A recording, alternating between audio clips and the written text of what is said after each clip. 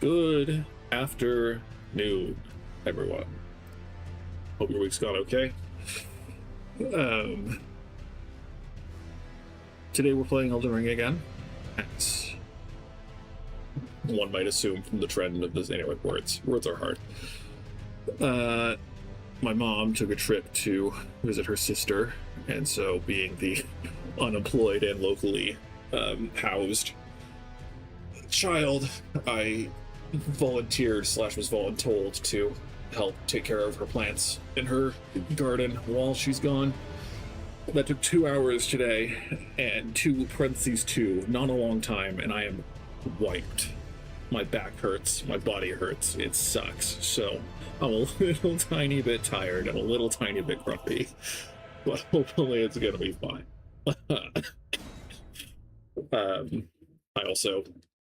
I had lunch after I finished, but I'm simply confident that I'm going to be very hungry by the end of this. So, okay.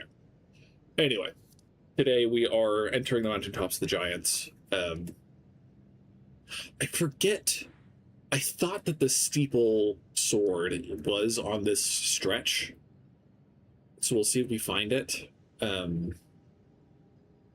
Because that's one that's been on my mind as a weapon that we might use. I'm pretty sure it's a strength faith sword as well. Okay. The only other thing that we didn't do last time was the grand jar thing. And then technically there's the dragon here and the black gargoyle up here. But those I think I'm going to hold off on until we're closer to the end of the game. Truly, I'm just trying to find excuses to put off going to the Mountaintops because I just hate this place. I did look up, actually, that the only thing stopping us from completing Nefeli Lu's questline is talking to Gideon. I just ignore the guy because he's a prick.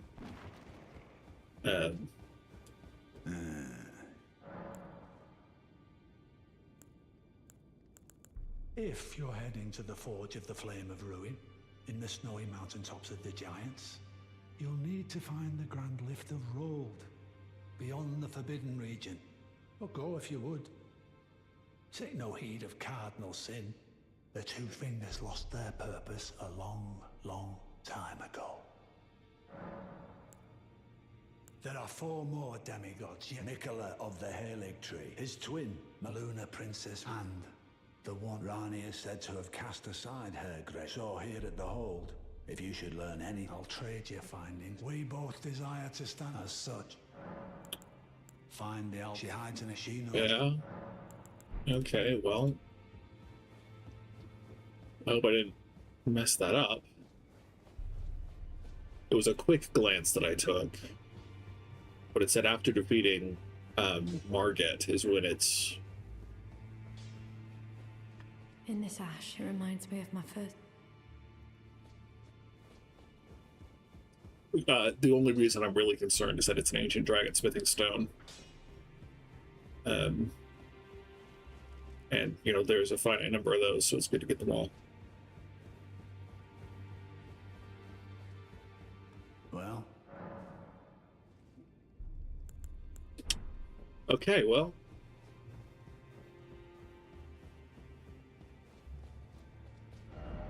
We'll come back to that, I guess.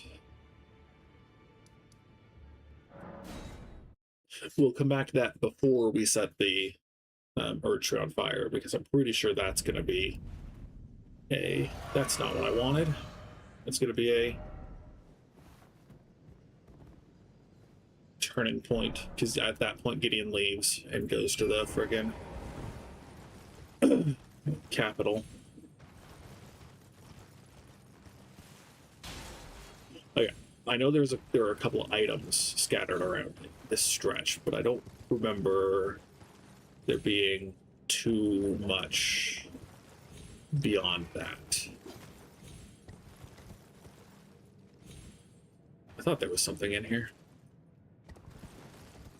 Obviously, there are a bunch of vulgar militia, but I ignore those pricks whenever I can.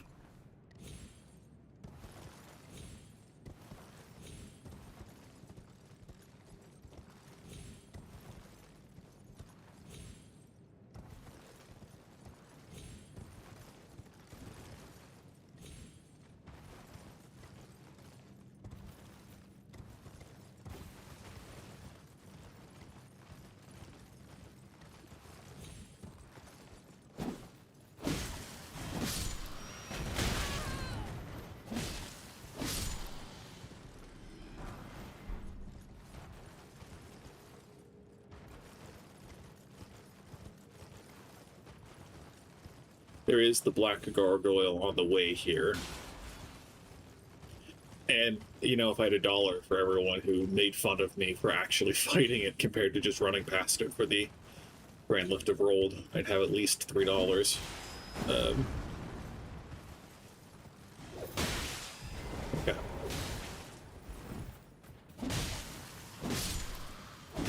The correct way to talk to short people, I guess. Something.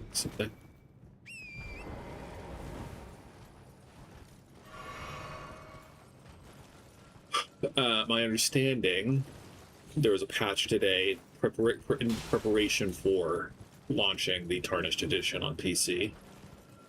I didn't realize that the Tarnished Edition comes with torrent cosmetics.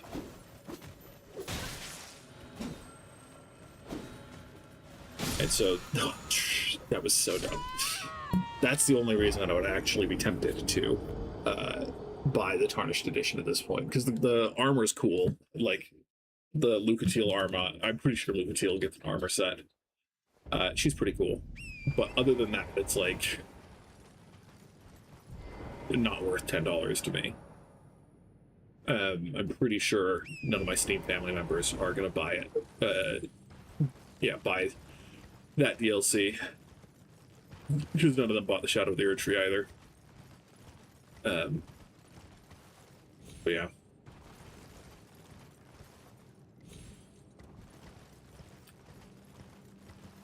YouTube changed their policy on what counts as a view recently.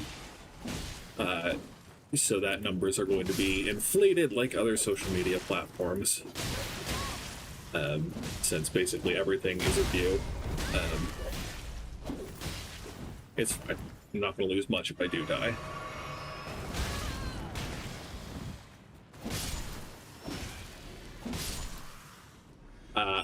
And so now I'm even more curious, because a lot of people will, like, jump into the stream briefly, check it out, and leave. And sometimes that triggers as a view, and sometimes it doesn't. But now my understanding is that if you hover over a video at all, much less actually watch while hovering over, it will count as a view and be logged in your watch history, which completely screws with the algorithm that determines your recommended videos in a way that is catastrophic to me, to the point that I might turn the play on mouse over setting off, just because sometimes I leave my computer and have left my mouse on or cursor on a video, and it will autoplay. I'm like, oh well, rip, that's gonna count as a view, because it did count before, but now I think it counts much more readily. Anyway, words are hard. But yeah, like, a lot of people do pop in to these streams because a lot of people like Elden Ring and want to watch Elden Ring, but lacking any kind of visual connection, since I don't have a camera or a VTuber avatar or PNG avatar. A lot of people just dip because they lack the parasocial connection they're looking for. I was thinking about it kind of as a consequence of the person from last week, but not because of the person last week. I would love to have there's a way to do it through Discord where you can have a working PNG avatar.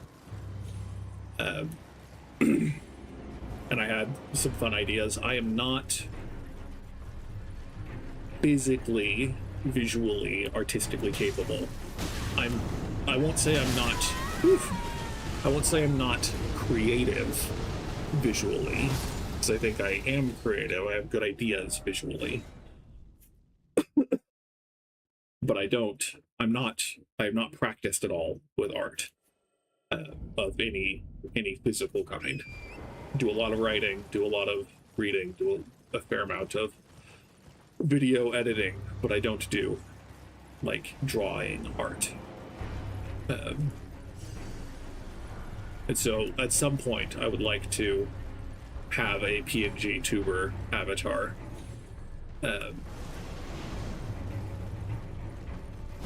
Could you do one that just cycles between like resting, talking, and it's depending on how you want to do it.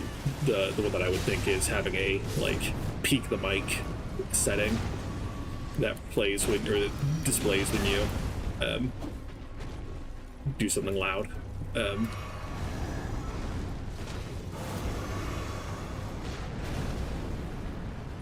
I think I'm just not going to risk Torrent here.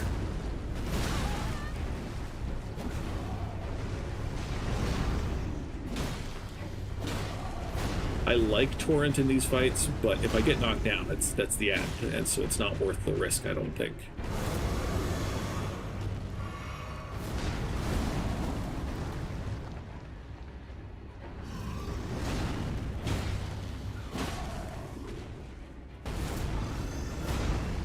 Anyway, I had like a design in mind for a character that I would like to have. I have two, kind of.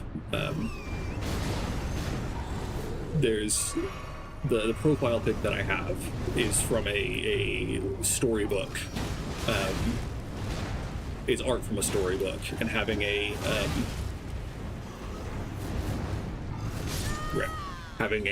like anime styled version of that character would be cool, but also having just like a cute anime girl profile pic would be kind of fun. Character or PNG, whatever. And I have a design in mind that if I ever have money and know someone whose art style I like, I would request it of them. Yeah, so much damage. My poor horse, man.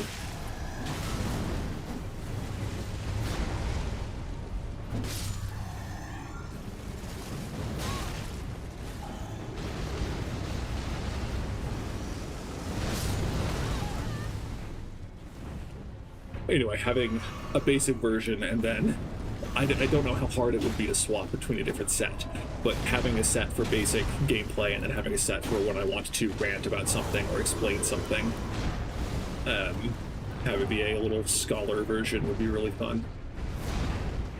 And so that's like that's on the docket for something that I would like when I have the time and the leisure to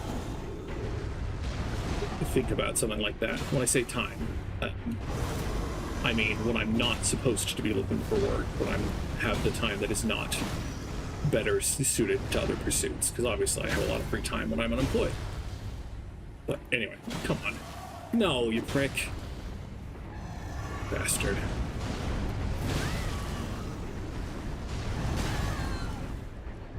This tree's kind of annoying.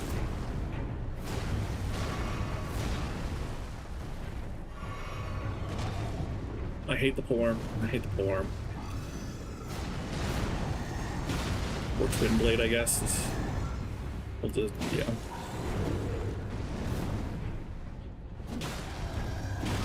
Our damage isn't awful.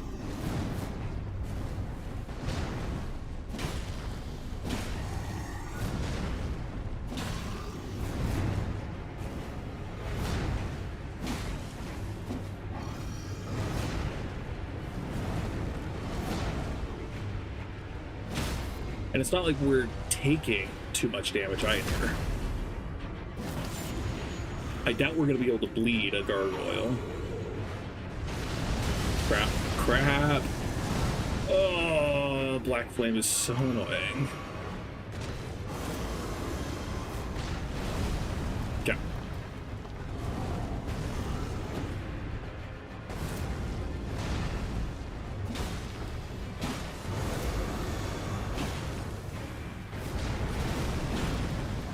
Stamina. Crap. Oh, and I wasn't expecting that follow-up. Anyway.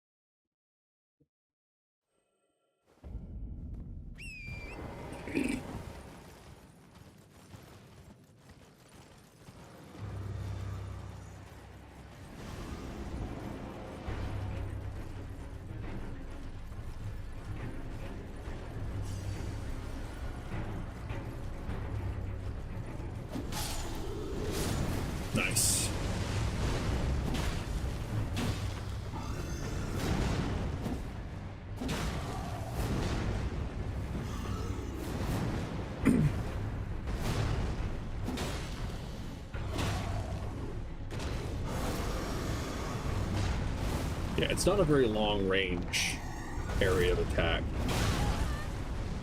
for the kick up the dirt effect, whatever.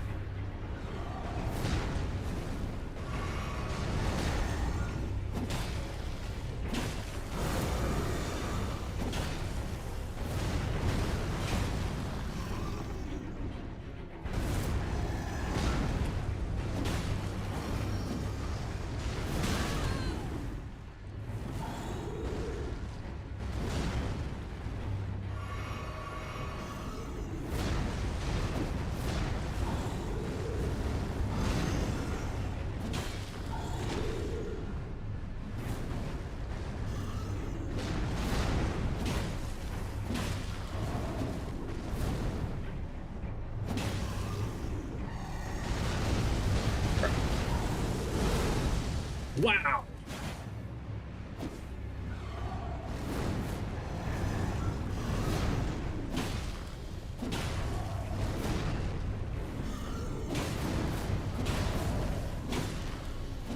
No stagger, huh?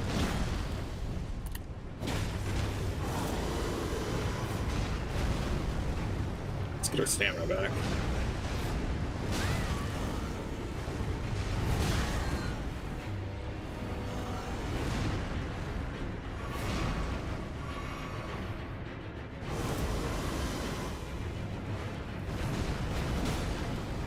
I mean, posture's gone way back up for sure. And that was a bad dodge.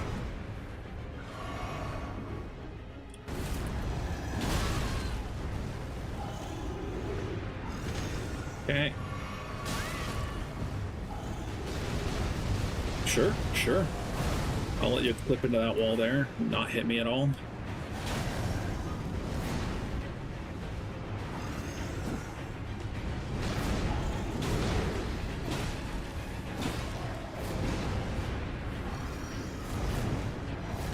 Yep.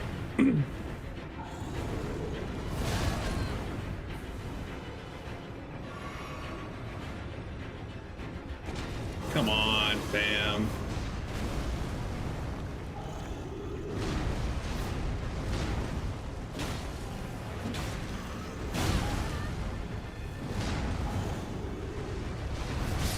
Shh.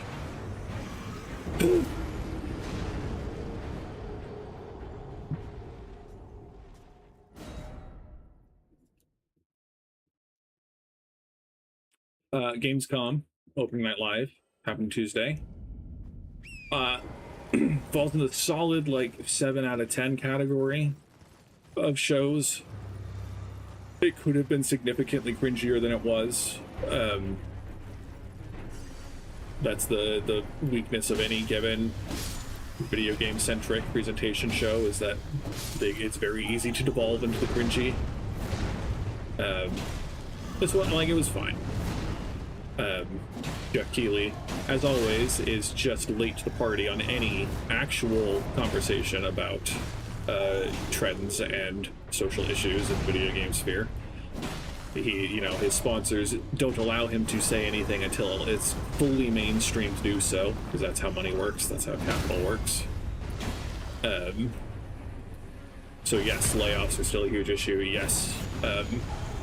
Parts shortages are still a huge issue, but there was no actual criticism of AI. There was no actual criticism of anything relevant. No naming of names, of calling out specific bad practices, because that would be radical. That would be contrary to the desire of capital. But at least there weren't any Muppets.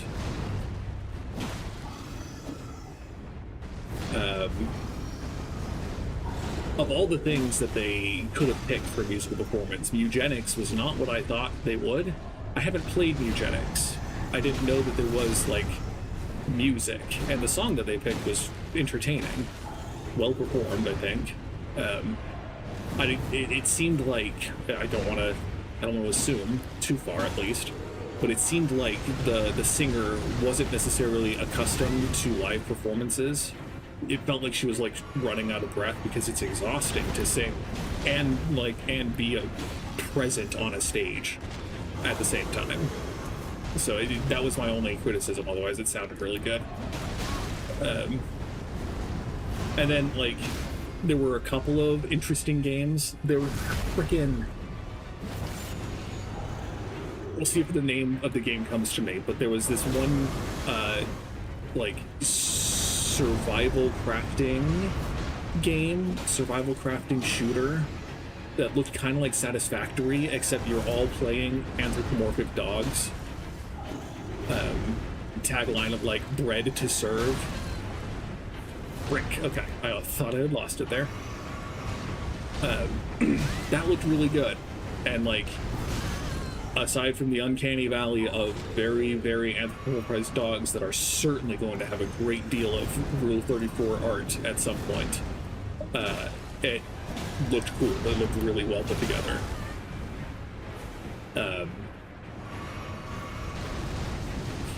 So the big game that I was excited about, actual gameplay footage for the Warlock game that was teased last year at the Game Awards, I think, was the Coast Dungeons & Dragons game. Actual action RPGs, a good story, a good-looking storytelling action RPG set in the Dungeons & Dragons universe. With Tasha, the Tasha of Tasha's Hideous Laughter, as the Warlock patron. I don't know anything of the lore around her as a person other than the Magic the Gathering trading card that I'm fond of. But it has potential, to say the least. The imp character could be really annoying for sure. Like any mascot character could be, but gameplay wise it looked cool. And, you know, I'm a huge fan of a game that lets me sling Eldritch Blasts. And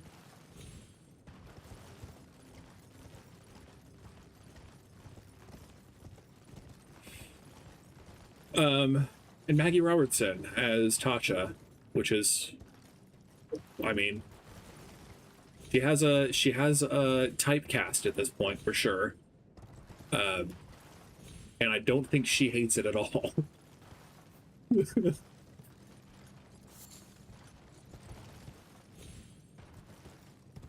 Roberts, I think it's Robertson.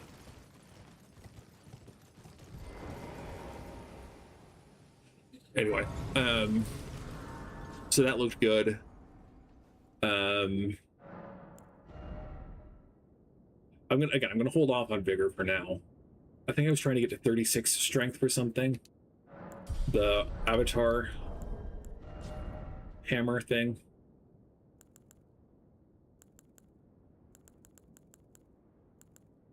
No, that was just 34. Okay, well. But I think we'll keep going for endurance. I'm not going to talk to the finger reading Chrome.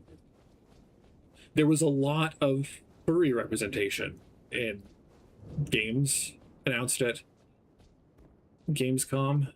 There was a lot of anthropomorphized / hybrid human animal character design, which, you know, I've heard from various artist friends that if you ever need to make a quick buck, open your commissions for furry porn and you will get lots of people who will pay you lots of money to make their furry OCs and personas into porn. So I assume the furry community is very strong, though maybe not the most, like, vocal. So, I mean, power to you. Not my thing, but power to you if it is. And then, like, so many tactics games. I didn't think the tactics genre was huge. Based on XCOM 2 and Marvel's Midnight Suns, which are the two biggest, from my perspective, the two biggest, like, tactics games in the last hot minute. Like, at least I was talking to my brother about this. In the last hot minute before Baldur's Gate 3, like, it didn't seem like a very lush genre.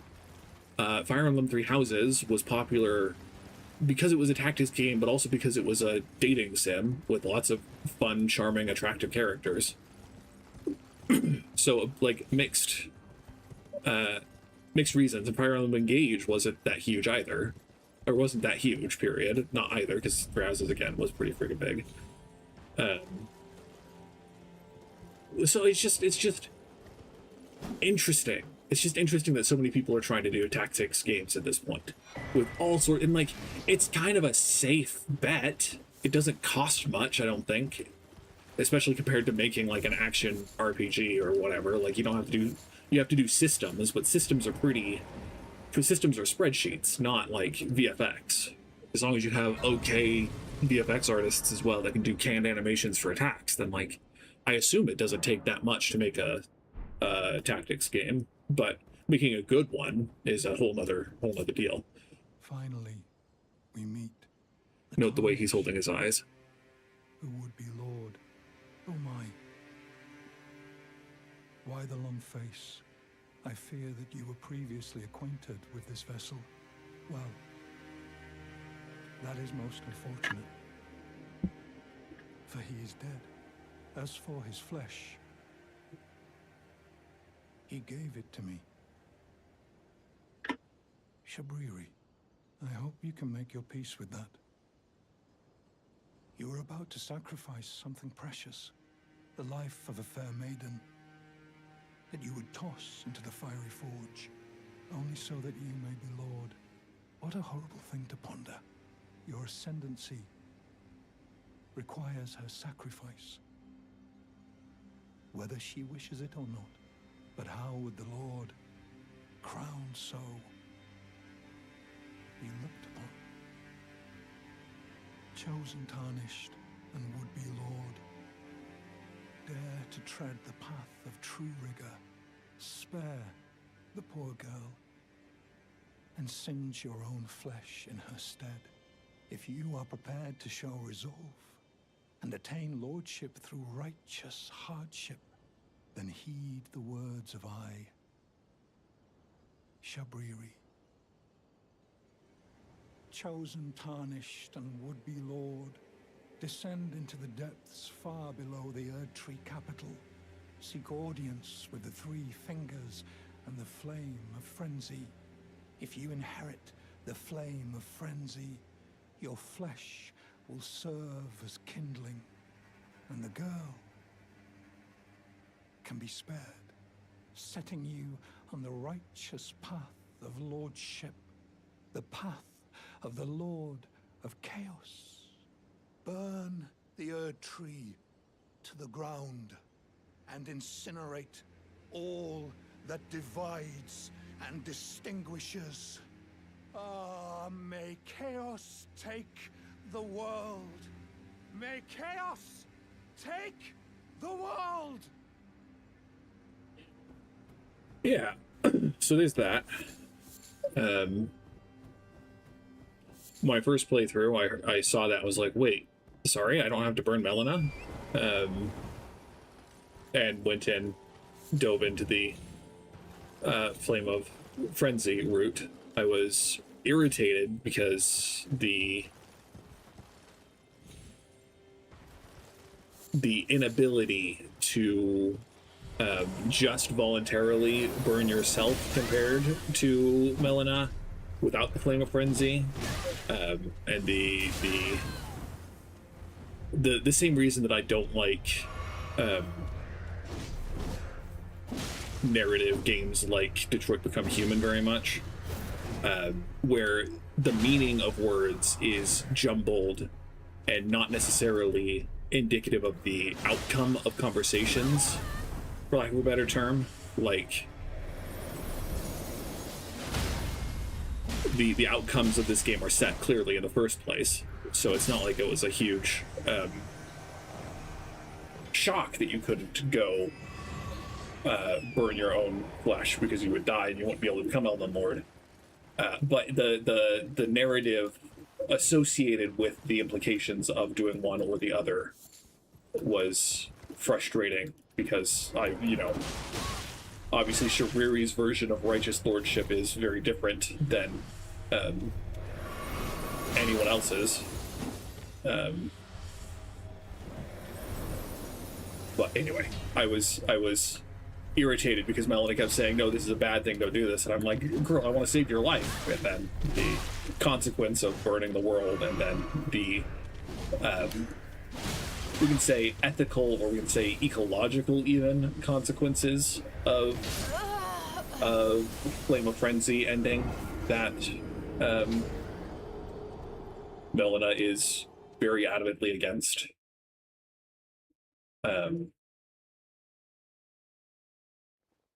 Because if you haven't done the Flame of Frenzy ending, you burn the world, and then everything is wreathed in yellow frenzy flame.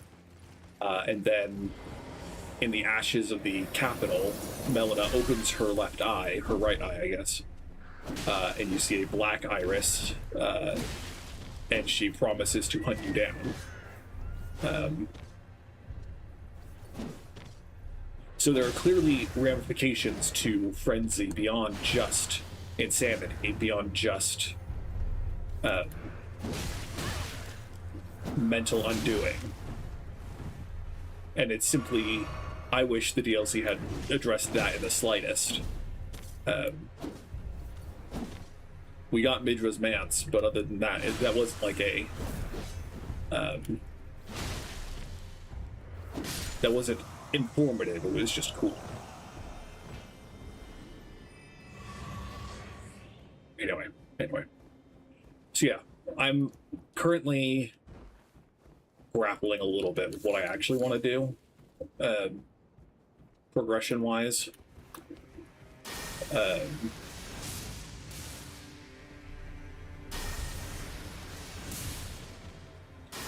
Man, do your fancy dodge. Whatever, I don't care. Gideon gives you stuff if you report to him. It makes the fight against him infinitesimally harder because he has different abilities he can use. But it's... the man is a joke, and it's a very forgettable fight between Malacath and Godfrey. So it's not a huge deal to help him out a little.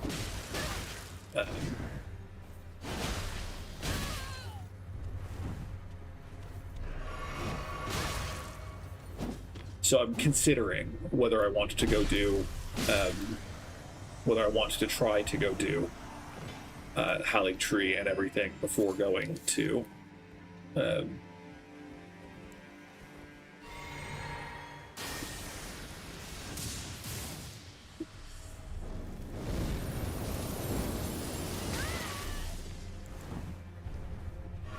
before going to the Mountaintops, so I can give him the report on Millennia.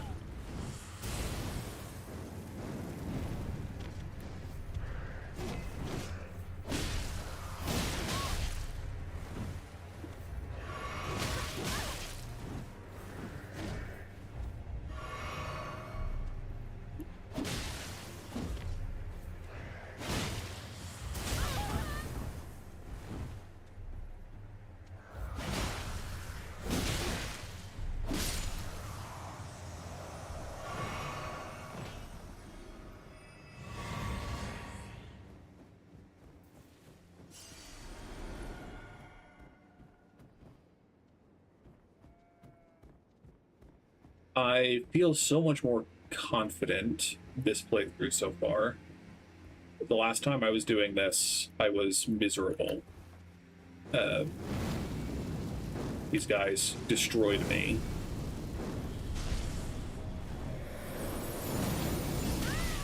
Rip.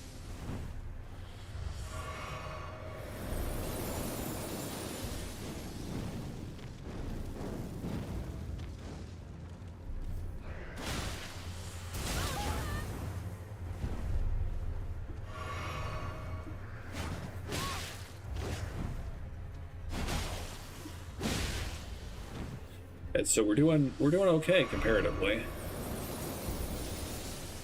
60 vigor is a heck of a drug. Come on. Please don't kill me.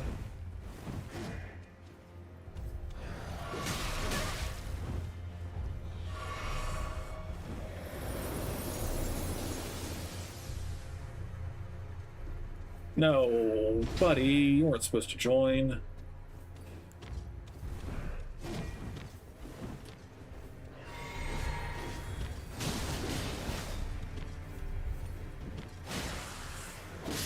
Okay.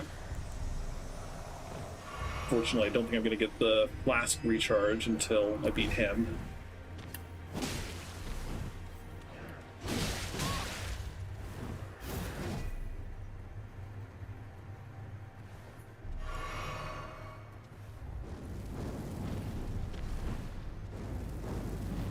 It would be nice to have a better fireball too. I guess I haven't checked if I have. Because I got the big fireball from the guy in the jail in Liurnia, I think.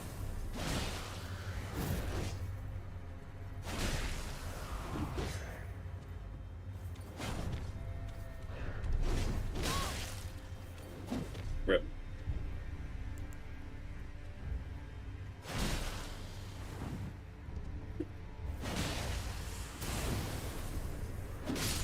Whew. 3 more flasks. 3 more flasks. Nope, that guy.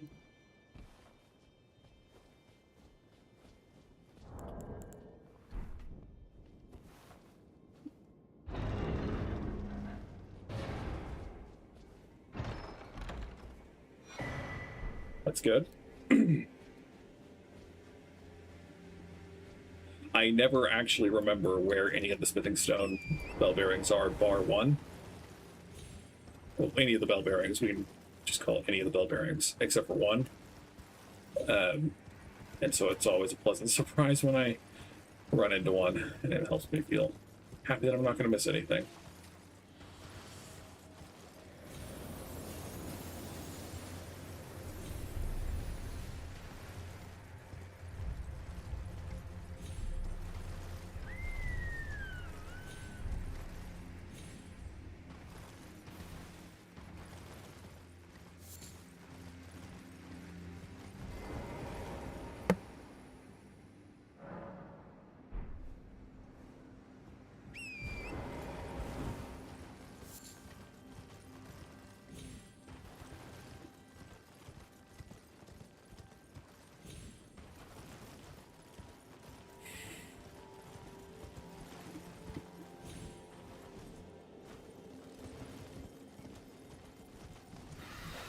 In most From Software games, the dogs are the worst enemies. In this game, I'm pretty sure the birds are the worst. The dogs are still annoying for all the reasons that dogs are annoying in other From Software games, but these birds are so dumb.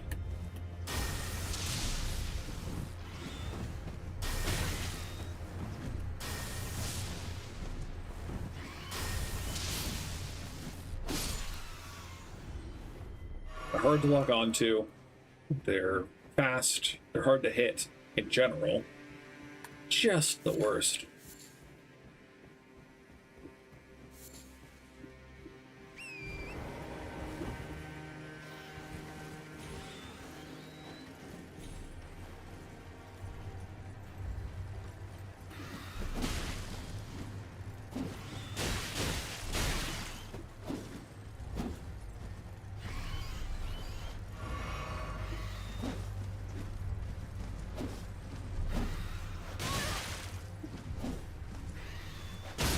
Jeez.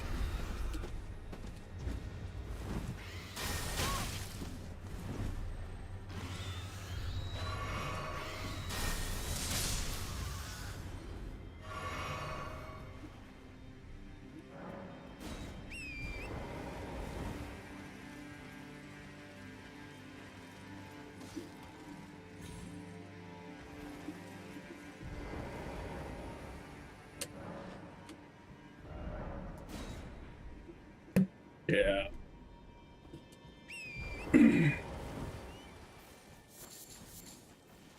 Oh, you're a bird. You're not a bush. You're a bird.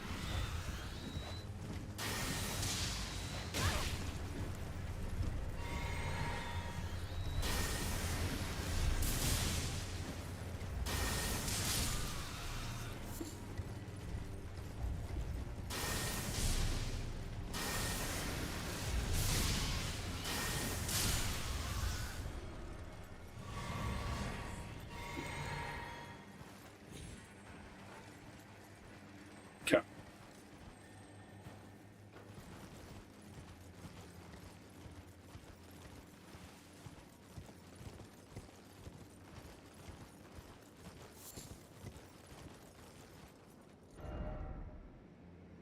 think it's right here.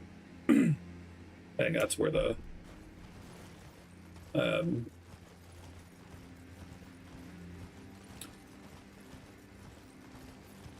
mausoleum, catacombs, crypt, whatever is.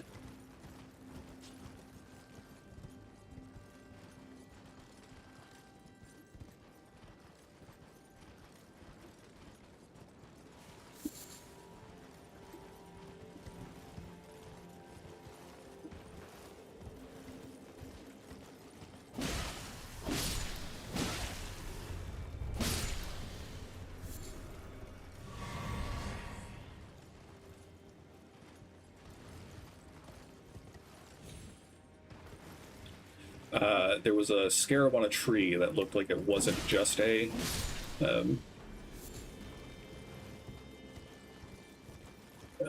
crimson or cerulean scarab. Oh no.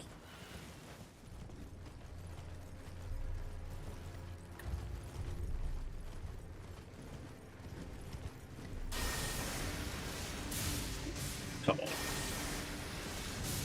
There we go.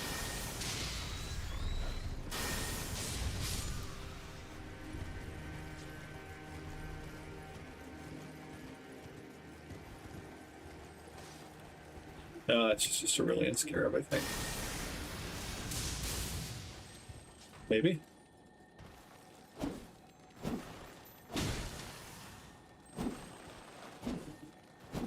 Yeah? Okay. Not the best, but meaningful at the very least.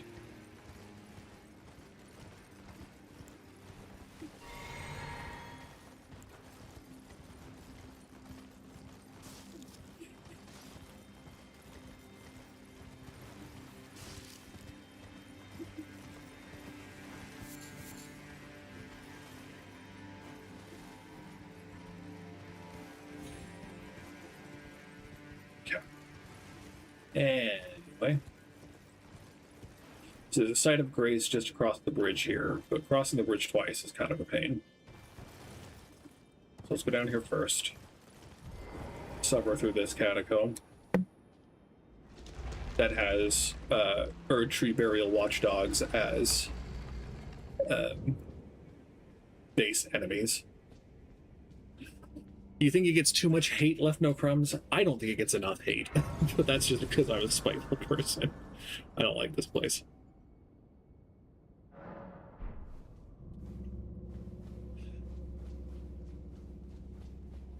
There's so many just frustrating encounters.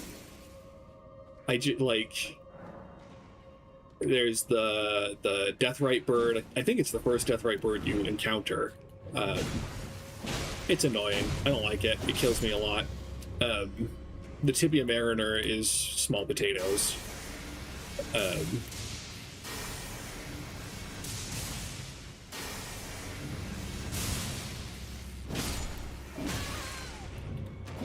Definitely agree that it's worse on your first playthrough. Like the vigor check experience of suddenly everything hits you twice as hard as it feels like anything else has been hitting you for the rest of the game. Like, and yeah, it is definitely, you can speed through it. You don't have to do anything you don't want to do in the area. I just, like, there's enough good stuff to get that it's also, I am simply a compulsive completionist. And so when I say there's enough good stuff to get, I mean that there are a lot of collectibles that reward me with happy brain chemicals when I pick them up, even if they're not good. That I just spend a lot of time here.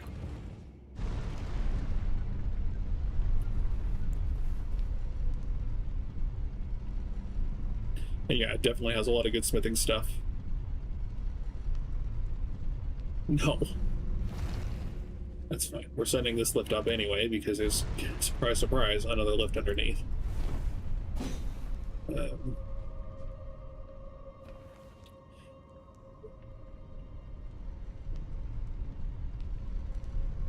So we're not going to go down here yet. We're just going to go down this way first.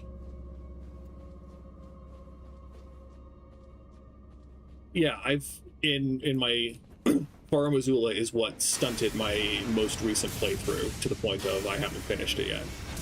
Even after going through the whole of the DLC, Farum Azula still ate my lunch, just because of how much damage everything deals.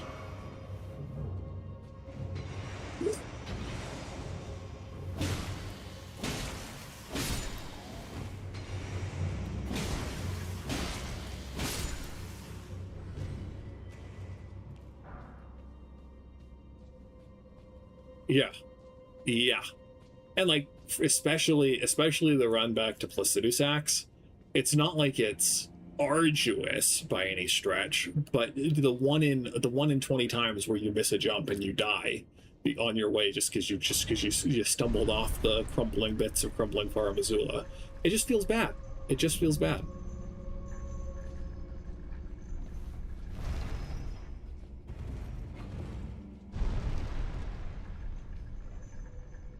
Okay, look at the jars.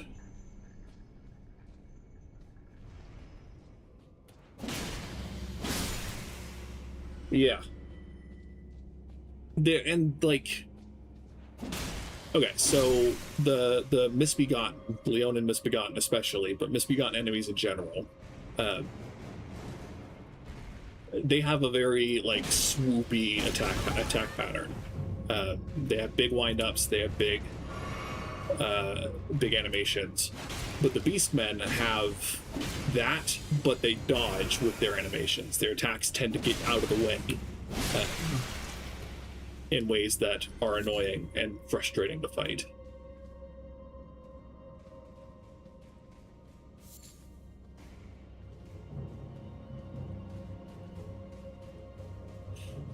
And yeah, Godskin Duo as well. The sleep pot for the sleep affinity revelation was huge for me and has made every Godskin fight much easier. But yeah, so far, reading quickly through what you've said, I don't disagree with anything.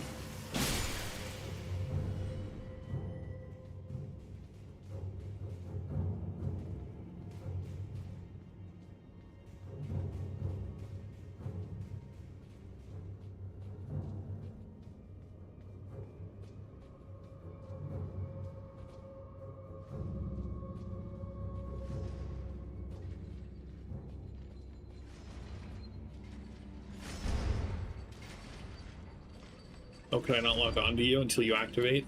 That's annoying.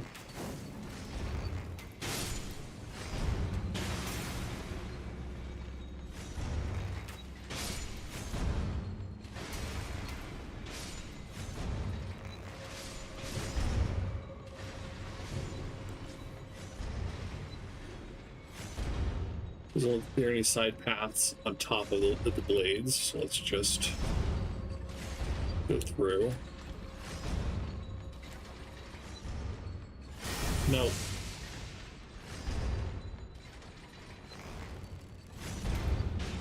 Well, you say that actually, but the Draconic Tree Sentinels, I think, are like specifically Marika's knights, and Marika specifically wants to keep Malekith away from her with Destined Death. And so I think that's why he's there, is specifically because Marika has asked that knight to guard against Destined Death ever returning. But that's speculative. I don't know that for sure. Because the one outside of Langdell is probably also to keep weak-blooded Elden Lord aspirants out.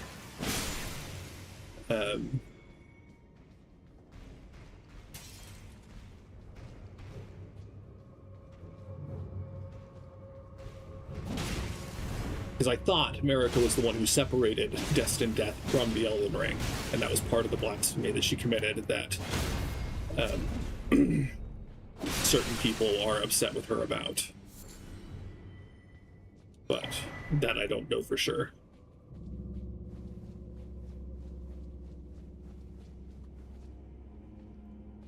I don't think there's any other way to go here.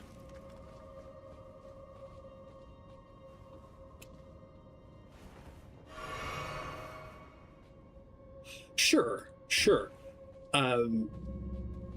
Again, speculative here, not necessarily.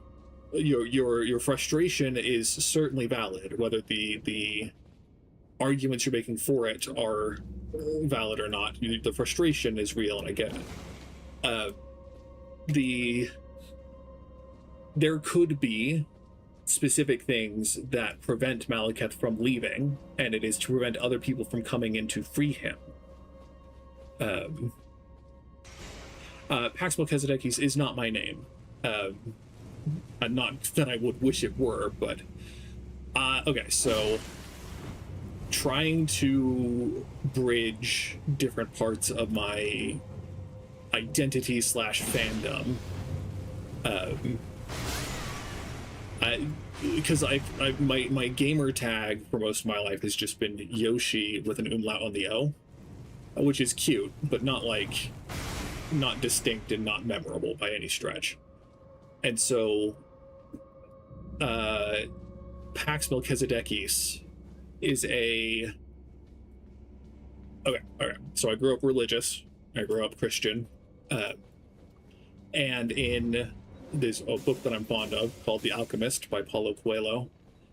The biblical figure Melchizedek shows up to, so this is a separate section, it's just the exact same but it's different enemies. He shows up to start the hero's journey, as it were, to send the hero on his quest. I'm out of fire arrows, of course I am. In the brief text that the Bible has about Melchizedek is that he was the king of Salem, Salem being a Hebrew word for peace.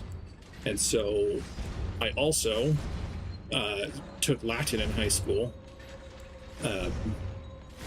And so having the Latinized version of the name, meaning the peace of Melchizedek, is a fun, silly, goofy thing that I have for my channel identifier. So it is Latin for the peace of Melchizedek because, again, I enjoyed the story, I enjoyed the idea of yeah, anyway, that's the short version of it.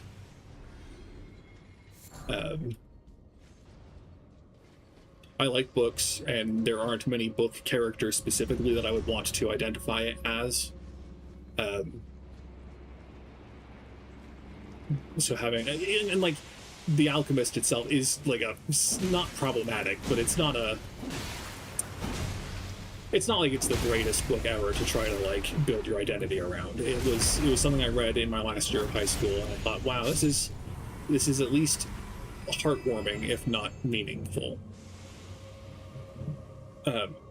It's not like it's going to change your life, and it's not like it's a very, like, I'm going to say naive book. It doesn't say anything that actually matters about being human or the human condition, but it was a good book. I enjoyed it. Yes, I am American. High school, you're correct. High school, it starts roughly at 16 and then goes till about 18. It depends on the year. My birthday had me on a slightly offset schedule, so my birthday was almost always near the end of each school year. So this just cycles through. I hate this catacomb so much.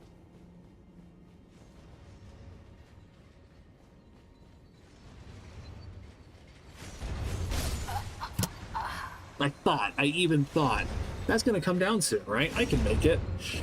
Oh, I hate this catacomb. Okay. Anyway, yes, I am American. yeah, that's the short version of it.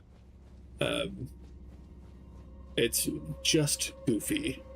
I say to try to downplay how much I'm fond of it.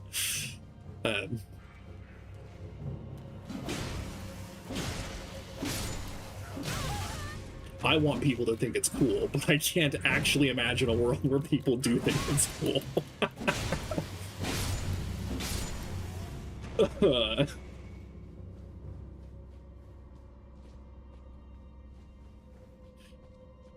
Yeah.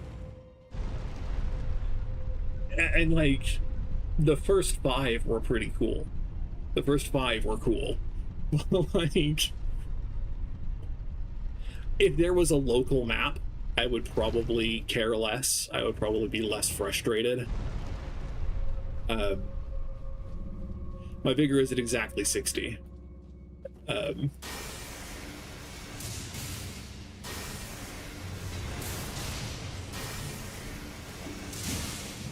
I think you were the one last week who was making fun of my other stats because my vigor was so high compared to them, and I haven't leveled up all that much.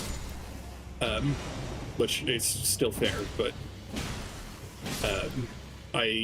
doing all the extra stuff last week was trying to get up to 60 vigor so that I could not just be up mugged behind the school for my lunch money by everything here.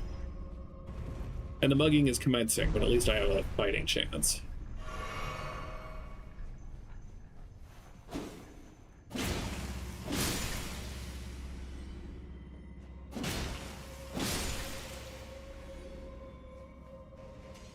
So there is the lever up there.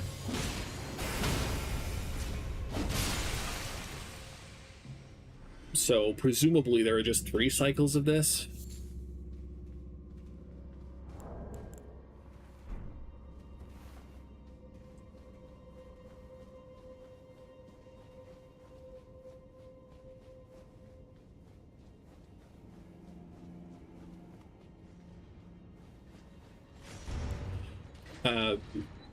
Since you might be interested, I did get to play the Duskbloods network test.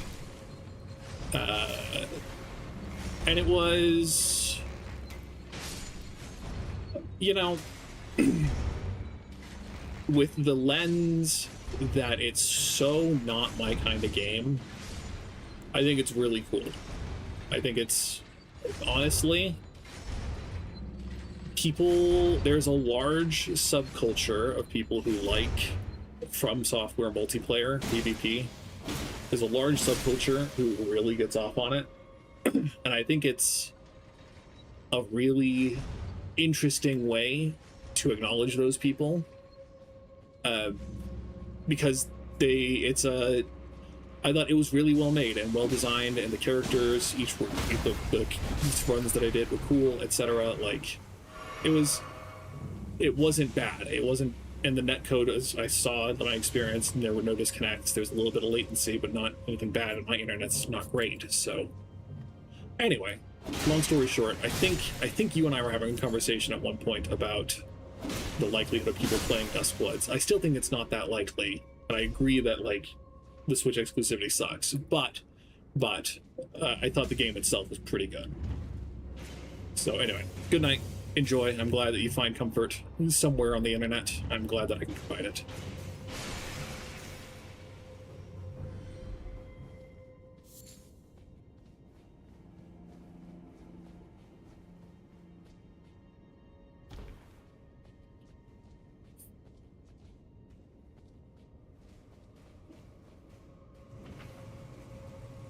So the other question, I guess, do we need to go back up that, since it is a different... Well...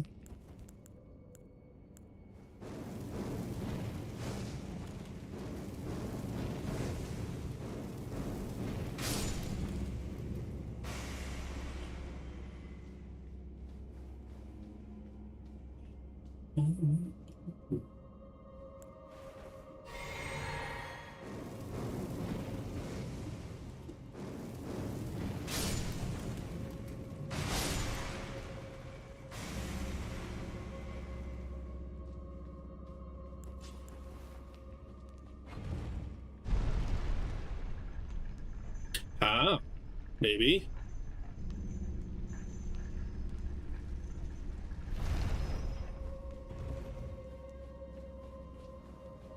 Because this surely isn't the way that we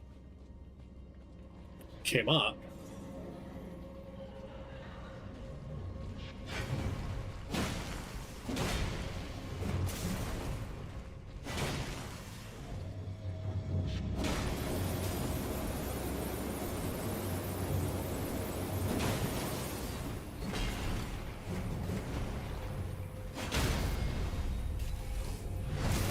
Old aura is kind of a pain. Aura, to make that very clear. I've been slurring a lot today so far.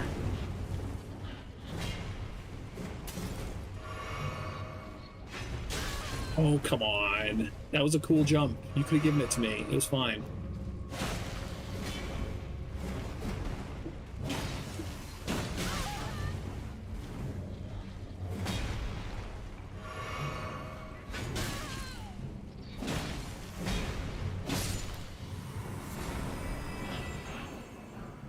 Grave Glovewort 9 is good.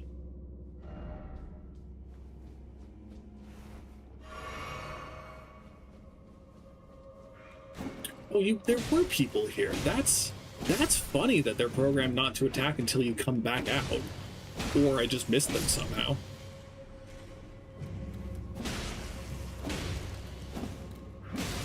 It would be really good if they were programmed only to come out after you had aggroed that watchdog, because then you come back down here trying to get more space and then you're suddenly swamped with guys.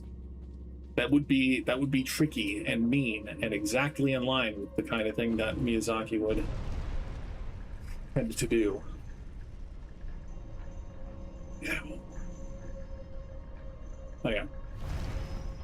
We're gonna go get our runes back. Because that was 40,000 something. I think they're just up here.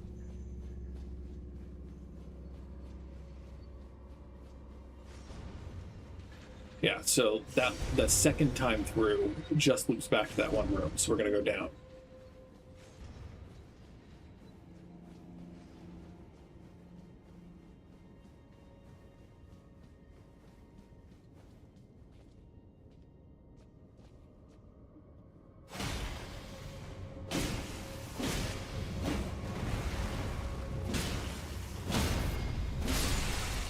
Nice.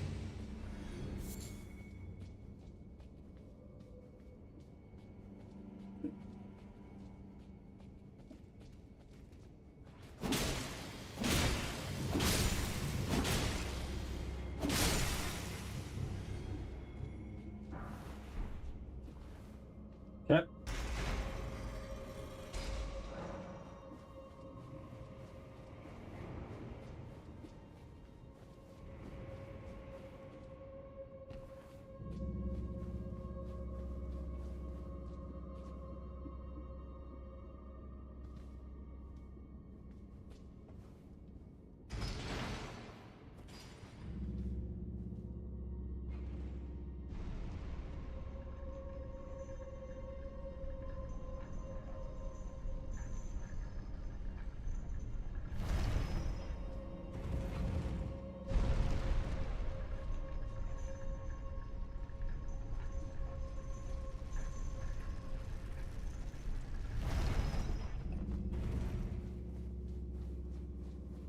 I think this brings us back to the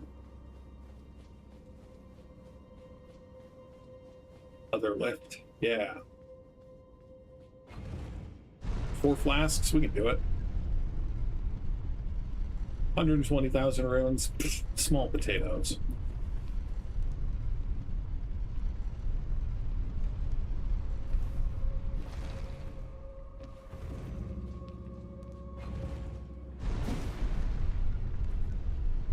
There is a stake here, that's good.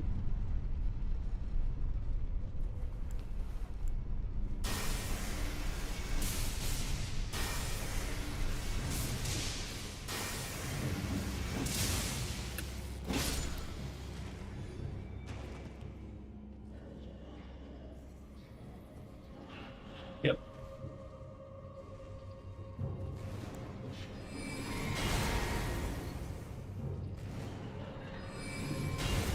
magic and cold, huh?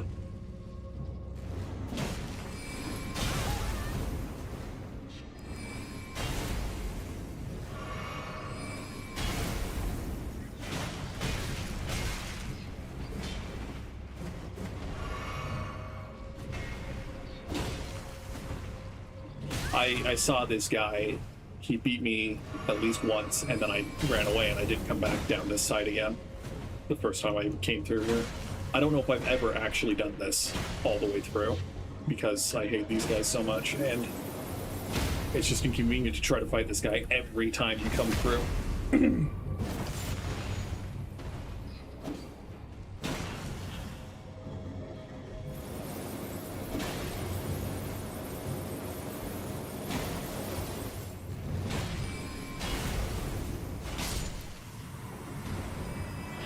And for 4,000 runes. 4,000 runes.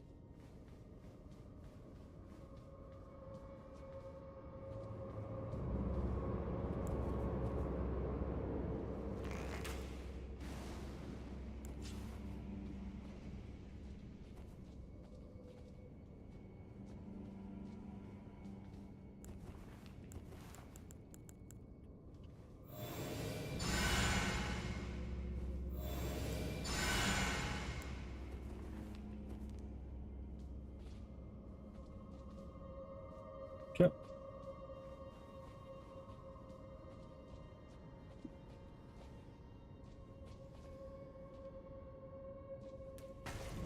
Yeah.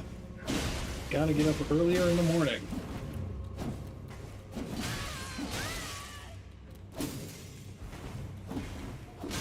Yep. Drink. Roll.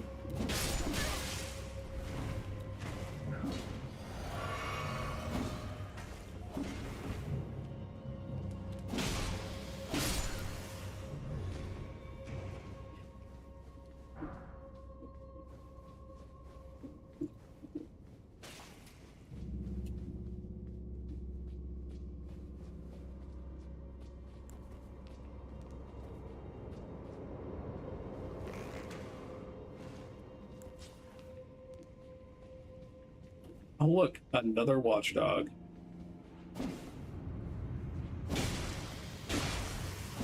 Nerd.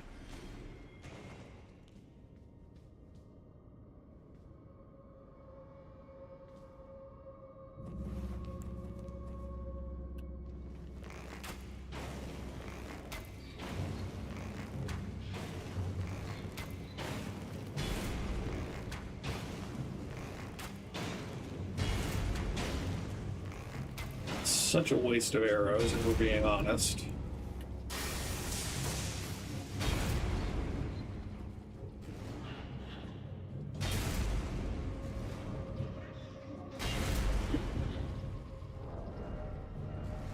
Oh, I don't think we've upgraded it. Yeah, we haven't upgraded it, so it's not worth trying to swap.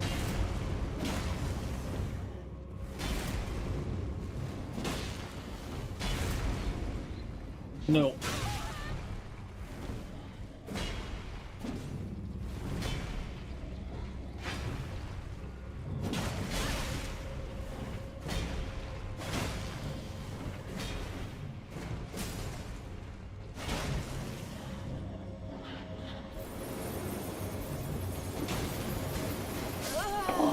Rip.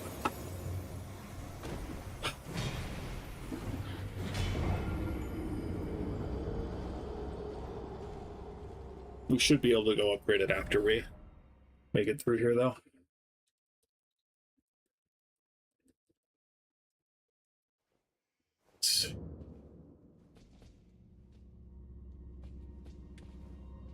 If we have the stake, we might as well pull it back down, because we'll need to ride it up. No.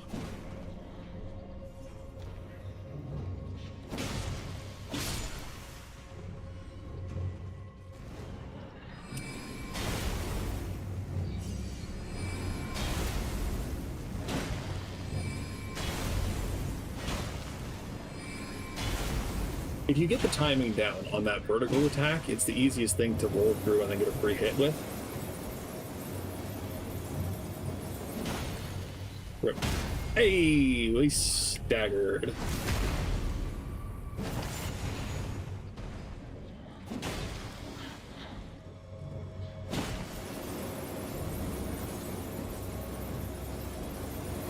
Too fast, too fast.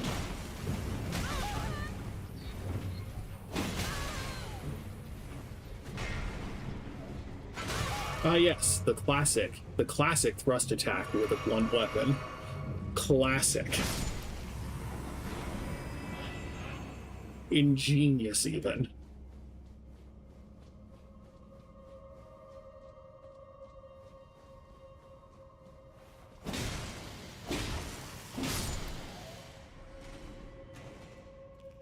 Excuse me.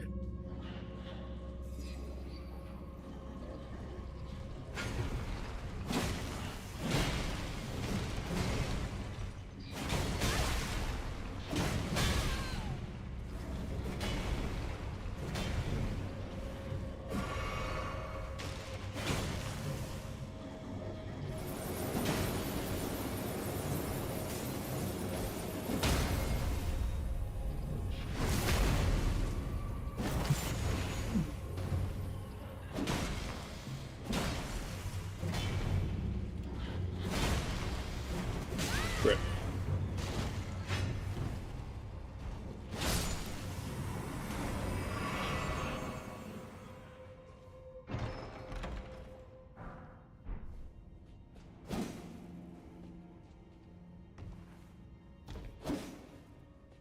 This looks like it should, like, move to the side and show a hidden entrance or something.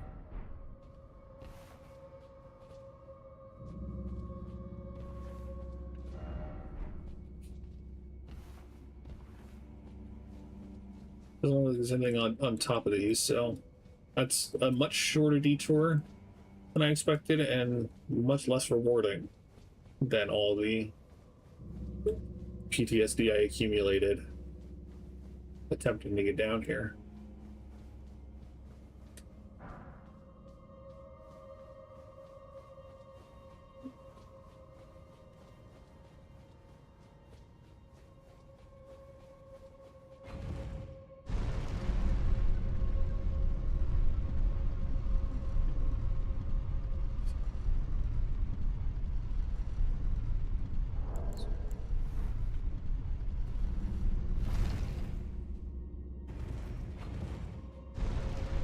Since I don't think it'll hurt us any, I think we will go back, spend souls, runes for a level, and then go back and upgrade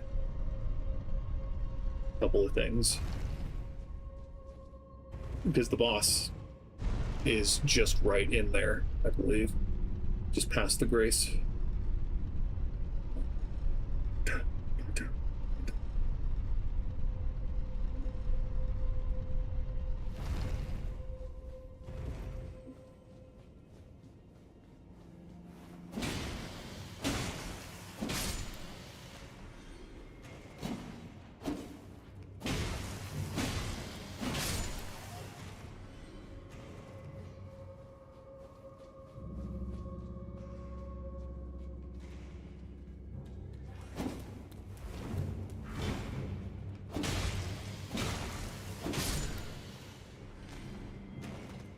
Yeah.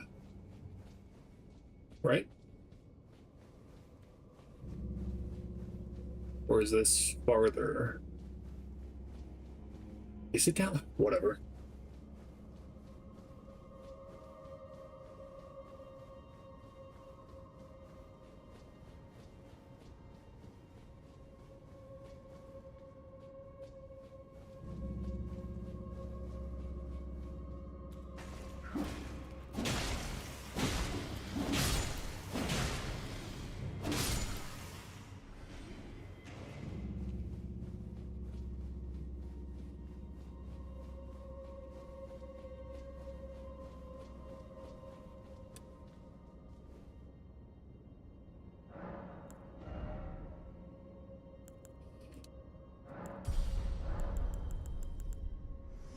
She's gonna assure us that she doesn't mind being kindling.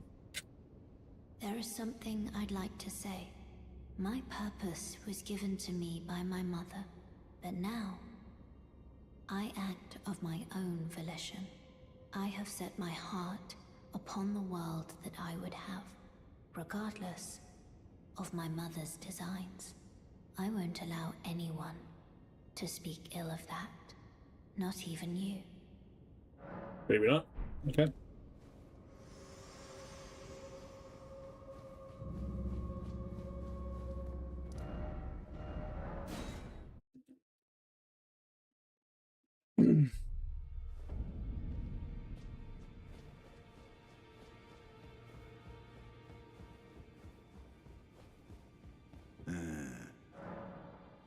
There are 4 Mikola, his twin, Lunar Prince, and Rani is so here if you should all trade. We both as such.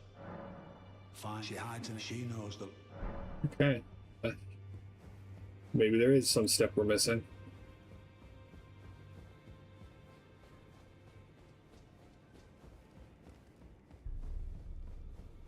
Greeting. Are you here for spirit? Did we already get Lieutenant all the way up? I think we did. Let's upgrade the Mimic tier.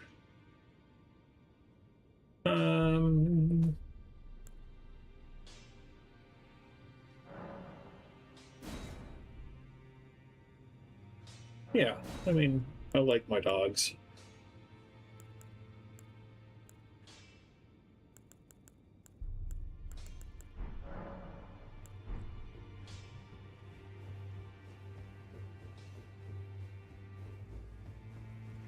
Well, I took you for dead. No matter how you're up.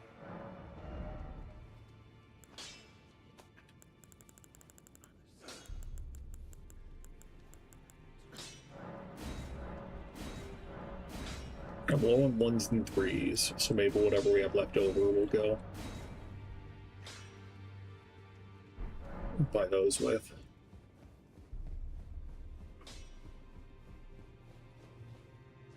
In this ash, it reminds me.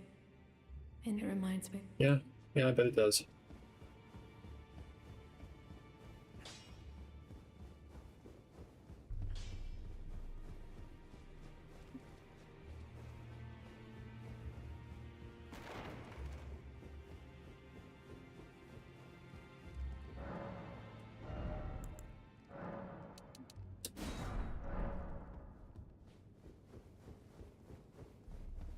Okay.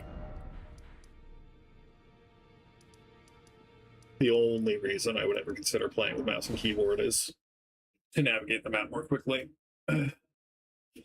Some games will let you use both joysticks to increase the speed. Since the right one is used for something else, it doesn't work quite like that.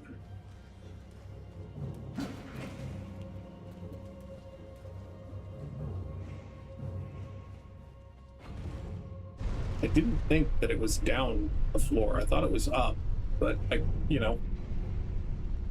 could very well be wrong. There it is. Wow.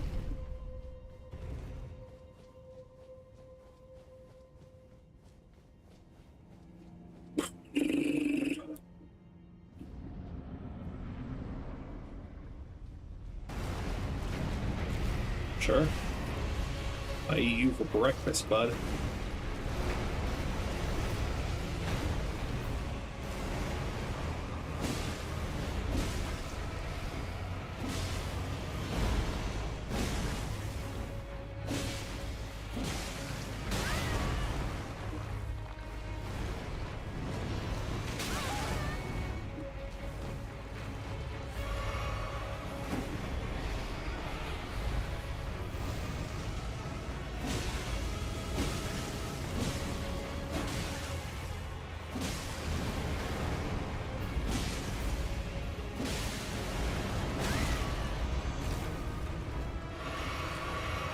Go ahead, explode all you want.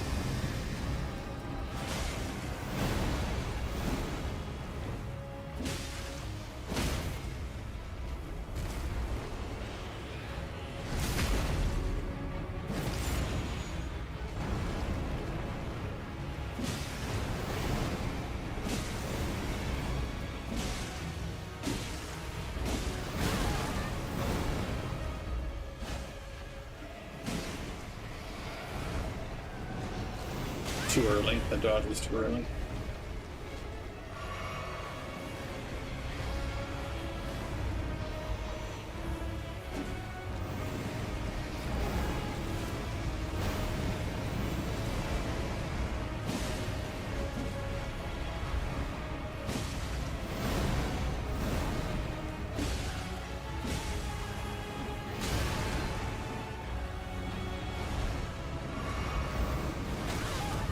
Again, too early. But to be fair, it's hard to see.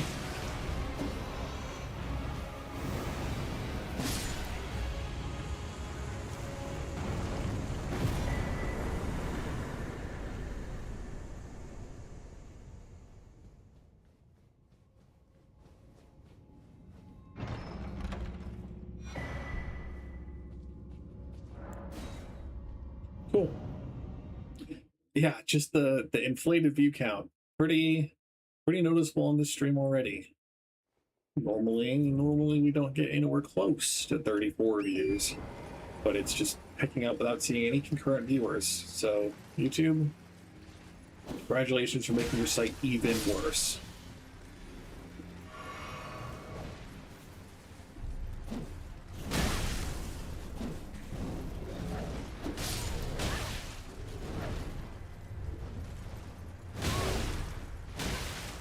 Okay, fine. No desire to send a torrent to a horsey death.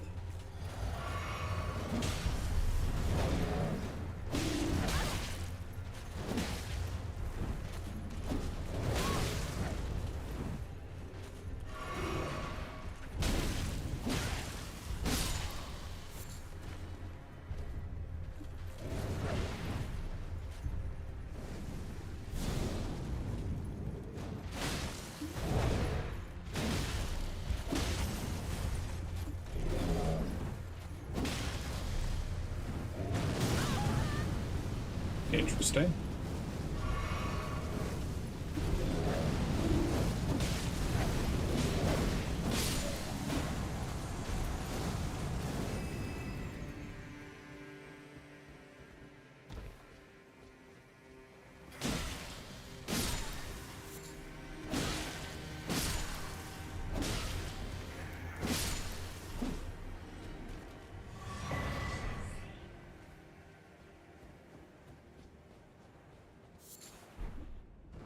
Okay.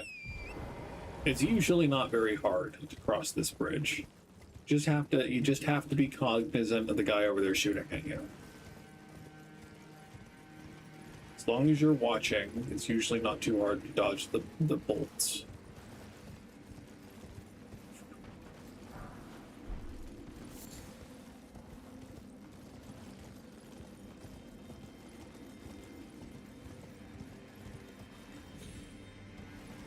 Let's look down here.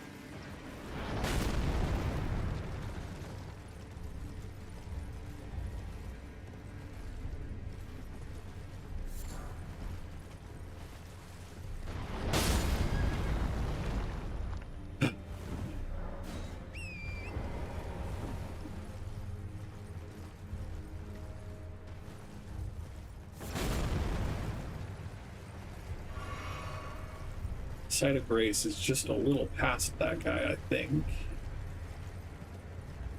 We shall see.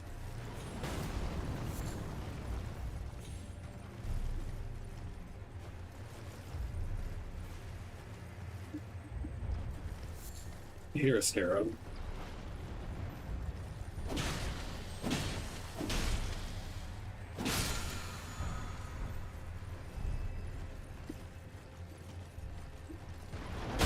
Ow!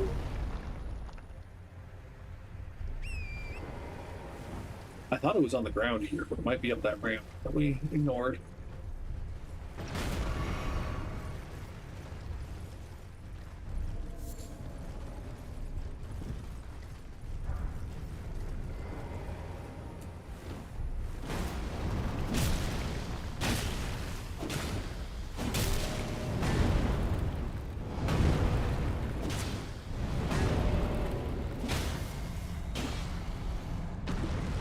I don't know if I can get that crit.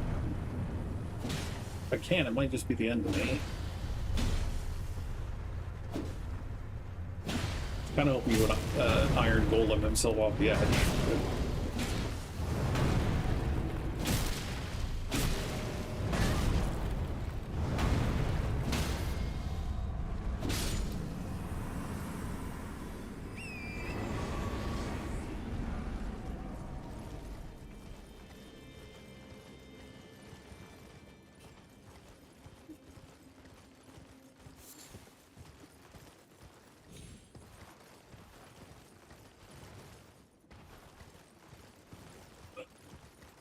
Okay, so we have a Hoslow guy.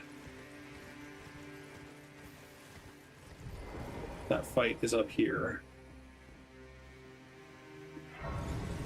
Well, up here. It's up on the ledge up here. Let's rest before we talk to Millicent. To think we'd meet in such a place. What could your purpose possibly... No.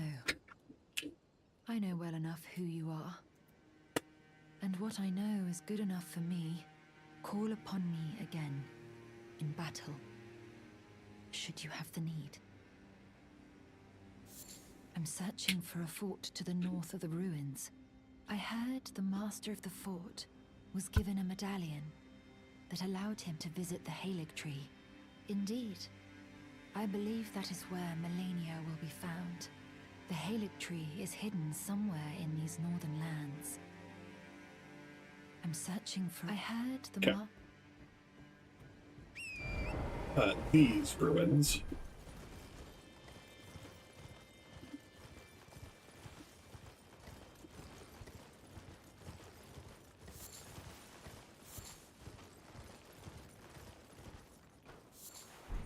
Okay, I'm pretty sure, I'm not certain, I'm pretty sure the recipe for Rhymed Roa is in the Consecrated Snowfield. So I will probably detour down there to pick that up before progressing too much further. Do you hear me? It is I, Lieutenant. We're almost there. Castle Sol lies just off to the north, where the other medallion is housed. It will grant passage to the land of the Haligtree.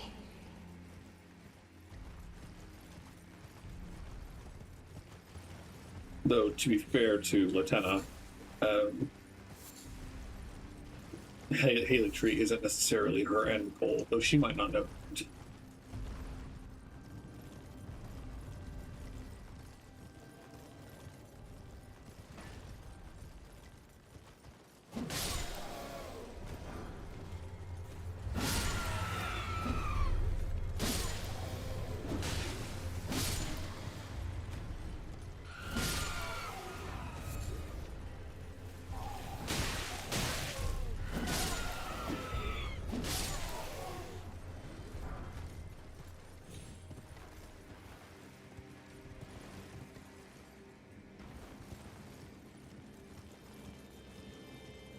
I don't really feel like interrupting the fight between these bats and the demi-humans.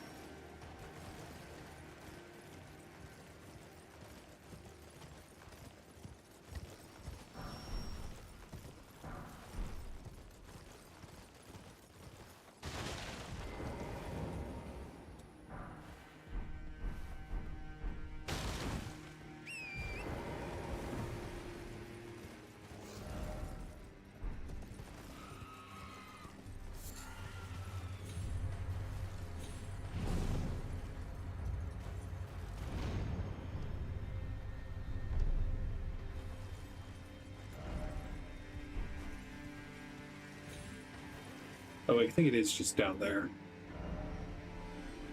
I'm pretty sure there's a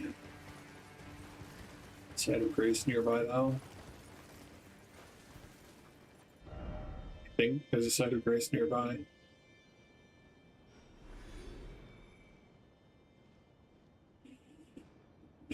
Leave this place.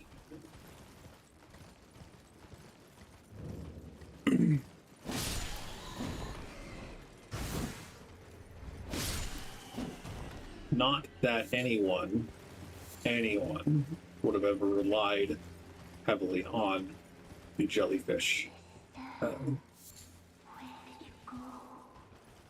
spirit summon.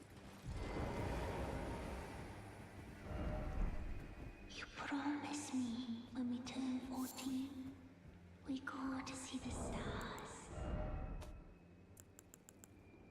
But the jellyfish that you get from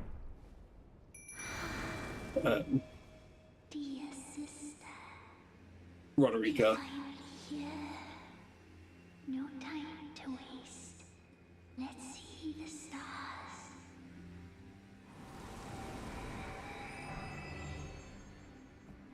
and we get the fancy spin emote.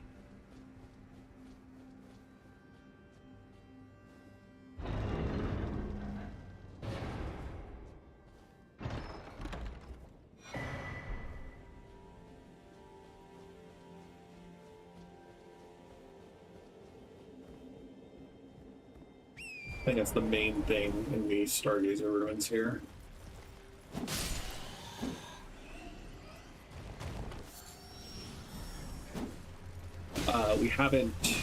We're not gonna worry about gold masks. But if you want to get gold masks ending, then first of all you'll have to go back and make sure that you learn and can use the Law of Regression incantation to reveal the secret of Radagon and Marika.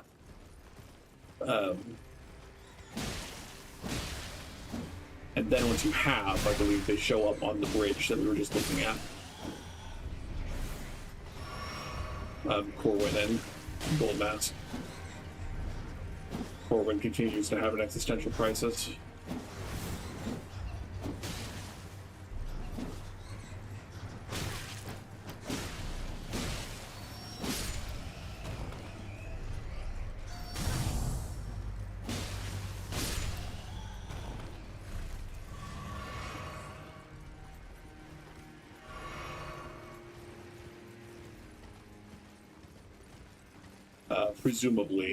Presumably, these graves are the graves of the Jellyfish Sisters.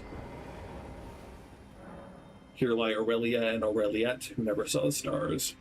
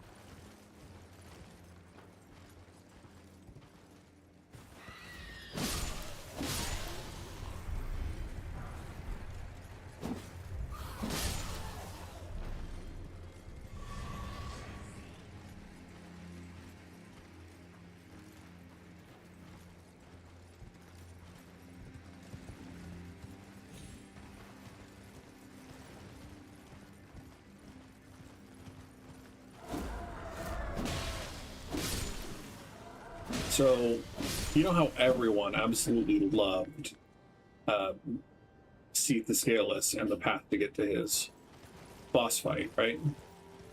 Dark Souls 1, classic. Everyone adored Seath the Scaleless. Favorite fight for many people.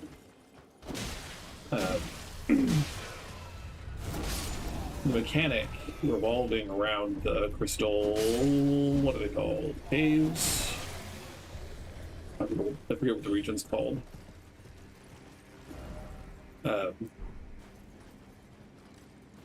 People love it so much that they brought it back for Elden Ring.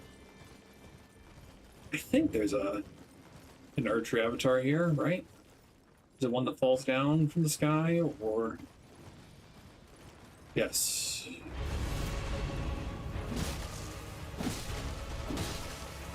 Yeah, damage is still pretty good. Ow.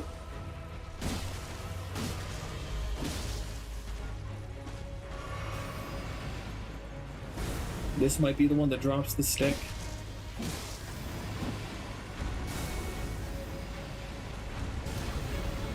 It's not the attack I thought it was.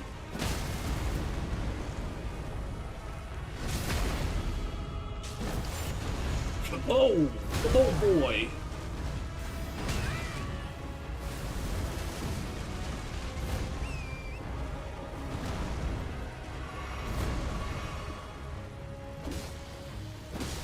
So are they both the same thing?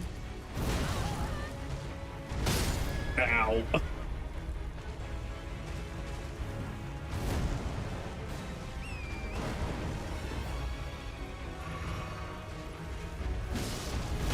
Ow. Okay, so it looks like they're the same health bar wise. I don't remember this, so that's really cool. Moderately to egregiously annoying, but pretty cool.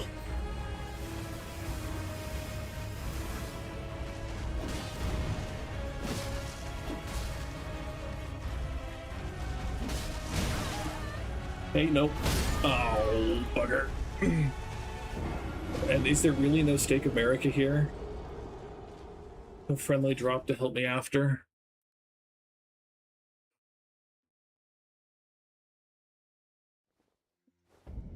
Rip. Rip.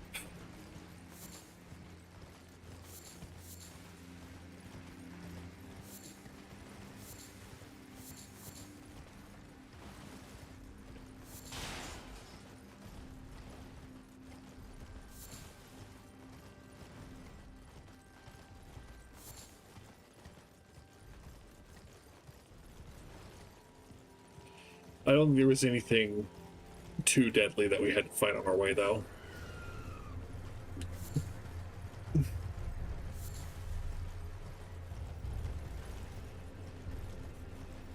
And notably, nothing we had to fight, just things that we chose to fight.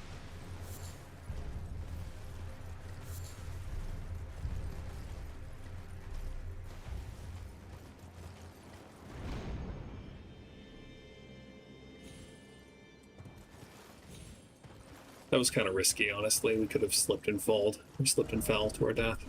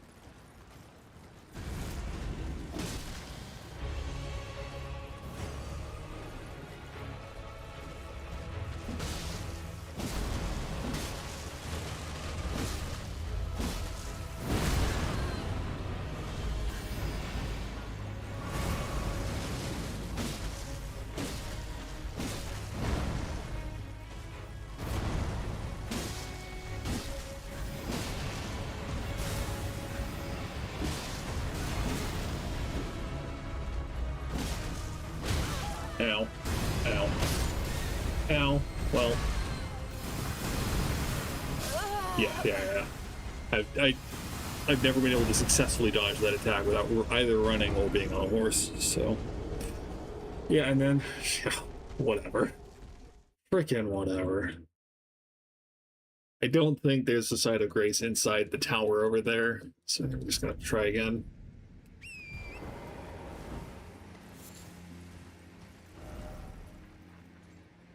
Because I think there's a site of grace like right here, and that would be closer, but there's the Deathrite bird that might aggro and kill me. That's 90,000 runes on the line, man. That's still a level at this point. Maybe we'll go check it out.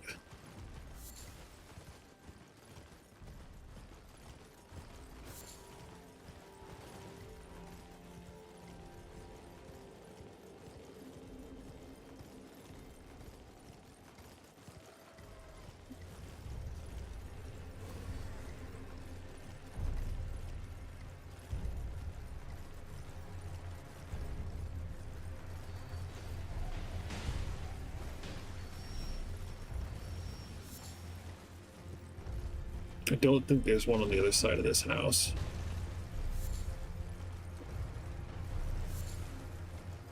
You know, just checking.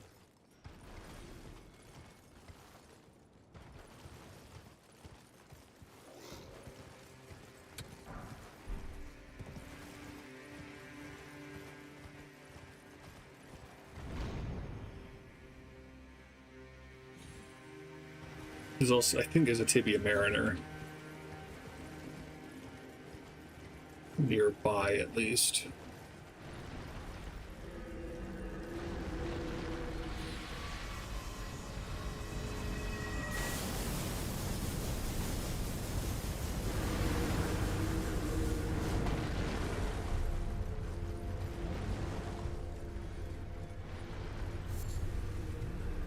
There's that summoning pool, but maybe this site of grace doesn't show up until after you beat the Mariner.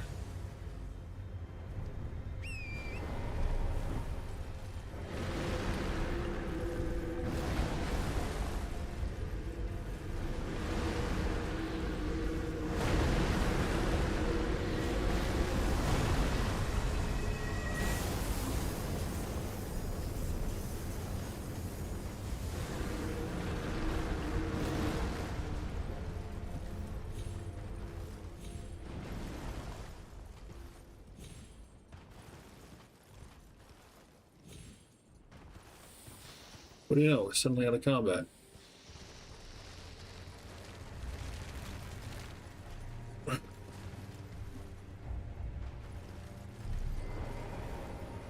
Okay.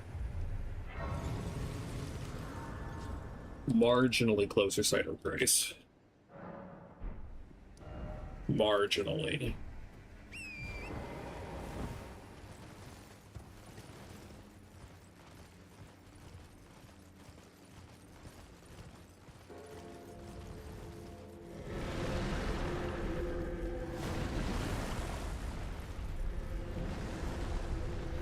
If I was scared of any of the giant skeletons actually hitting me, I would be more concerned about trying to... Oof. Oof, my hubris.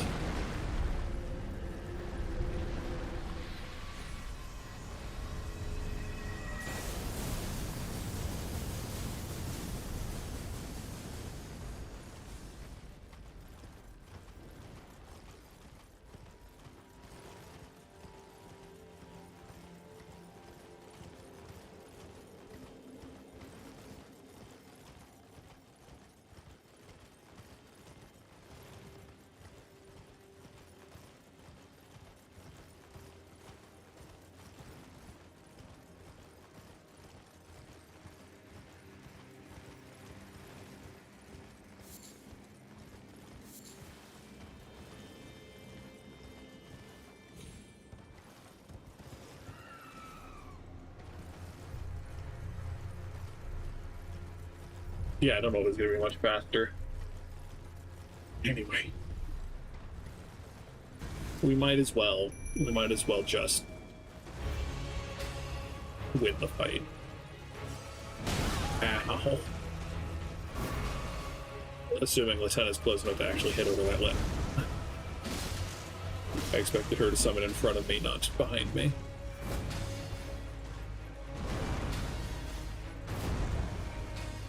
There we go.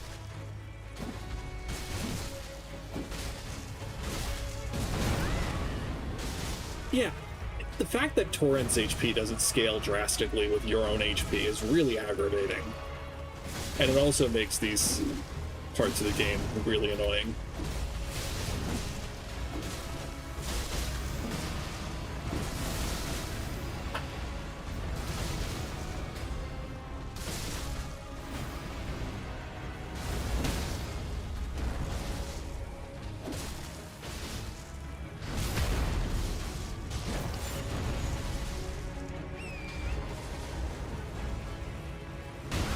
Home.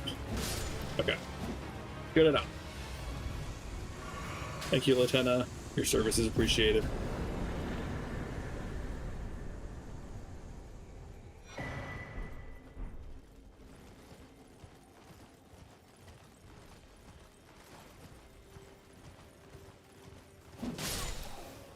Probably just a glass shard, but you know.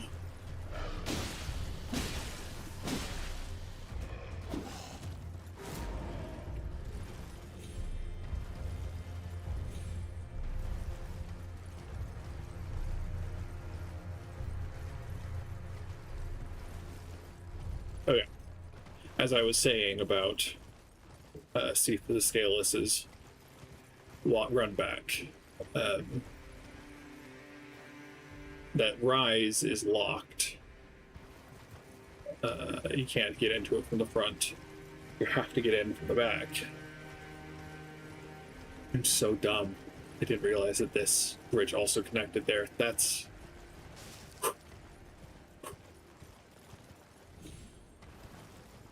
embarrassing, to say the least.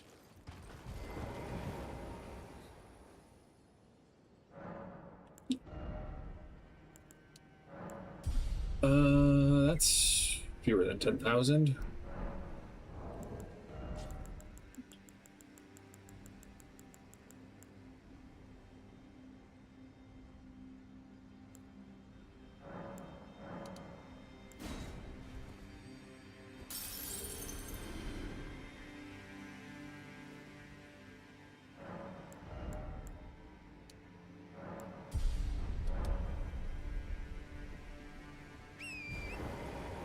They kind of give you a hint with the broken bridge.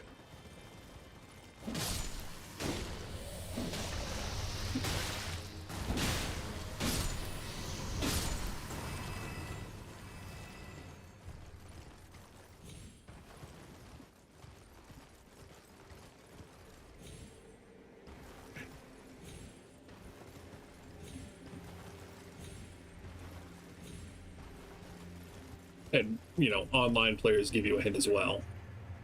But maybe it's not. You should... I thought the snow was supposed to hit the bridge.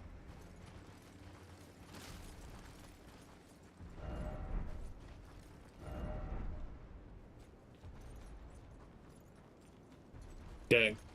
Well, anyway, there's a bridge here.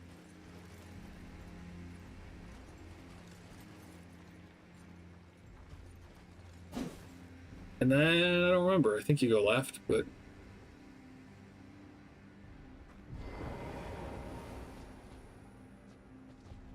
there's a staircase up. And I mean, we can always just make... or we can't, because I don't have the recipe. No, here we are. We'll make a bunch of rainbow stones. And play it very safe.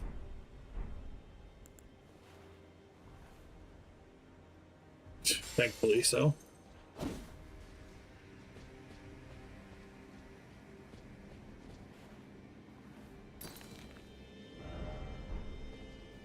Yeah, there's that faint glisten of fog.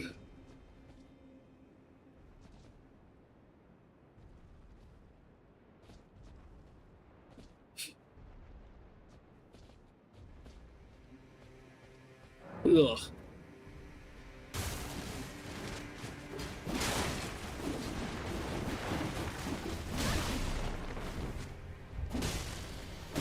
I've heard of a breakdown, but this is ridiculous.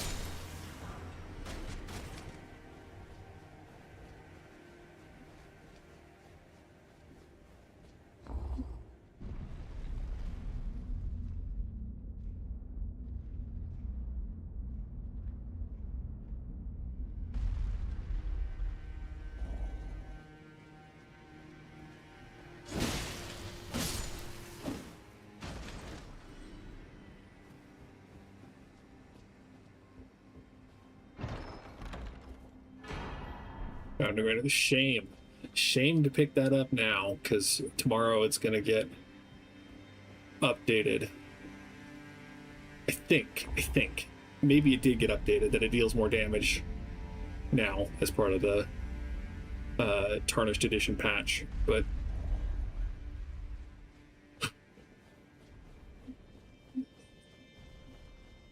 would have been safer for sure to wait.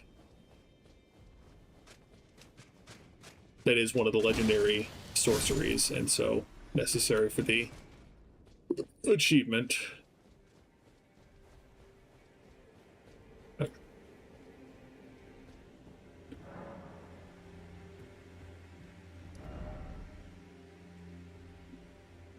So this leads down to the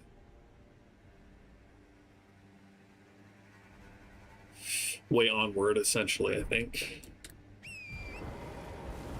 We're gonna come back, we're gonna do Fort Dectus, or whatever it's called, Fort Soul. But I do want to get the map. I don't want to get whatever.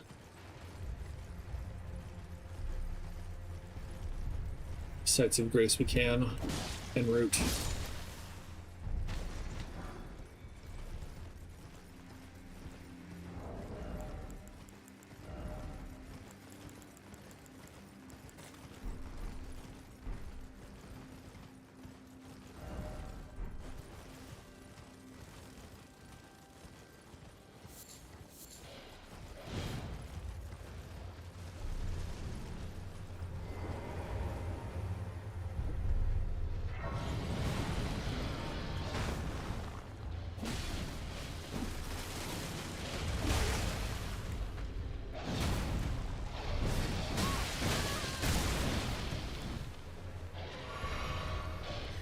You are perhaps not susceptible to the beast repellent torch, huh?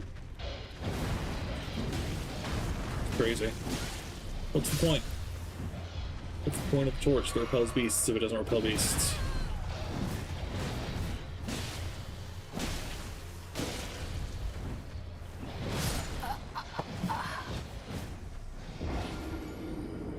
That's cool. That's fine. We didn't lose runes, so we're good.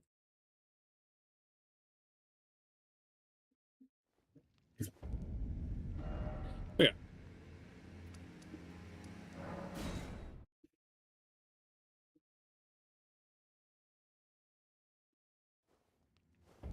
I'm pretty sure you're supposed to go through the lake to get down to here. So this is a shortcut you can take to get there if you want, but yeah, let's go find the Tibia Mariner. If there is in fact one, it might be the Deathrite bird that has the Death Brute.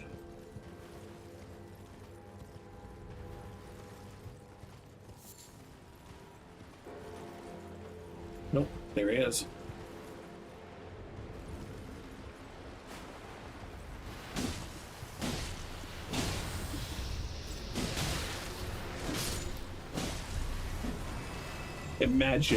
Imagine being cool enough to strafe in a canoe.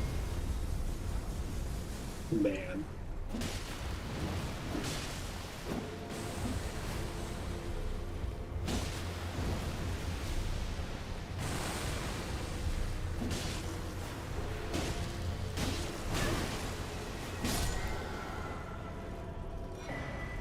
Helping Steeple, that's the one.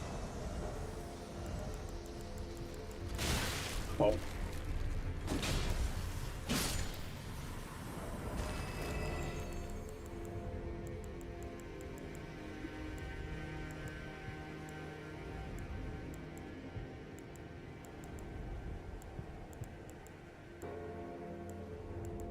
It's not an ultra great sword. Just a normal great sword. And you bastards, you deceived me.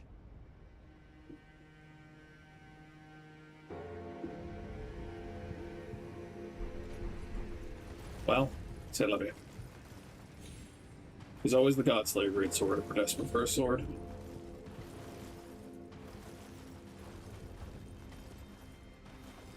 Okay, Deathrite Bird should be right down here.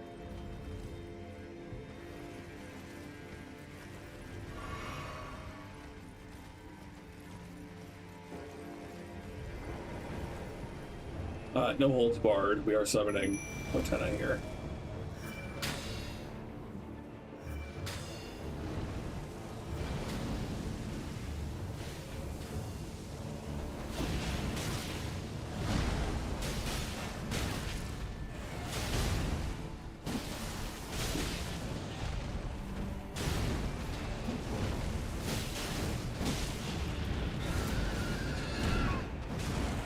Okay. Cool. Cool. Cool. Love that. Ugh.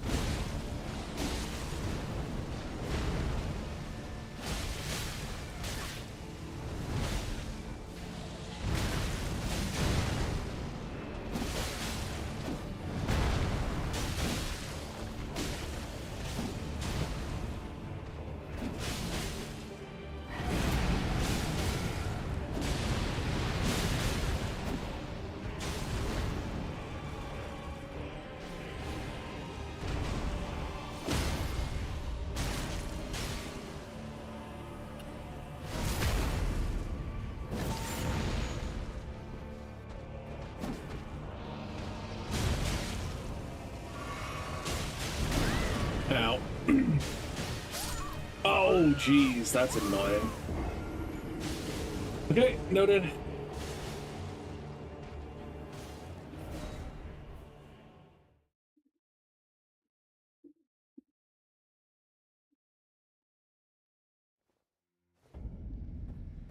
Ugh.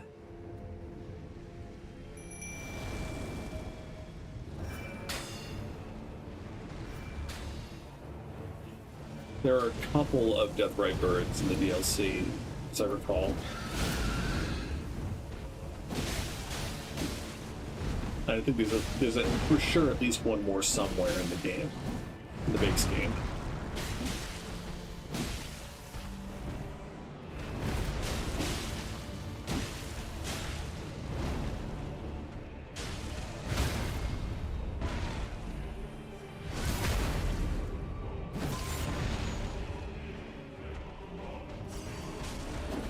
Yeah, there's one at night, way back in Liurnia, that I never remember to get. It drops the red, well, not Dancer Charm, but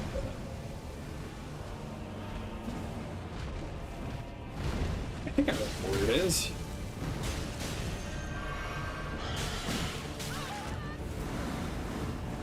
I hate this attack. This attack. This attack. This attack.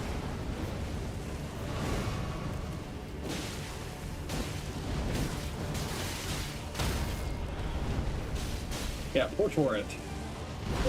And poor me, but poor Torrent. Yeah. Oh, bugger.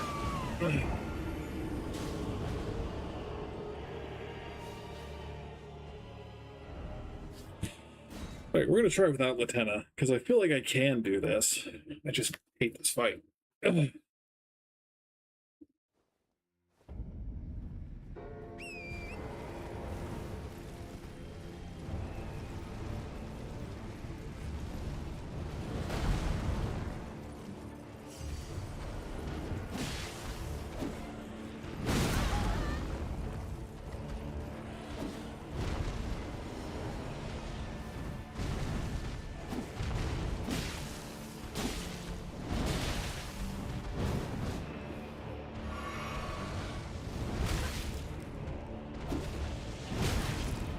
Jeez.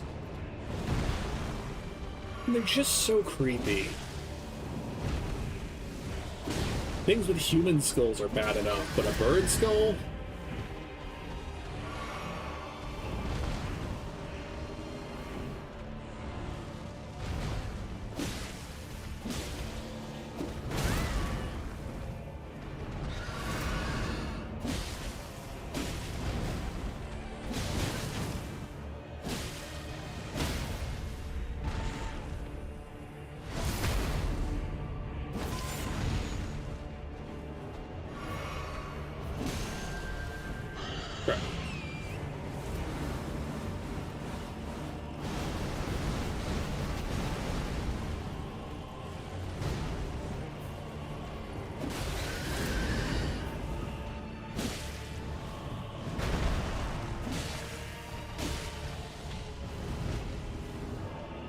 Let our stamina come back.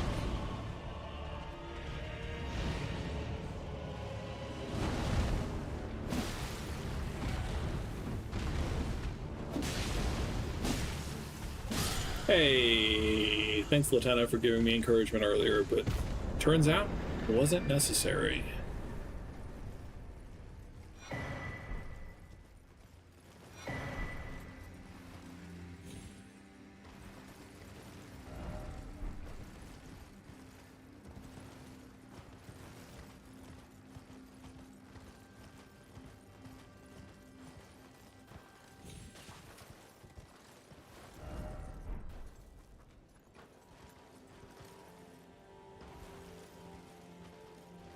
Pretty sure it's a lethal fall down to that rock. Pretty sure I've tried it before and died. So the mark on the map isn't going anywhere. I'm not going to forget about it. So I think we're going to go to Castle Sol first.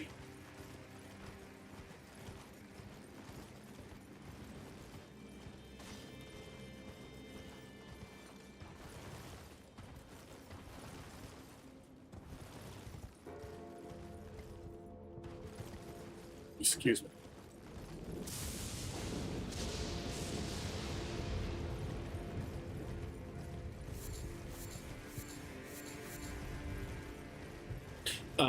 As another confession, I didn't even know bell-bearing hunters were in the game, because the game doesn't, on my first playthrough, because the game doesn't generally respawn you at nighttime when they would attack you.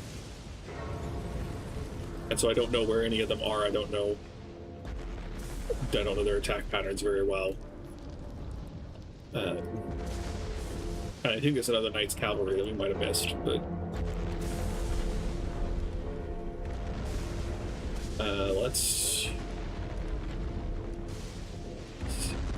because it's not in the Prawn Shack for sure, but it's somewhere in the rocky sections of Liurnia. So I guess let's go here. We'll move it tonight.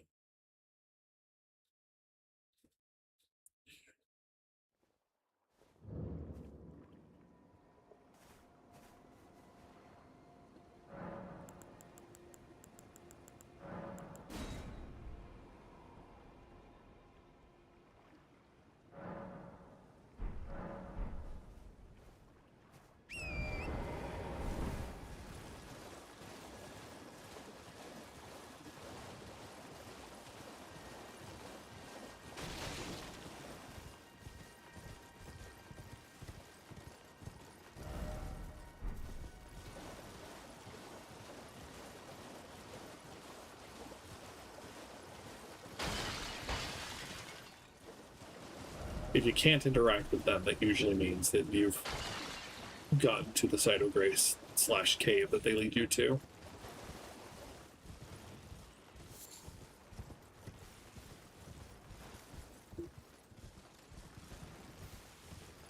See, I remember there being a site of grace around here.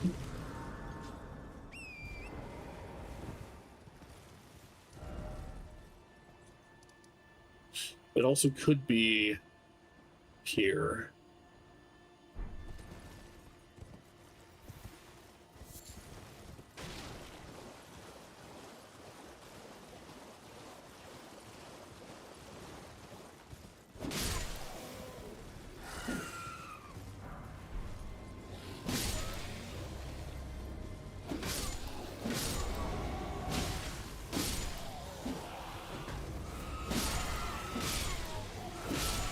It's so nice coming back to an old area.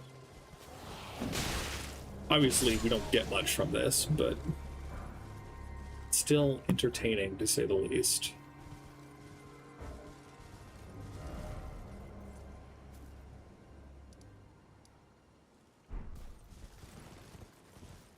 Honestly, I'm just going to quickly look it up.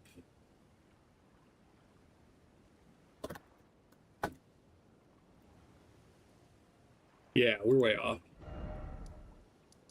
It's up here, apparently.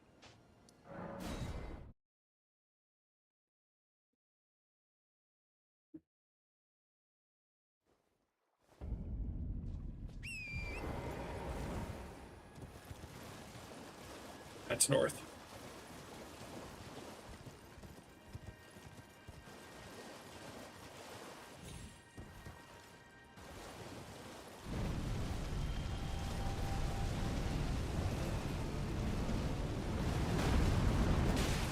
Oh boy.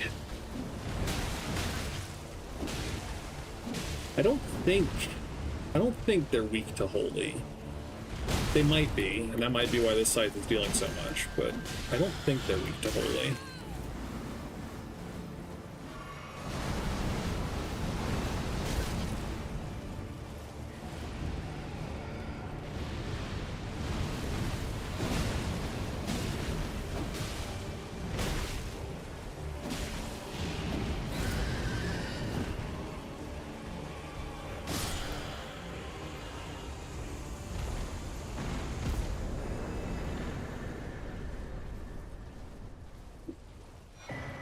That's not the one. Let's see. Apparently there's one in Kaled.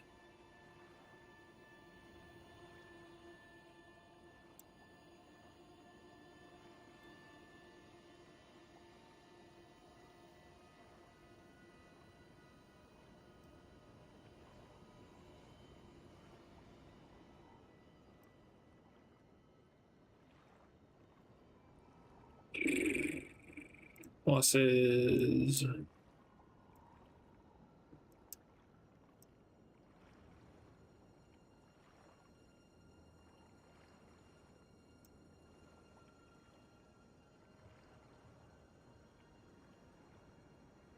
Okay.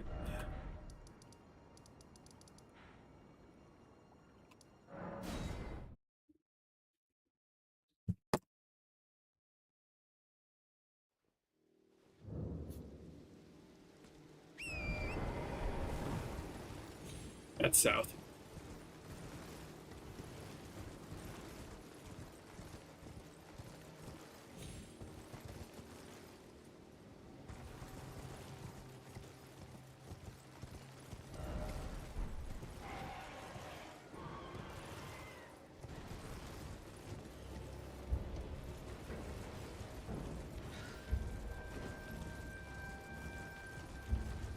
You can hear the tippy-tappies of the croak beat coming behind me.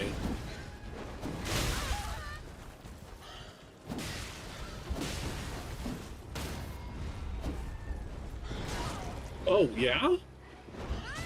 That wasn't the sound of a stagger that I was going to capitalize on? That was just you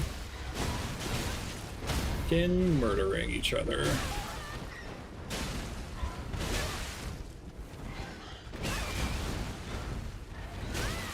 Excuse me. That's awkward.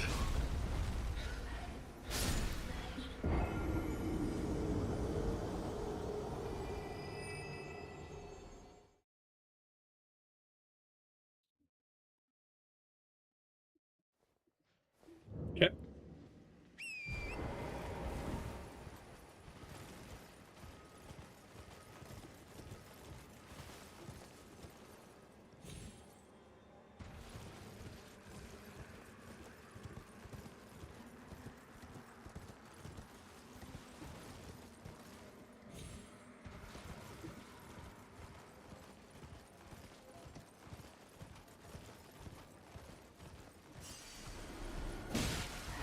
Oh, but it's not nighttime, so it's not going to matter. It's not going to matter. We did not reset the time when we gained our lives.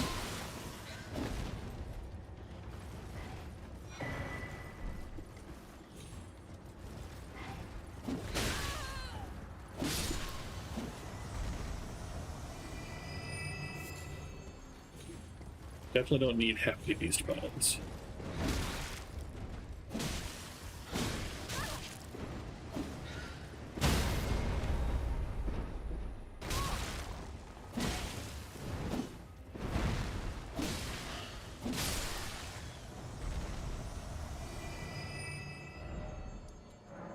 Oh, this is also the wrong spot. Good to know.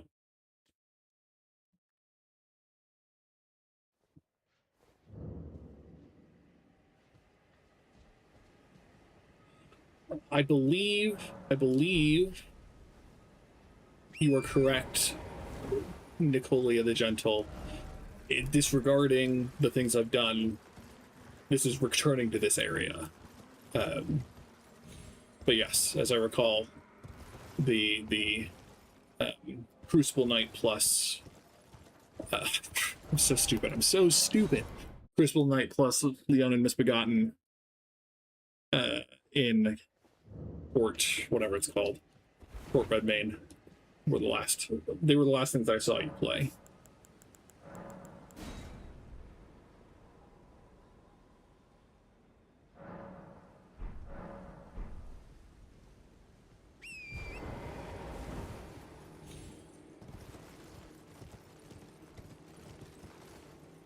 A knight's cavalry, you say?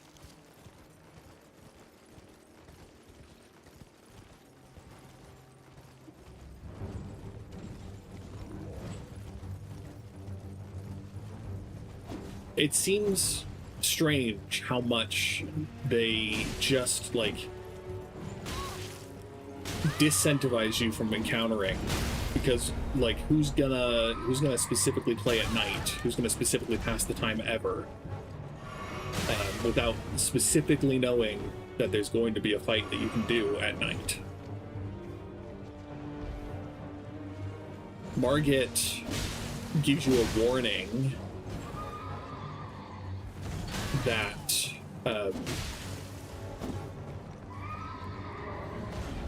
the night is no longer safe, but that's the only thing I can think of. Maybe there's a merchant note somewhere.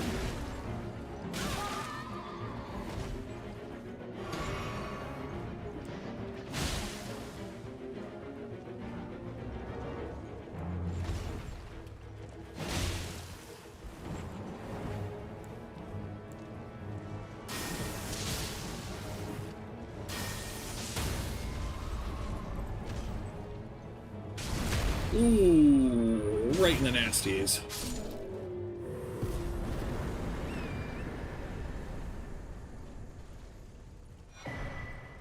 Poison Moth Blight, huh? Quite the name. And you can just see the Deathrite bird. It doesn't even have to spawn. It's just hanging out. That's crazy.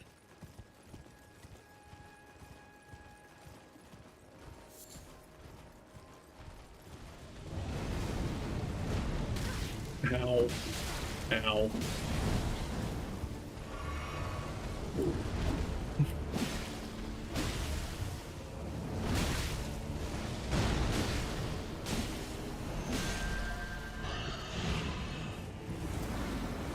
Healing for Torrent's sake more than mine. Ow.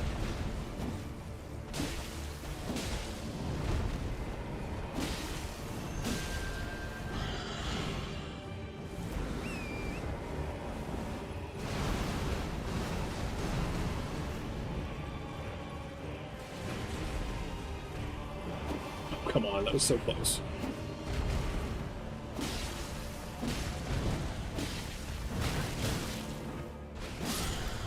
Okay.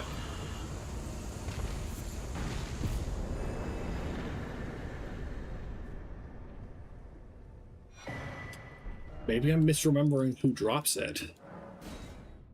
That's fine. That's fine. Excuse me. There's a bell-bearing hunter here, too, apparently.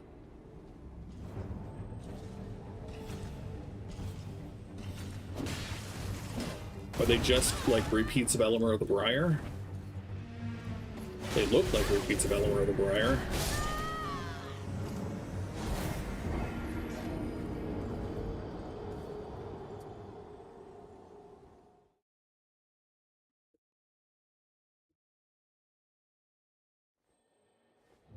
And I guess it's presumably, or presumable, that they reset you to daytime so that you don't just respawn and then instantly get killed at the site of race here. That would make sense, but like...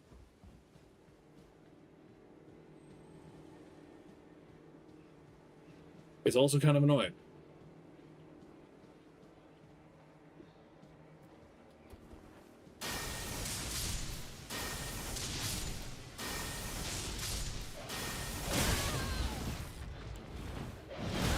Ow. Are you put off by the torch? Oh, golly. I was just thinking to myself, hey, look, there are all of these sheep. We'll get more beast bones or make more arrows, but... ugh.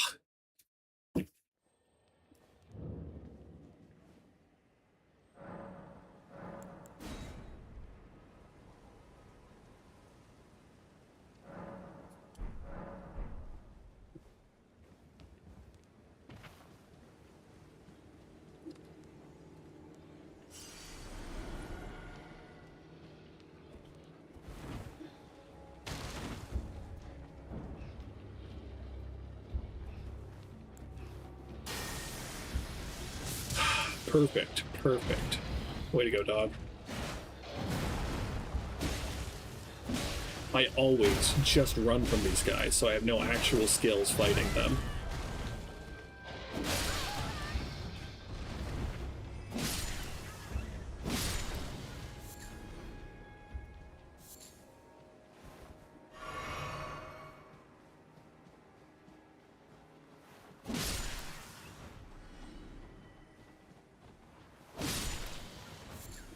The best places if you need to farm thin beast bones are the Shifa River well sections where there are the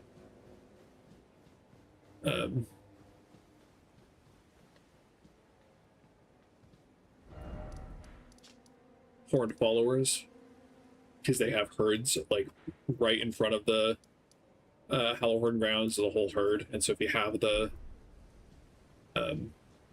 what's it called? Radagon sword that's used to farm out Lunarix. You do the same thing with them and get a bunch.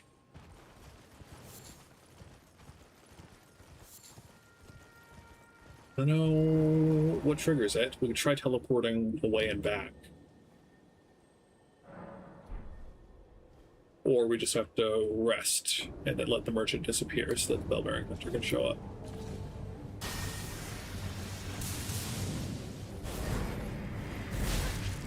Yeah, so it is just Elamar the Briar. So all of my whining earlier of, man, they don't let us fight this guy often enough that I ever learn his skills, was just because I'm stupid and didn't know where to find the Bellbearing Hunters.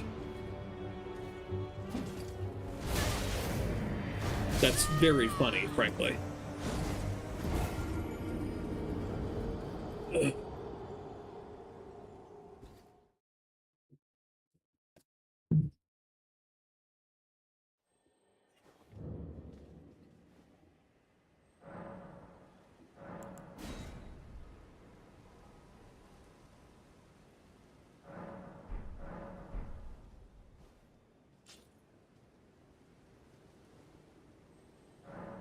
Yeah, okay.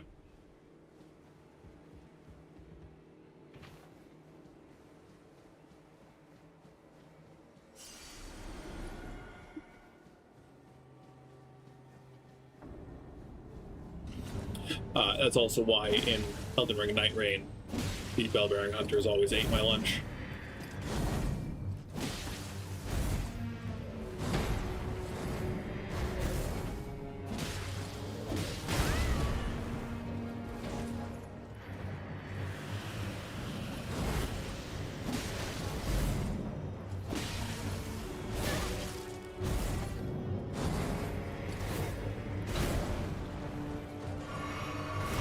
Yeah, this guy hits really hard. For being a Kaled enemy, this guy hits really hard. I don't know if I want to fight this one. This seems like a too tough for my blood kind of thing.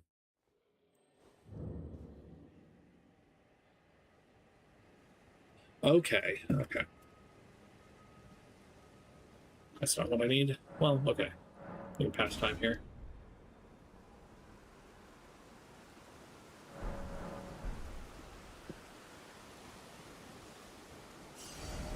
And then we can go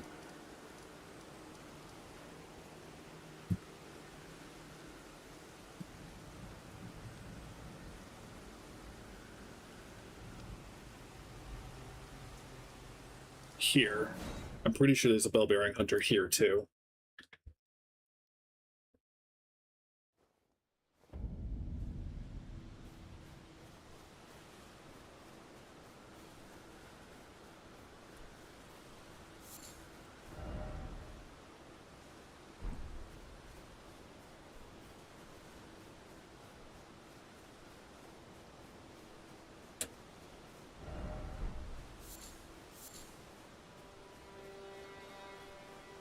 It's possible the bell-bearing hunter isn't here anymore because of Bernal moving, but either way.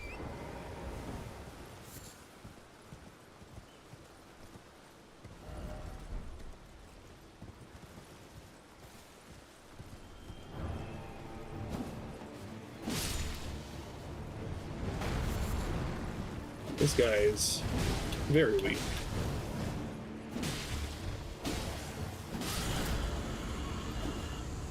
More like a long afternoon nap bird than a death bird. Blue feathered branch. So that's what I was. That's the item I was thinking of at the very least. So that's good. Okay.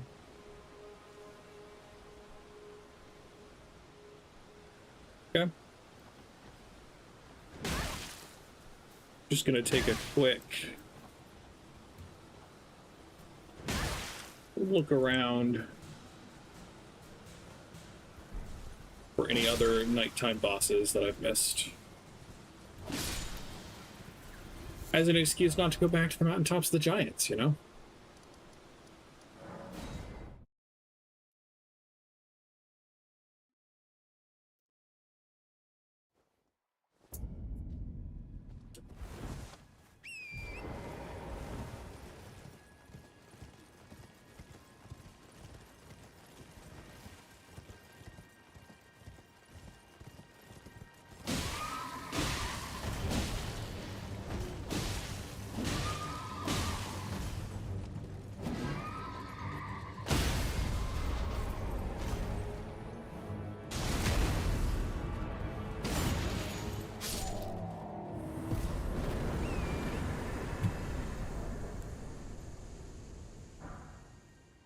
Ice Spear seems kind of cool. Is a bell-bearing hunter the Church of Vows? We can't let Muriel take that.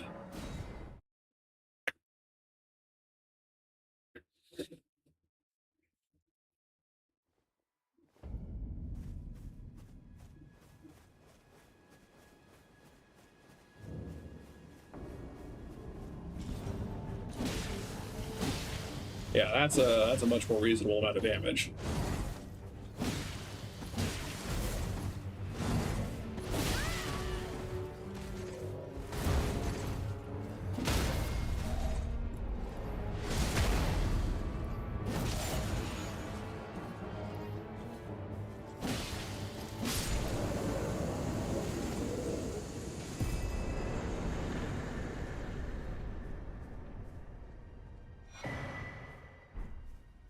Interesting.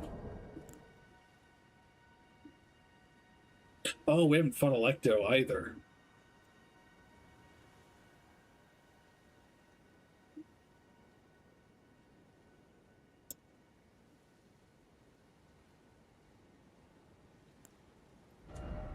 Bold of me to feel so confident about the fights.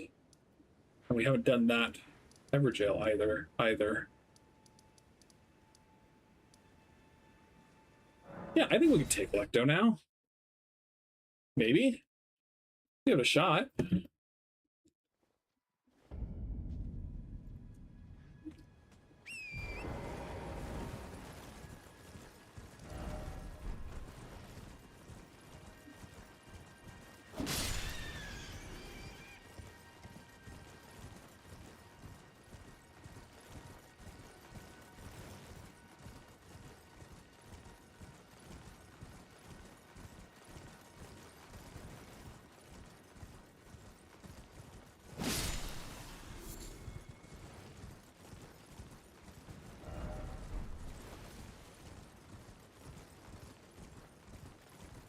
Plus, we have different weapons we can try too if we.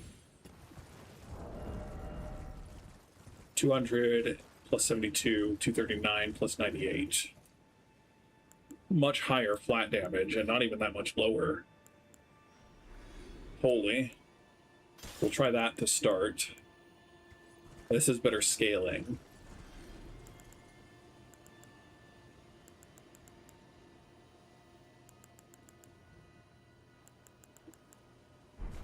Anyway.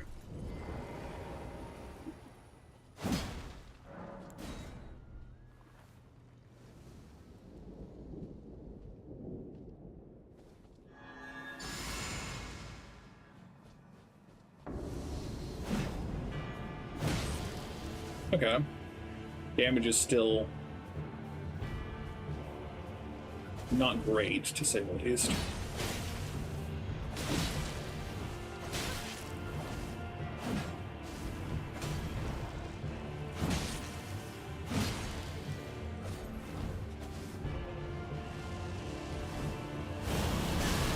But that didn't instant kill us, and that is a good sign.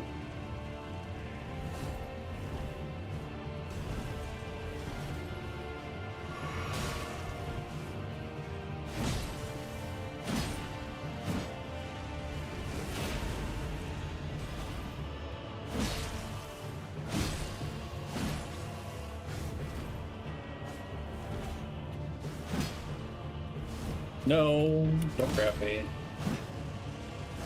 Ah, bad dodge, bad dodge.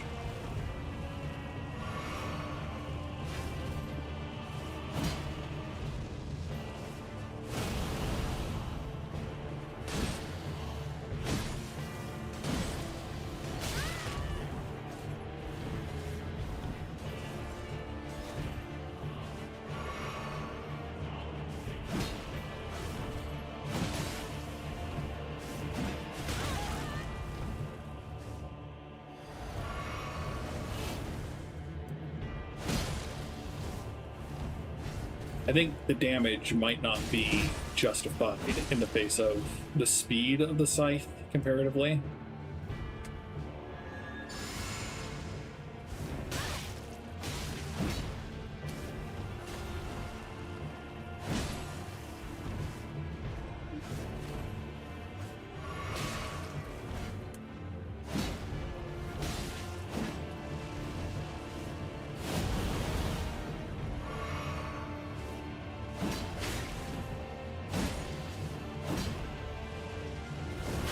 Ah.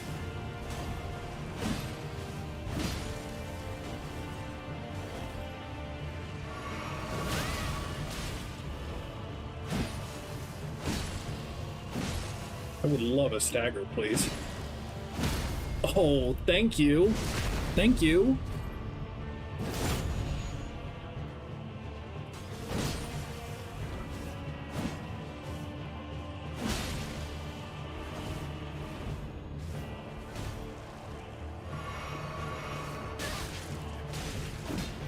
One more hit, please. Oh no.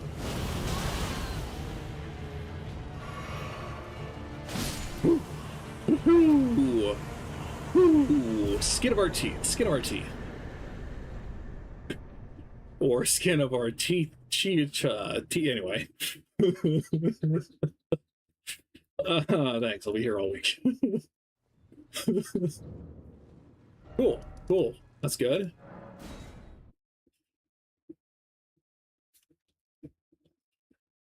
Keep it going. Not even gonna spend our runes. I'm so confident I'll be able to beat this guy. I think we ran out of Stone Sword keys when we encountered this Everjail, or I'm dumb. It's gotta be one of those two.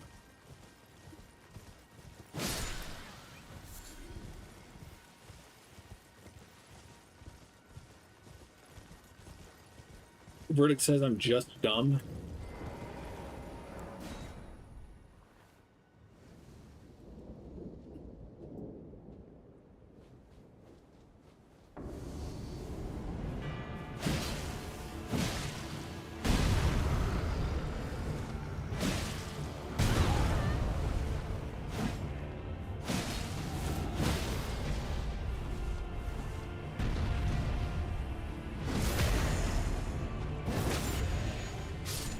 Yeah. No sweat.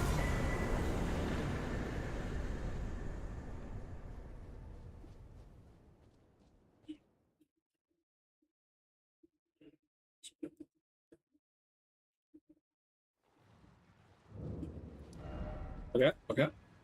One more Knights Cavalry here.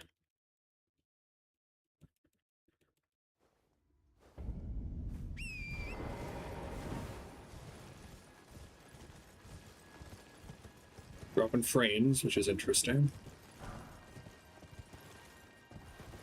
Not stream frames, but in-game frames. Getting 50 frames per second rather than the usual, at least close to 60. Might be all the teleporting that we're doing.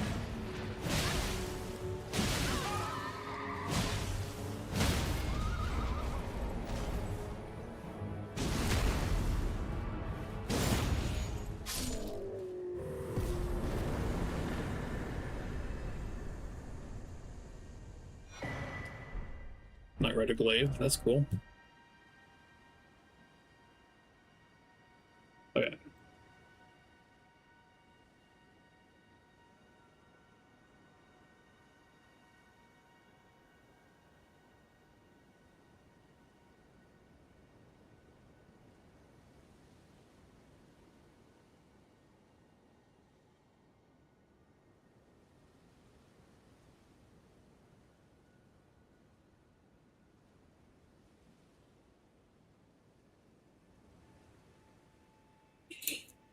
Okay. Here's a Knight's Cavalry up here. Might be a little stronger. Oh no. Would be true grazing hill. Gazing hill, sorry.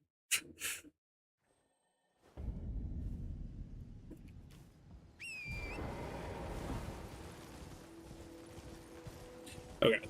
I will spend these runes at this point. I think it's just one level. Because 90,000. But let's at least get one more. Endurance.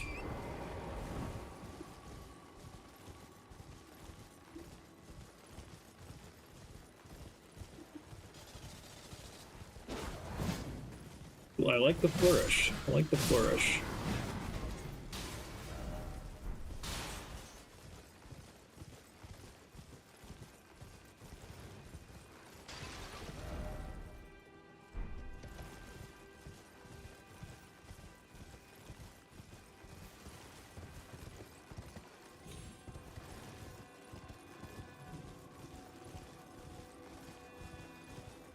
Is that a side of grace I didn't get as well?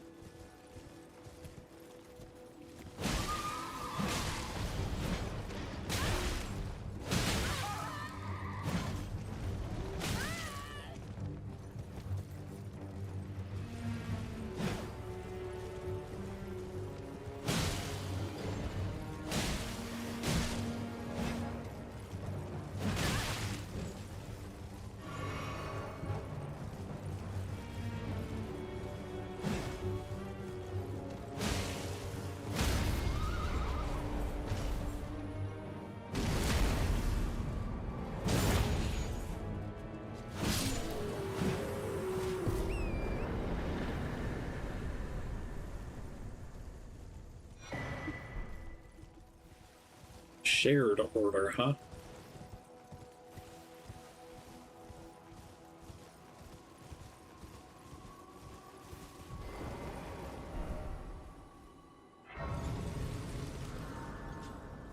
Okay. Another bell-bearing hunter here.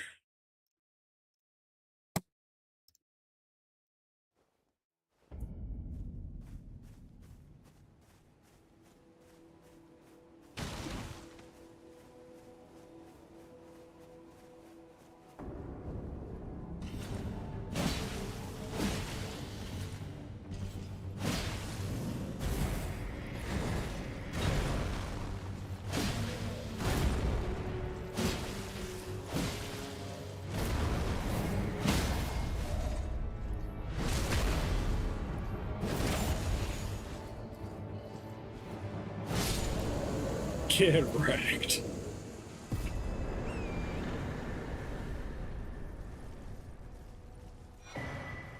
Medicine peddler. And there's a deathrite bird around here too, ostensibly.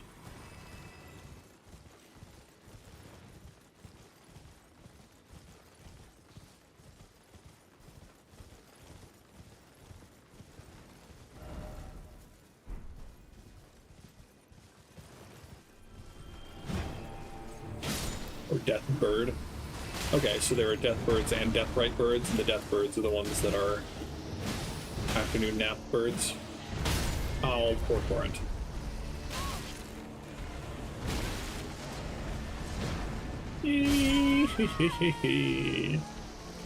Weak. Let's get the scythe back out.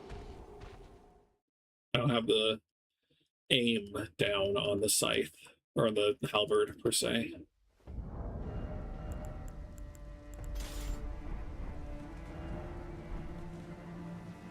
Yeah. Should have paid attention to the notes. Should have paid attention. Yep.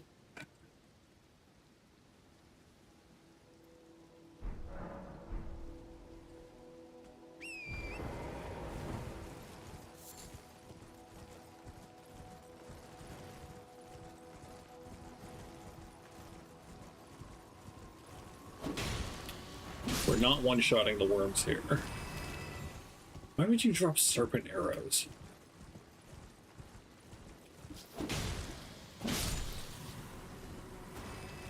Did we pass time tonight?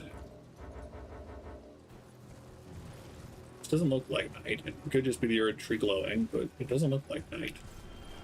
Yes, it is.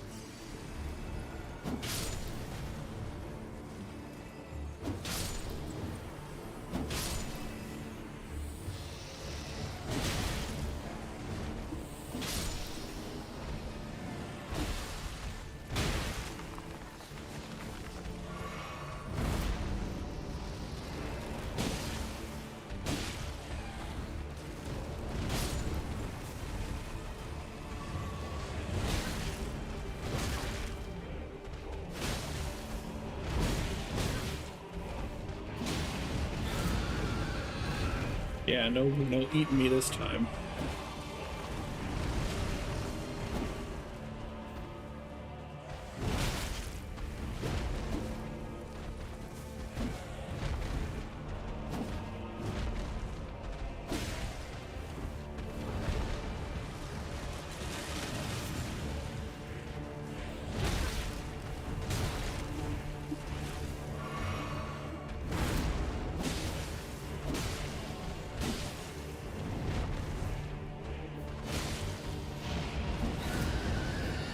Nope, you ate me. Jeez.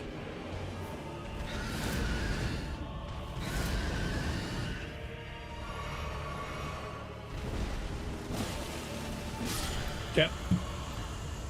Gross, what we got there?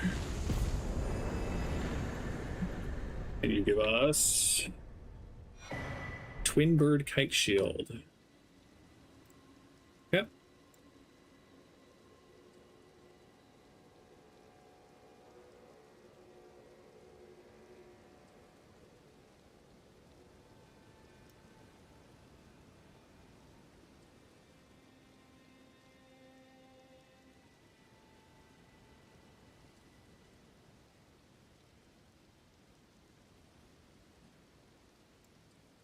Looks like those are the only ones we've missed.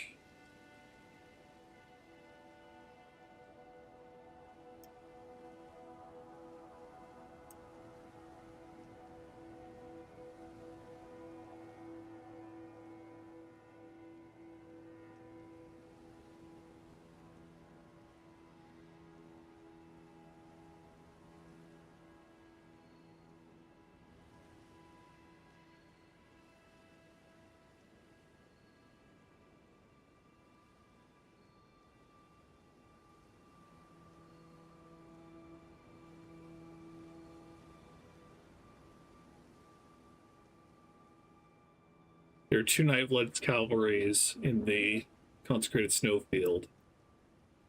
And there's a Death Bright bird there too, but that's still ahead of us. So that's cool. Cool. We'll table the Bell-bearing Hunter here for now. And I guess we'll head back to Castle Sol.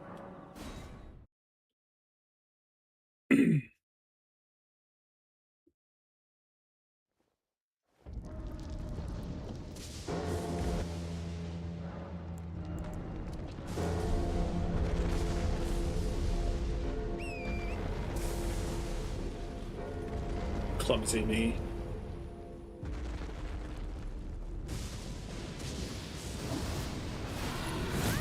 Rough.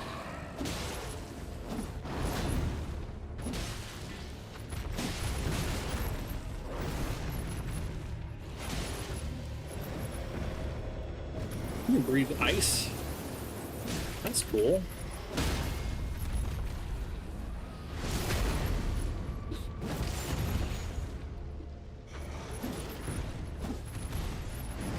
Shocked that it took us that long to aggro the cat.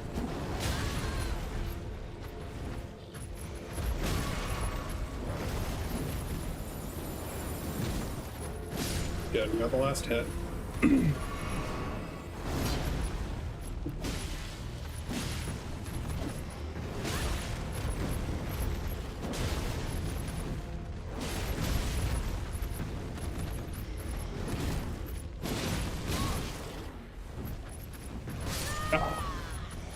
That's fine.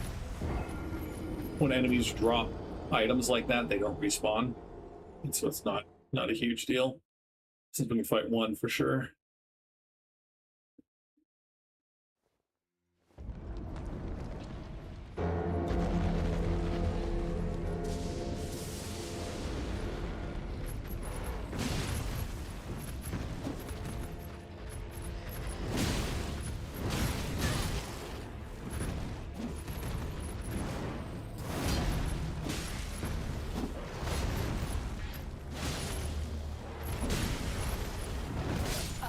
Rip. We can eventually defeat one for sure.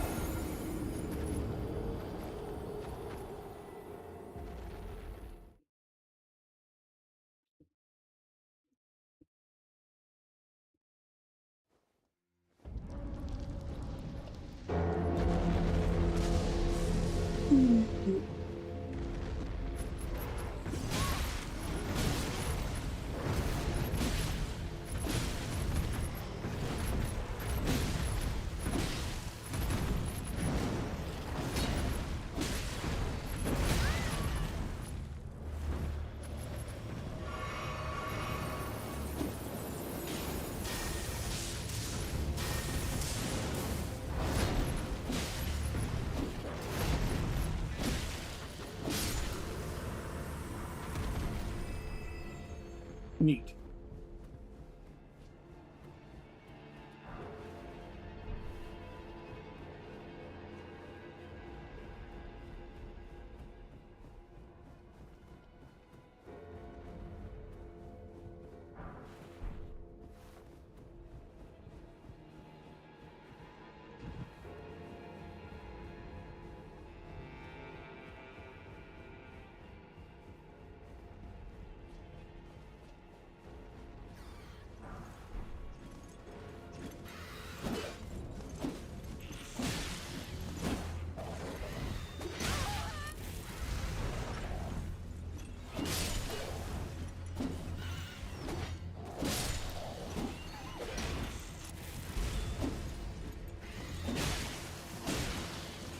Yeah. Oh, darn. God, I hate these birds.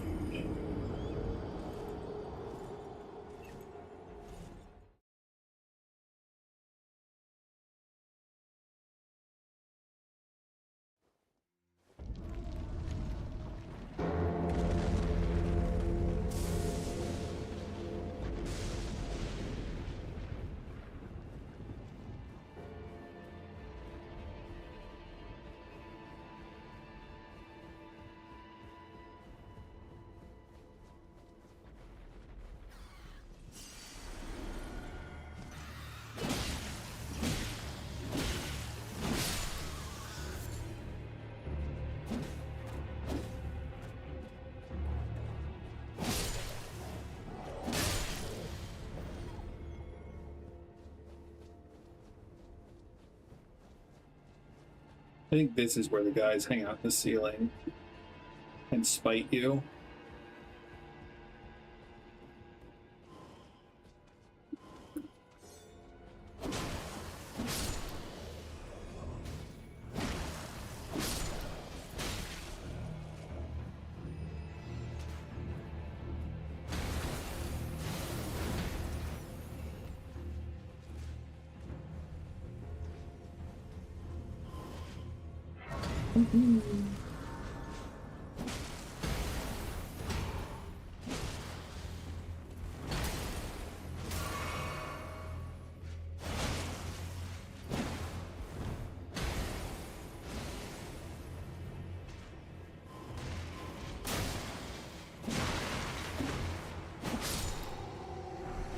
Nice.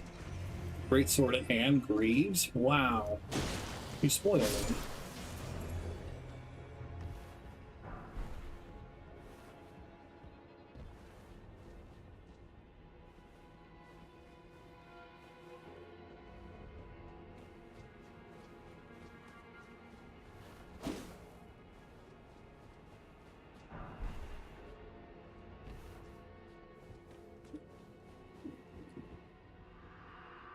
O great sun, frigid sun of soul, surrender yourself to the eclipse. Grant life to the soulless bones. The Eclipse Shotel is a weapon that I always want to use, but it's a very, very specific build.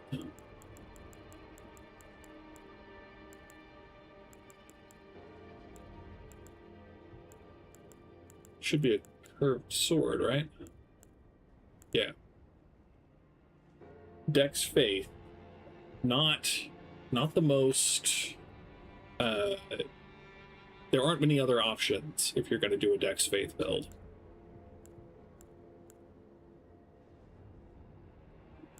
Because most of the Faith weapons are also strength weapons.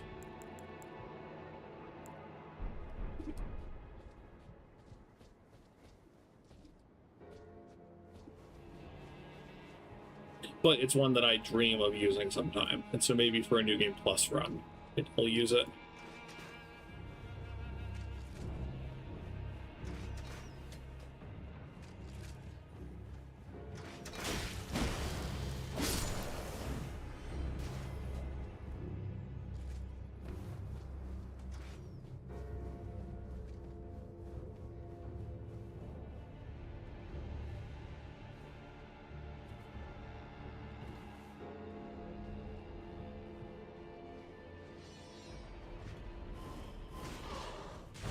See, that's really mean. How would you know I'm there?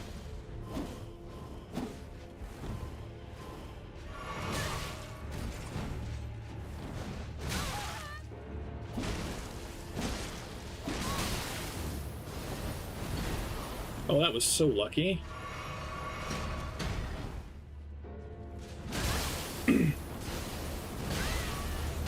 Oh. Oh. Okay.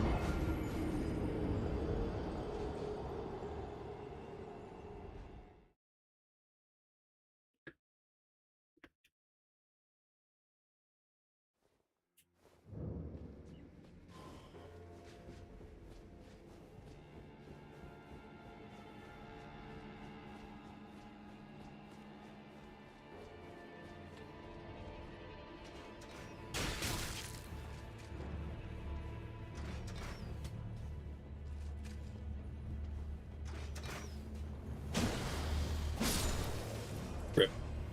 Oh, no getting that item ever then. So we can go down in there. I think we're gonna go back around for our runes for sure, but also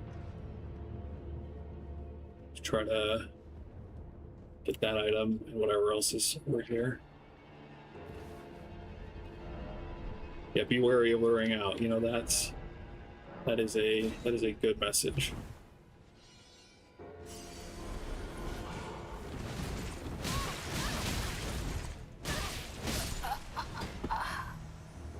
Okay, cool. I don't feel underleveled, I simply feel underprepared.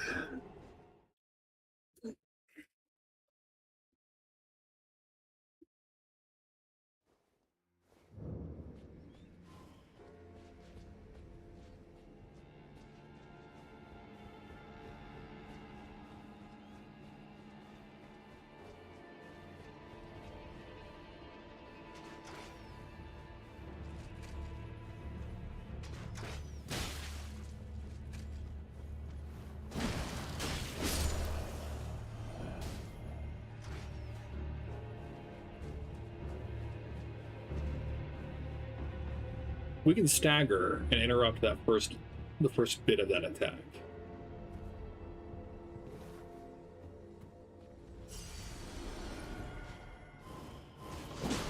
Yeah.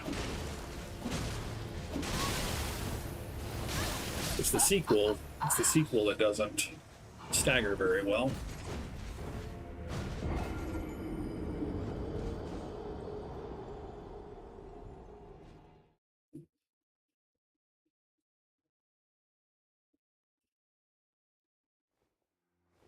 So let's real quick. We do have the Flame of the Fell God. We don't have enough faith for it. Just a little more faith for a few of these things.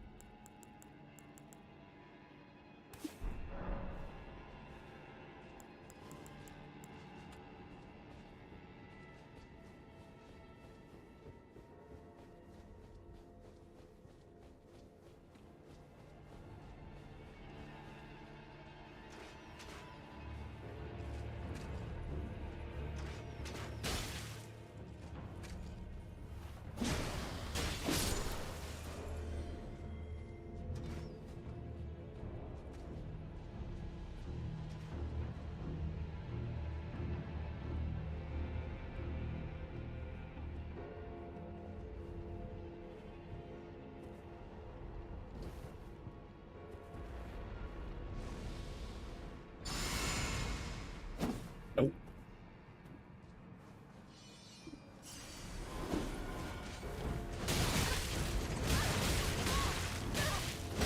What a prick. So, Golden Vow doesn't matter. Good to know.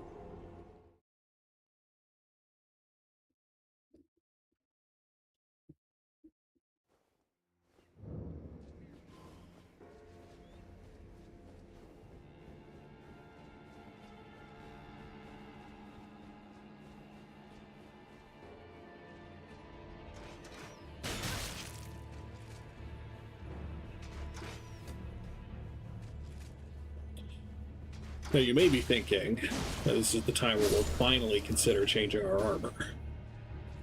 You would think wrong.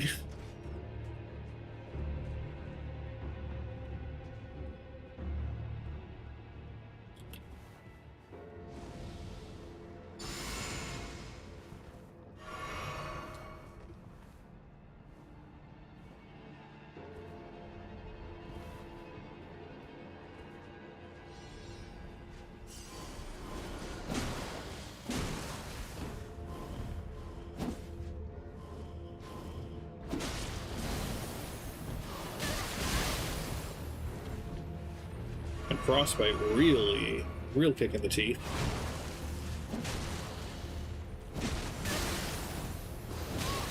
Because Frostbite increases the other damage that you take for the duration.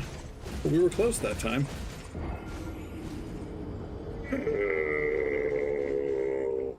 Oh.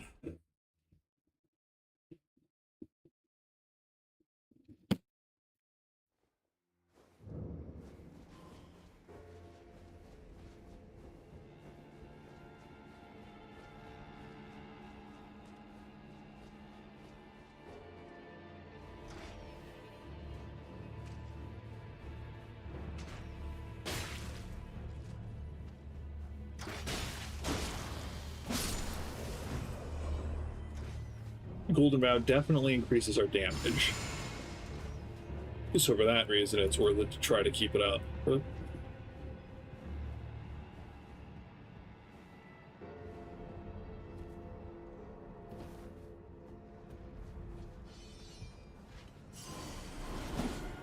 no.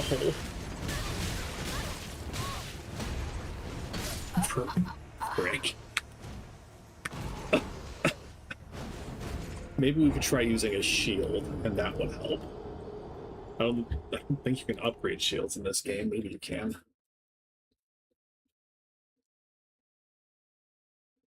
Because that rolling is not helping.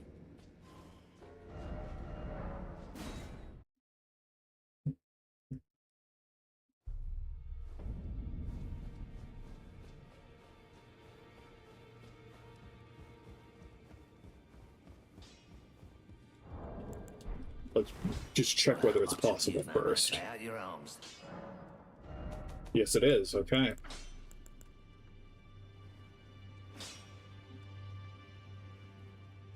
Frostbite isn't a specific attribute to defend against.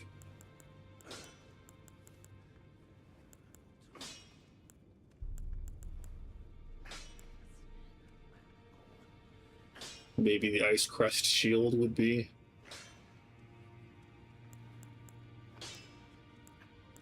Sure. Sure. We can just sell to No matter. Hugh.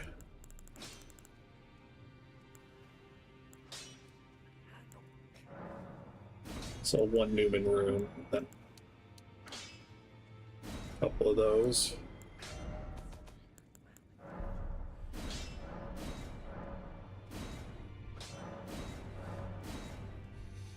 Boy, oh boy. Running out of smithing stones. Yeah, that's a base enemy too, mind you. That is a mook, quote unquote.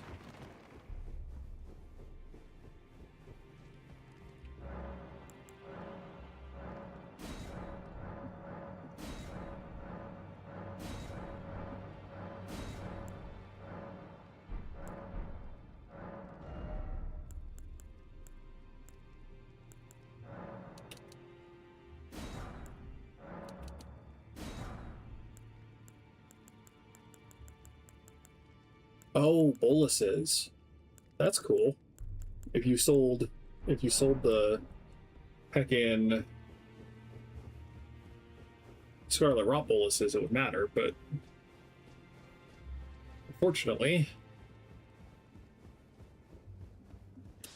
Back no matter.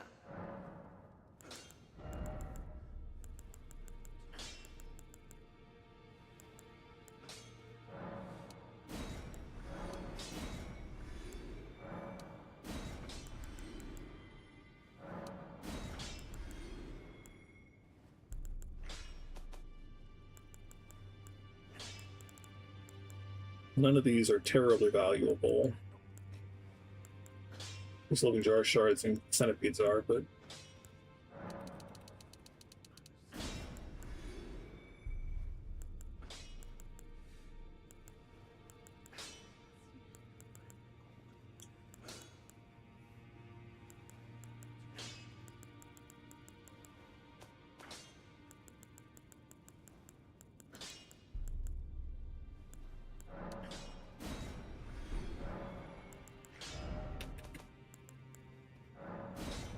oh no, this means down threes too. Aw, this is the worst.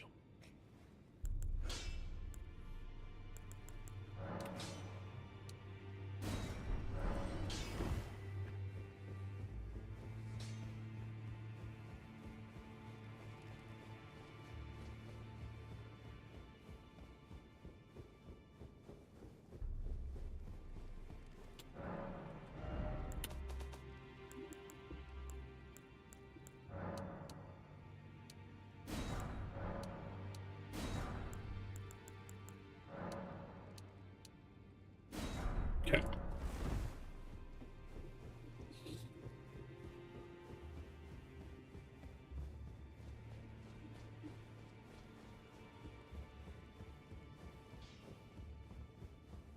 Back already, no matter.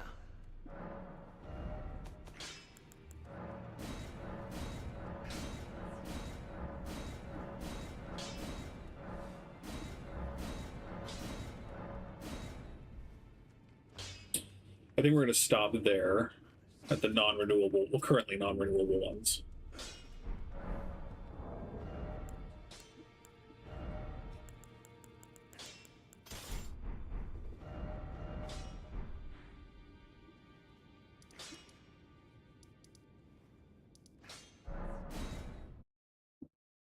Come again, Laertes for the 5th, I think.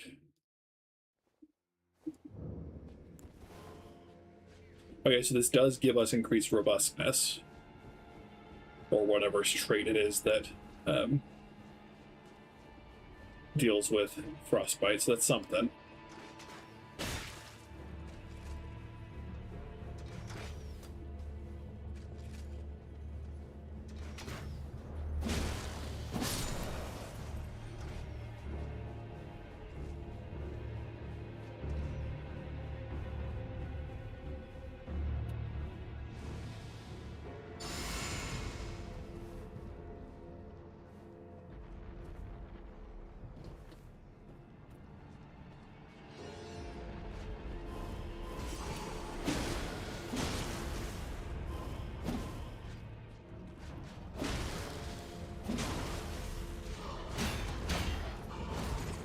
Okay, so it's not a terrible, terrible block.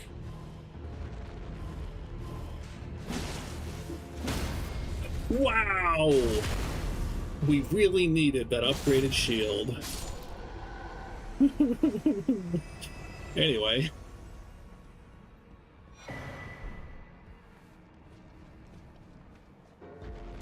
Think there's anything else over here.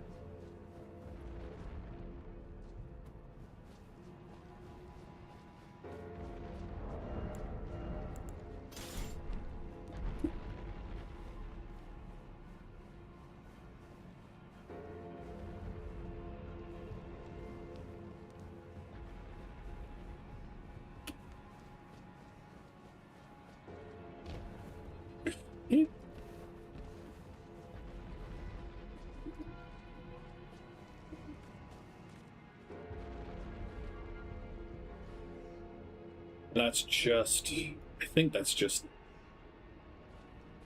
where we've been.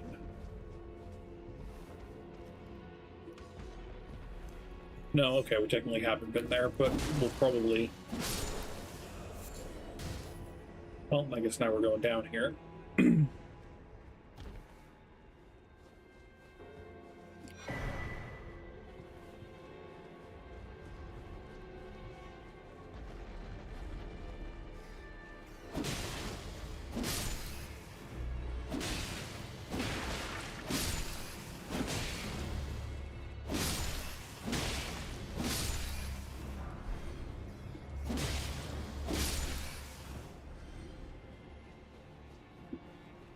Okay. Neat.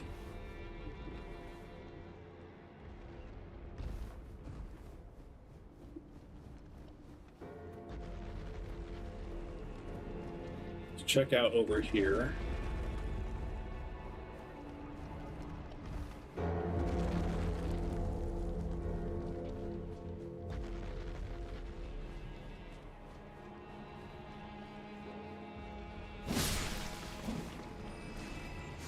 Slugs, not slimes. Yes, there's a ladder.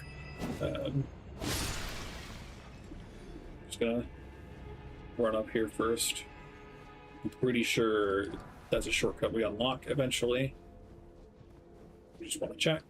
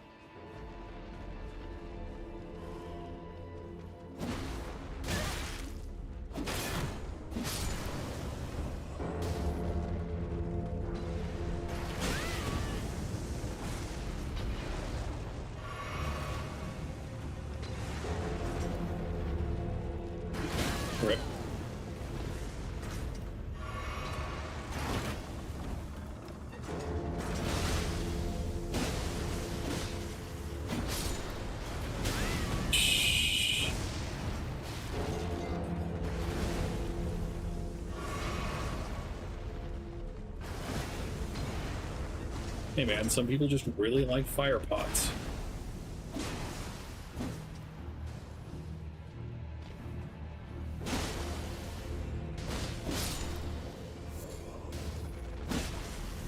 I think they respawn even if you break them, but it is kind of fun to break them.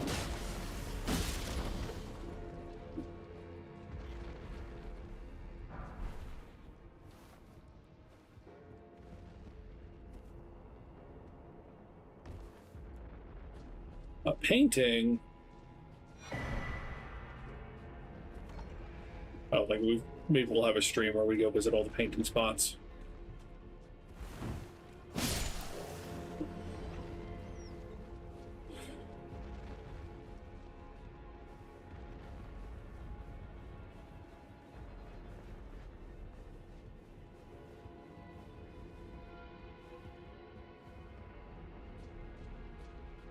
That might be how you get up there. You just climb on the railing.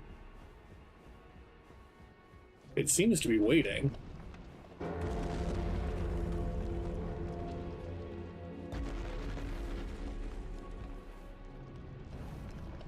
But that's still...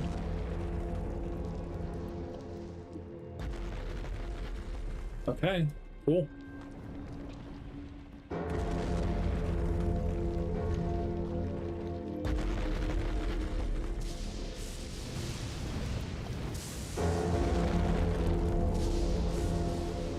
Don't see skeleton gunk.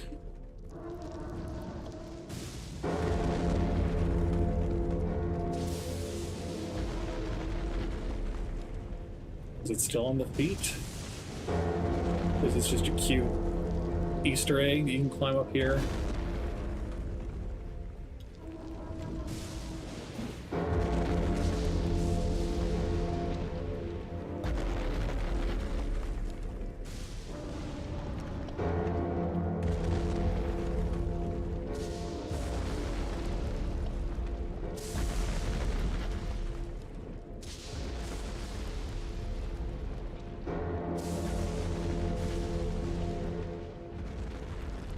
I don't think I'm getting back in, is the...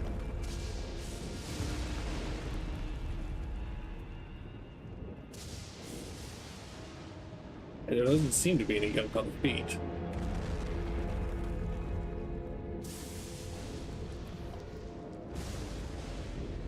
Wild.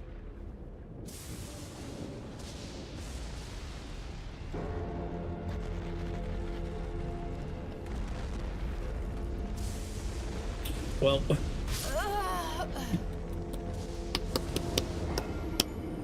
delightful. So where are our runes gonna be? That's the question.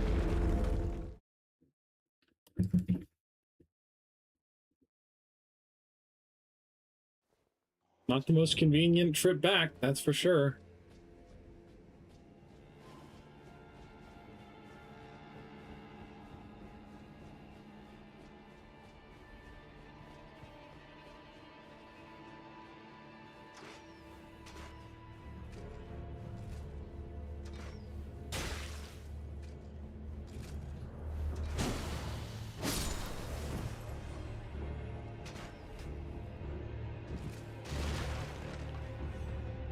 Oh no. Oh. Woohoo.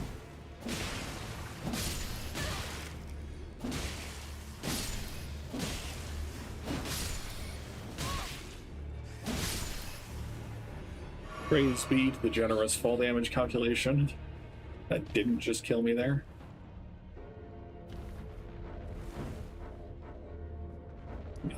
Okay. Yeah, those look like they're outside.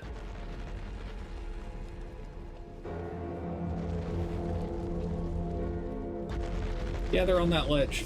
That's tragic.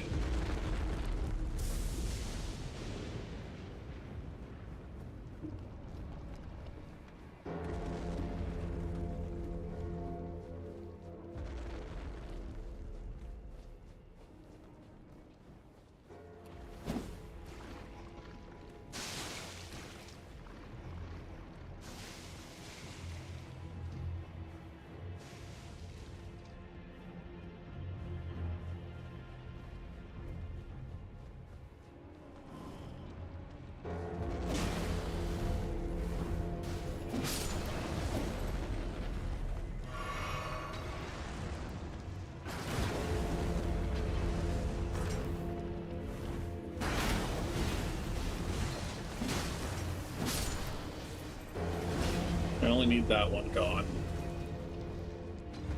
to at least get my runes back.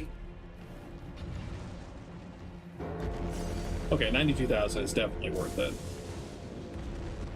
We just wait for them to de-aggro and teleport back.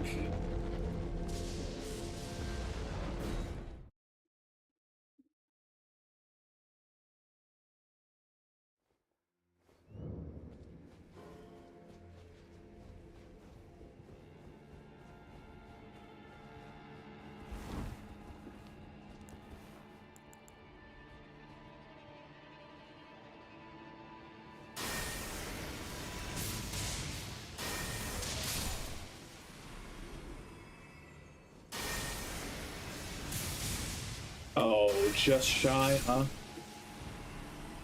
Just shy of lethal.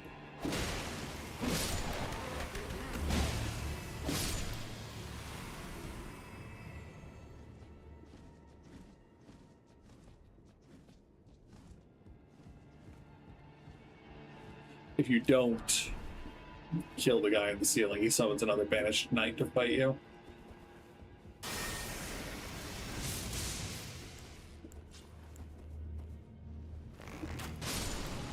So we'll just shoot him in the future.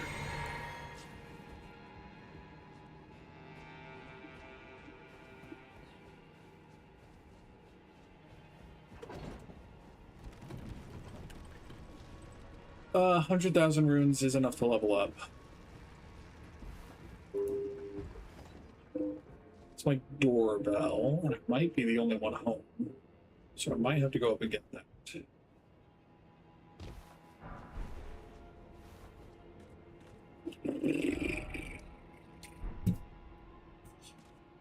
You only get to watch and be scared when an enemy patrol comes and kills me. I'll be right back.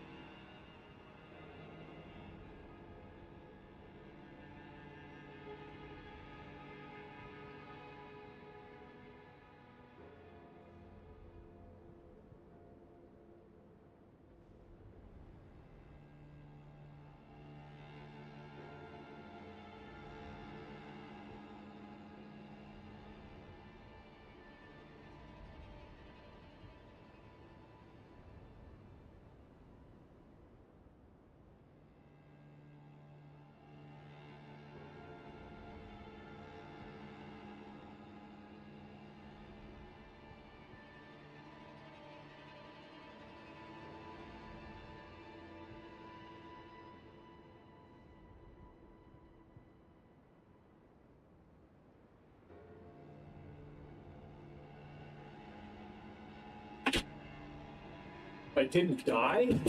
I didn't die? Oh. Wow. Lucky me. It was someone soliciting money for a school scholarship thing. Unfortunately for them, I'm poor.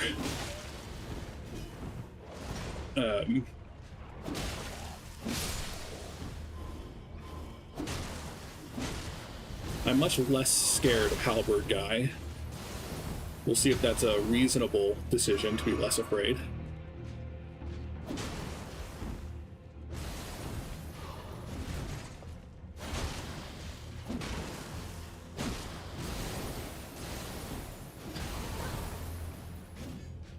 That stagger actually gave me a chance to regenerate a lot of stamina. No, not the crest.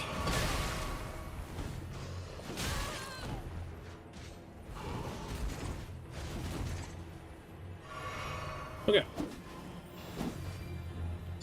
Bastard.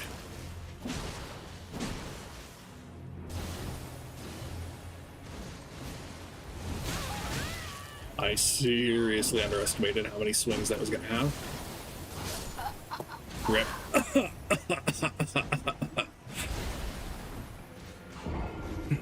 Okay, well, we opened the shortcut, so it's easy to get back here.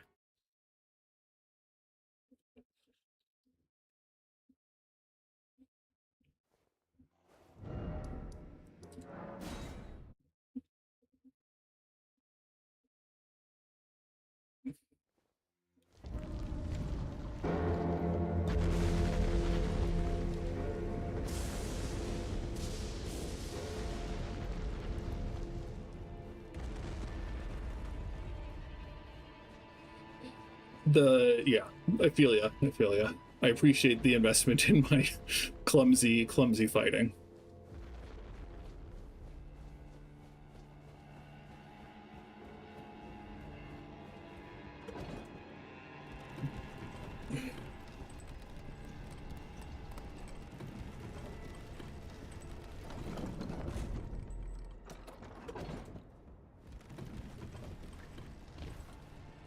Come on.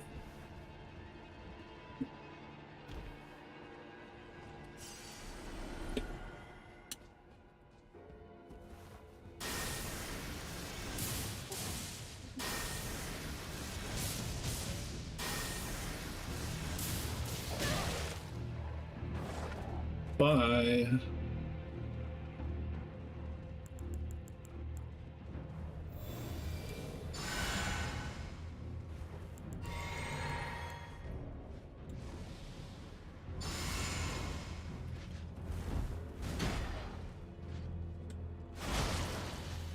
That is a remarkable damage increase.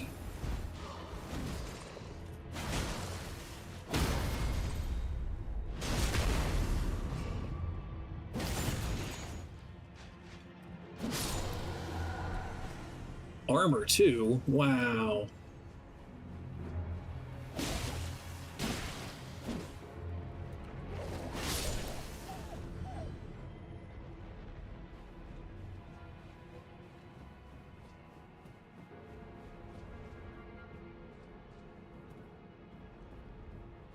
Is there anything up here?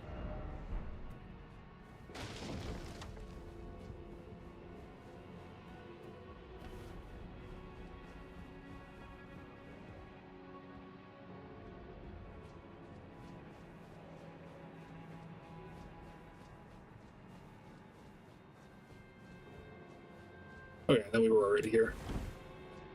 Cool.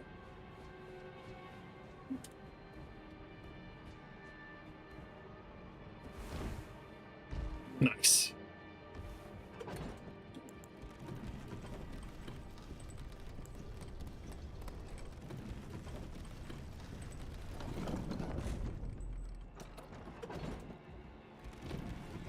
We could go spend these. We can go spend these for souls runes, so then we don't have to worry when we inevitably lose this freaking guy. Ugh.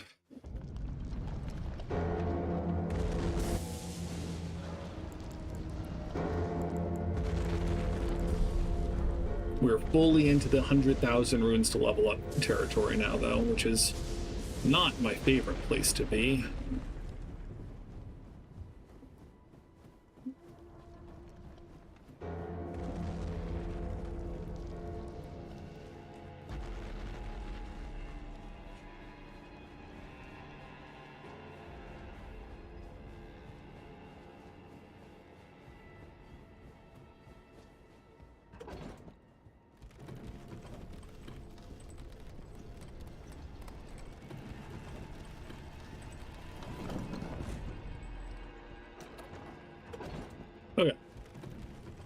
We're gonna try without summoning first.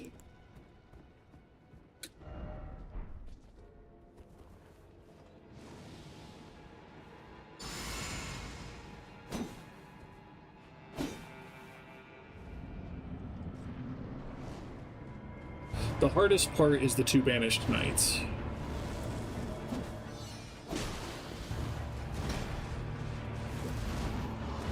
And so, what I'll remember is next time is the item that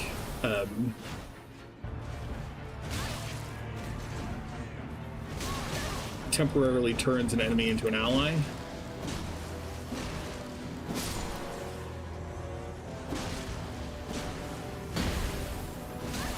I think that's my go-to way of having defeated him in the past, is you hit the double swords guy with that. Ah, my dodge was slow. Ugh.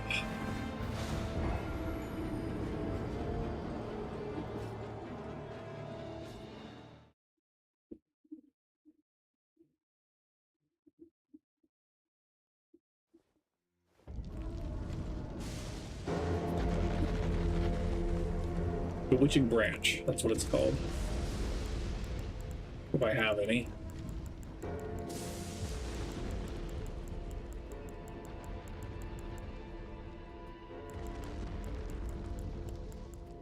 I don't know if I do. Patches sells them.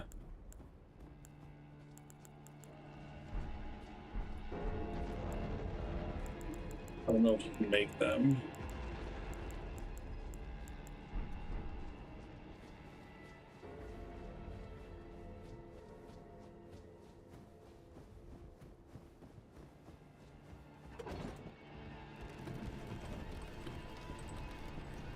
Bye, Nicolia. Thanks for hanging out.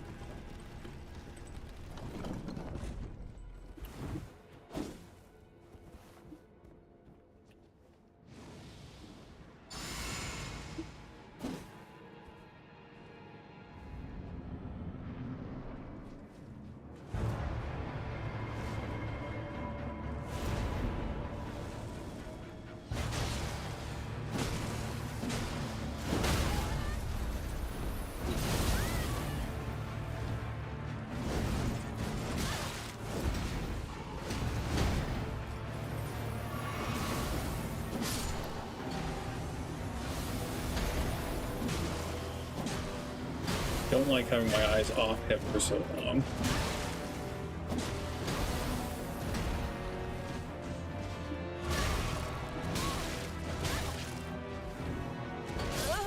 Fudge, that's lame.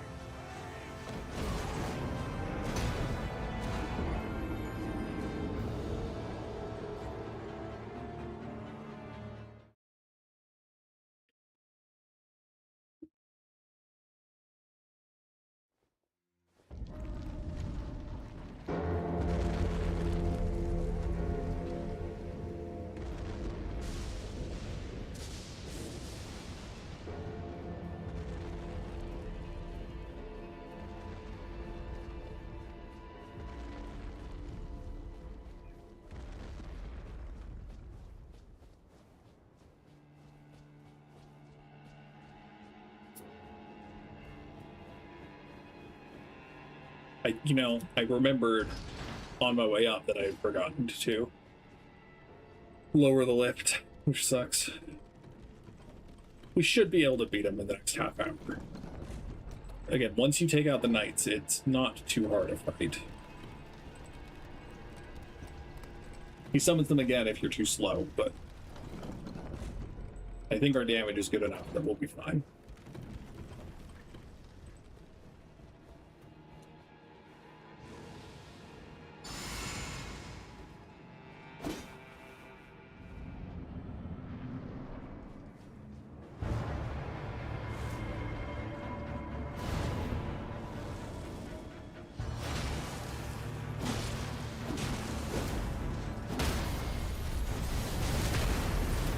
Happy to use the critical hit and vulnerability for that.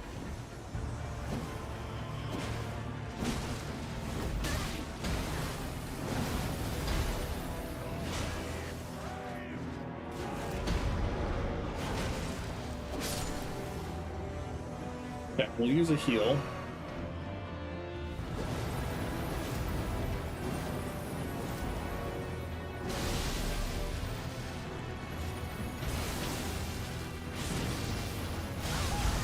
Okay, so a little slower on that than my instincts.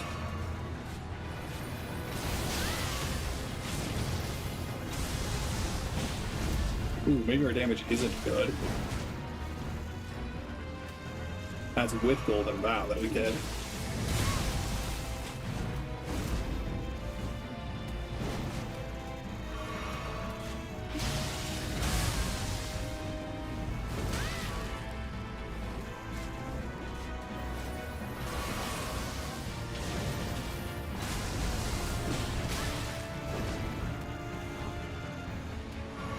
So maybe we will summon.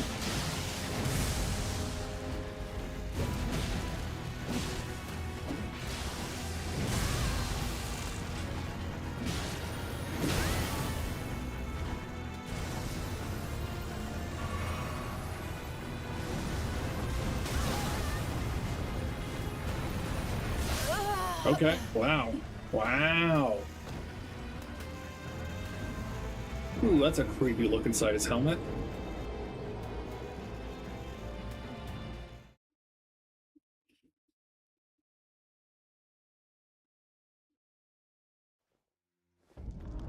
Okay, so let's...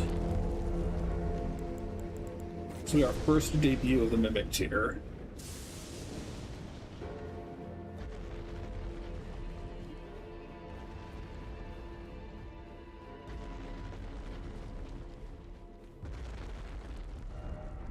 I'm gonna unequip my torch, and I'm gonna unequip my bow, just so that the Mimic Tier doesn't get any ideas. Doesn't have notions.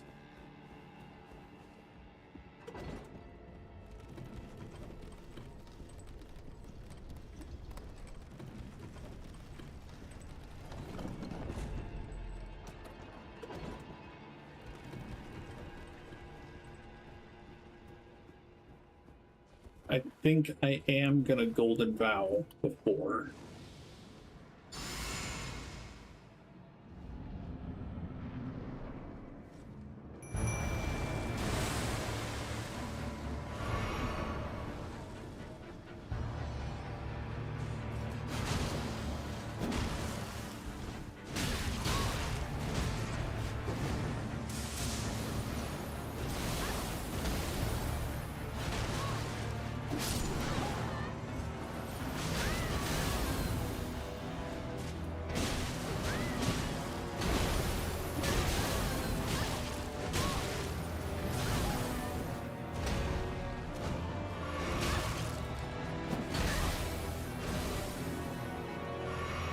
So far, not the most impressive debut. I don't know if those sleep spots are going to help either, so we'll probably want to take those out too.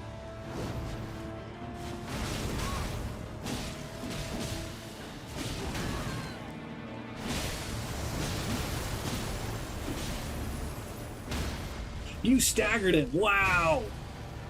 Staggered him out of the phase change. That's pretty good. If you do nothing else, Mimic Tier, that is still pretty good for this fight.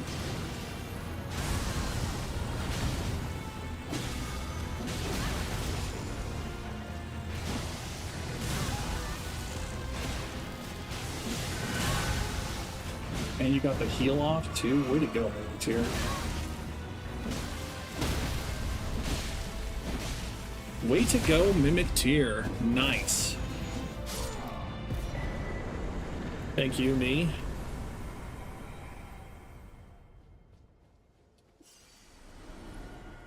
Now that's a full level for the trouble too.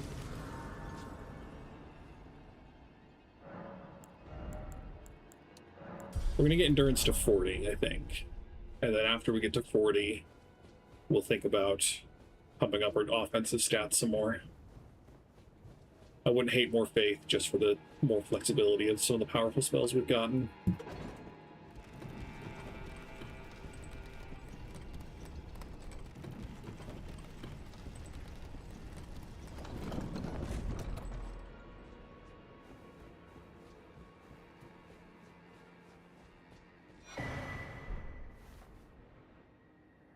Lord Mikola, forgive me. The sun has not been swallowed. Our prayers were lacking. Your comrade remains soulless. I will never set my eyes upon it now. Your divine Haligtree.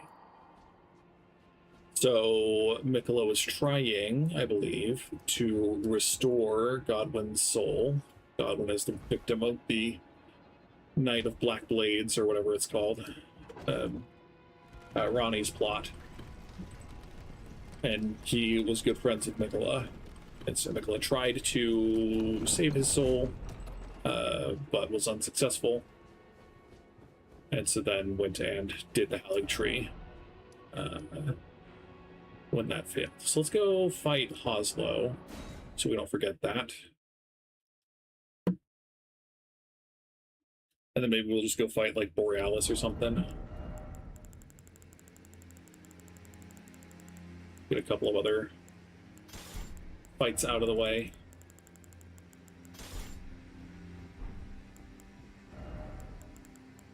Lieutenant's the one we've upgraded the most, so I would prefer to stick with her for the time being.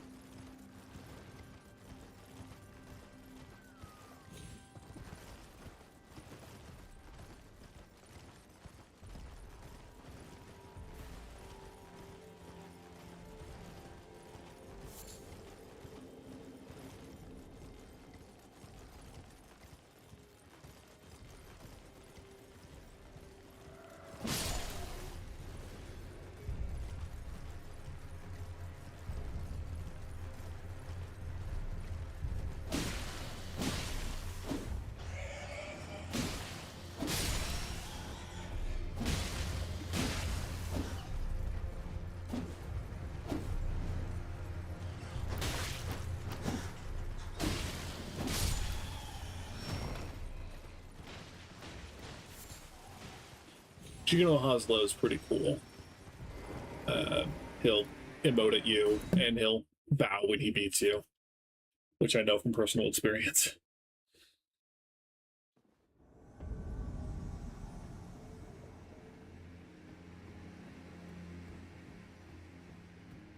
Yeah, he has his oath that I have no qualms interrupting because it's a video game. And specifically, it's a video game where it doesn't matter.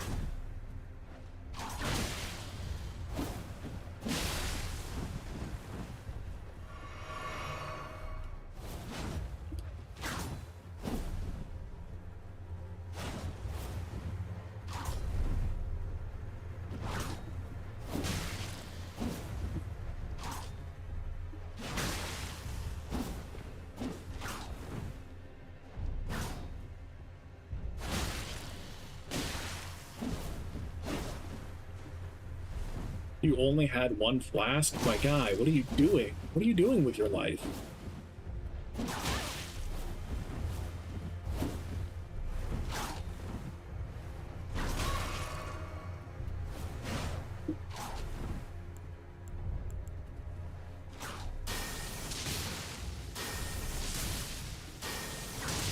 You don't want to play nice and get in range, so I will just lightning bolt you to death.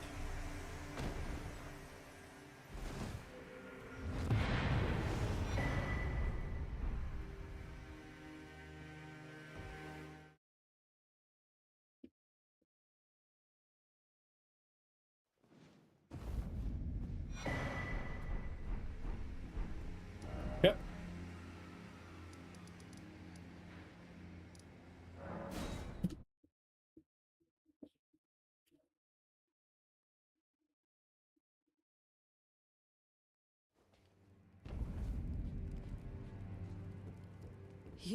It's true then. You've defeated our lord. No. I must thank you. Our lord was yet weak. You have taught us that. Defeat is not the end.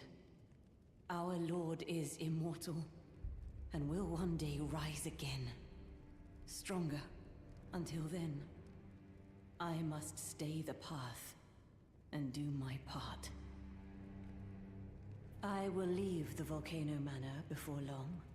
I suggest you do the same. I will miss these encounters.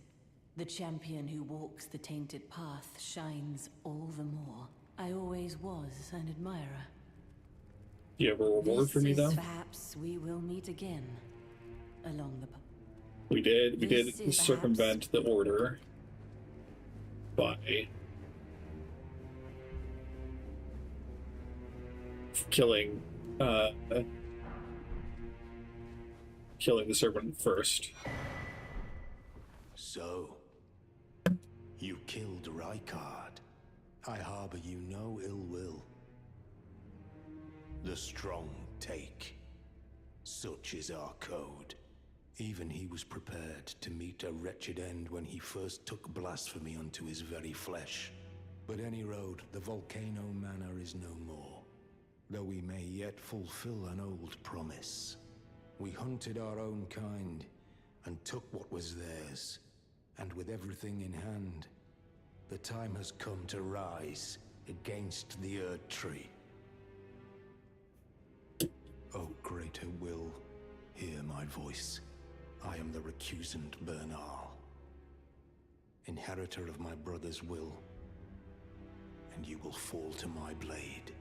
We refuse to become your pawns. Consider this fair warning. Oh, I am the we refuse. Cool. He'll show up again. We'll get his legendary weapon when he does.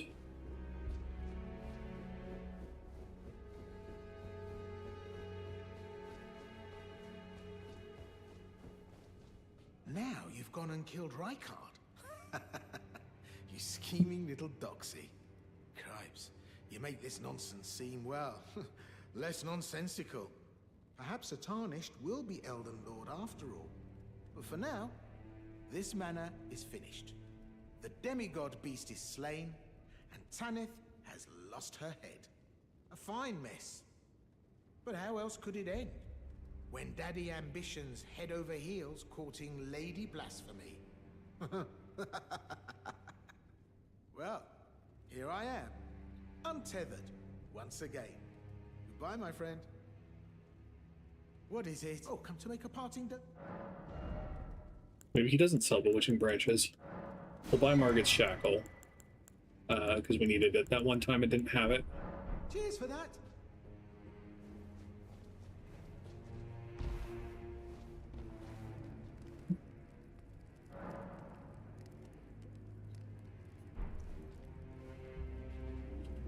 And now everyone's gone.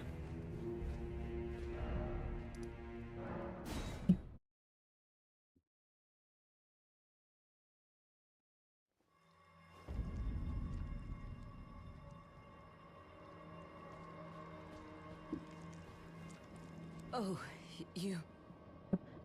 Allow me some time. Our lord's carcass is vast, and not easily consumed. Dear Rykard, please, find purchase within me. I wish to be your serpent, your family. One day, let us devour the gods together. Dear Rykard, I wish to be yours. One day... Yep.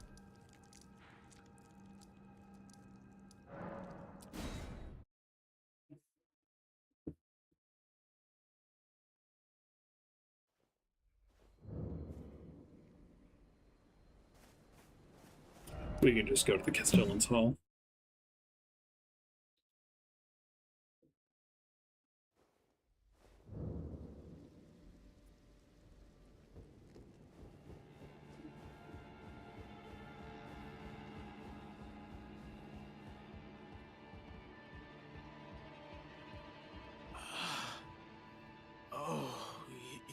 You again. A shame you had to see me like this. I had a bit of a slip-up, that's all. I should have stuck to what I know best. No matter. I know I can trust you. Gullible, yes, but a good soul. Make certain that Tanith gets this. Oh, it's nothing, it's just... makes me sick. to see her all bent out of shape. Come on, Tanith, back on your high horse where you belong. You're able then? Then I can rest easy, my friend.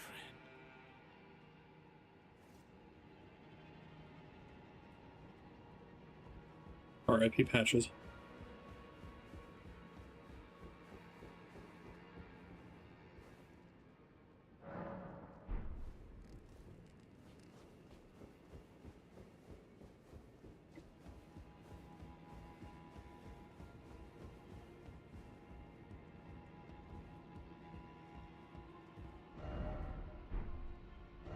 No death ahead, seek a cave, you say? Well, let's go give Tanith her castanets first.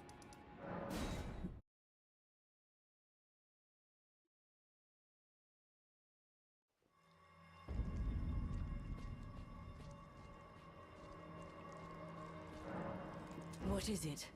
I have no need of that. I must continue devouring my beloved lord. Oh, you allow me some our lord's...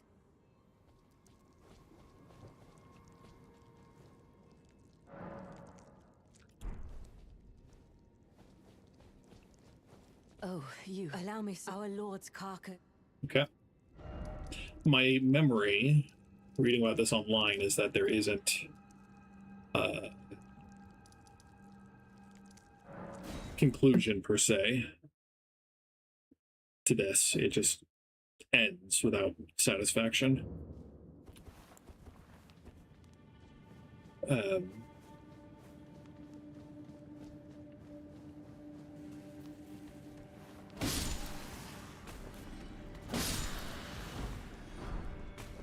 But I could be wrong.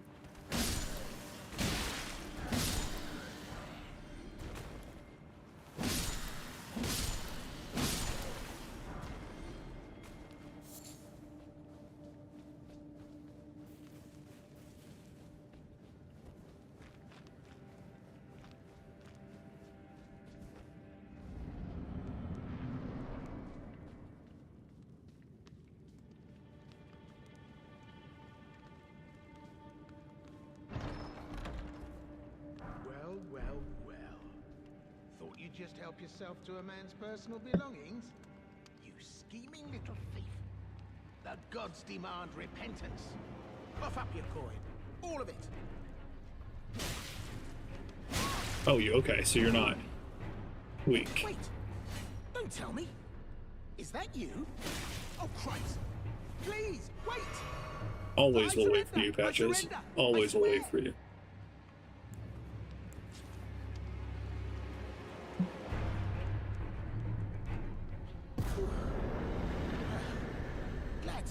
On the same page. I'd never cross you. Not even close. Ah, it's been ages since I've seen you. I didn't even realize it was you.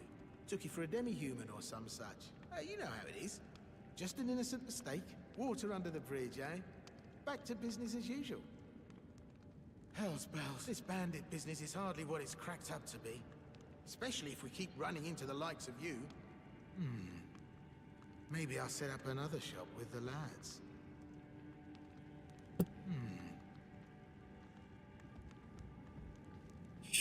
Cool. So that's Patches and Tanith. We can go attack Tanith, and it'll summon her Guardian Crucible Knight. I've never done that before.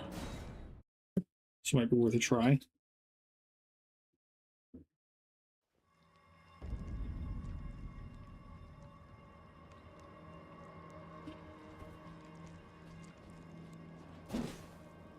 Oh, allow me some our lord's... Ah, my lord. Rykard. Oh, that actually just killed her. That's unfortunate. Or she disappeared.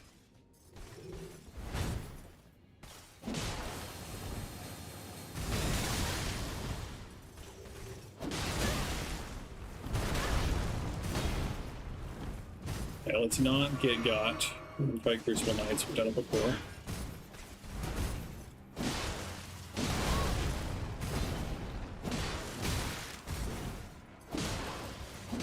Nice.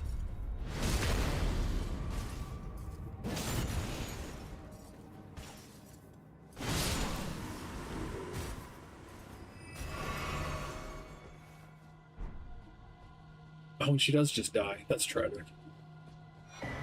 But we get her outfit? Why have I never done that before? Okay, well. Sounds about it.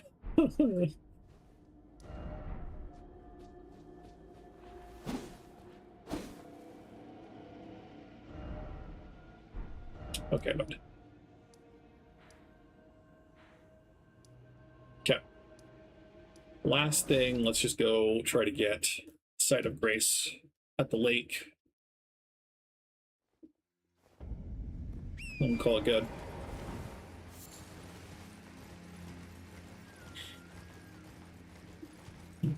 Next stream, we should be able to wrap up Mountaintops the Giants. I think I am going to go to the Consecrated Snowfield before fighting the Fire Giant.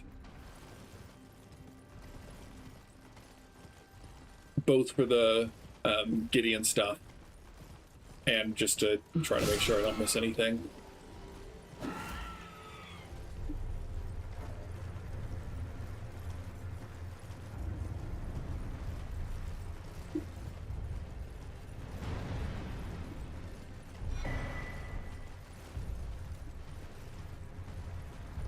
We'll do Moghwyn Palace, we'll do Consecrated Snowfield, and probably we'll go to the Haligtree. I don't know, clear the Haligtree, but we'll go there.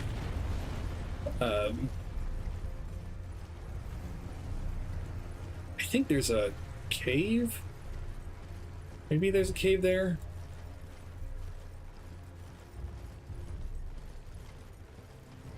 A summoning sign here, because there's the dragon. There's the Sight of Grace. Yeah, let's go try to fight the dragon, shall we?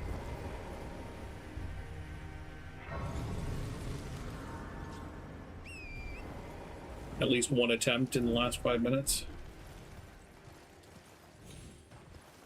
We can go up here. I don't remember going up here.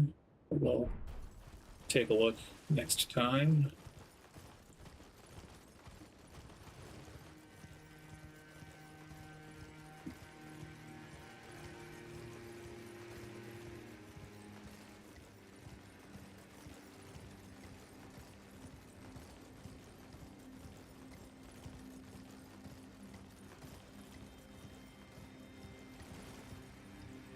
Once the fog appears, that's when the dragon shows up.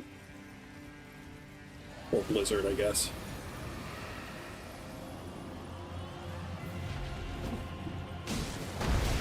Okay, damage is a little lacking.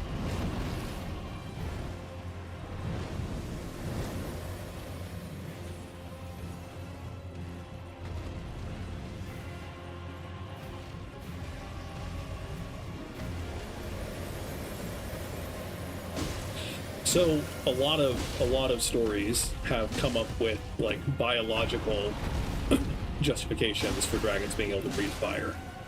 I'm curious if there is somehow a biological justification for a dragon being able to breathe ice.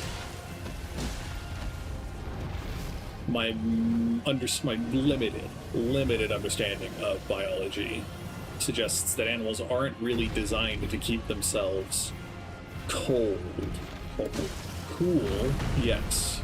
Most animals have a cooling mechanism, but cold is a no-no most of the time. Oh, Torrent, come on, you can deal with that. So, the thought of breathing ice, like, first it would have to be something that can be exhaled. Both Freerin and Delicious in Dungeon suggest that a fire-breathing dragon has the means to... has the means to exhale gas from its stomach and then ignite it with something either in the mouth, under the tongue, or elsewhere on the body. Which I think is it's reasonable. Like, the gas, I believe, is produced as a result of digesting certain enemies / plants that it eats, depending on the region. And so it's like, it's not insane, ecologically, biologically. But ice feels like a stretch. I could see poison even. I could see a dragon vomiting up some kind of sludge that it consumes, whether a mix of plant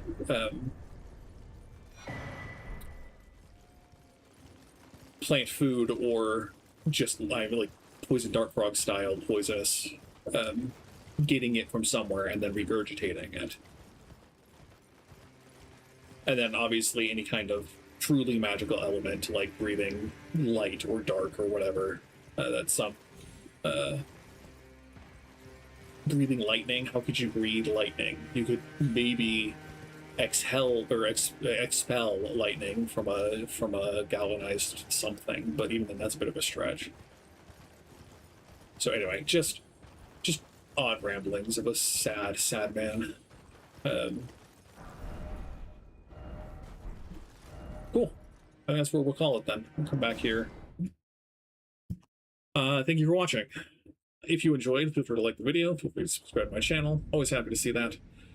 I'll be playing more Elden Ring next week. Same time, Thursday, 2 p.m. Mountain. Tomorrow I'll be playing, hopefully, the rest of Transistor. Depends on how bad we are and whether the game is longer than I think it is. But Transistor, 7 p.m. Mountain Time. And then I'm excited because finally, on Monday, I'll get to play 4-player Slay the Spire on stream. Slay the Spire 2.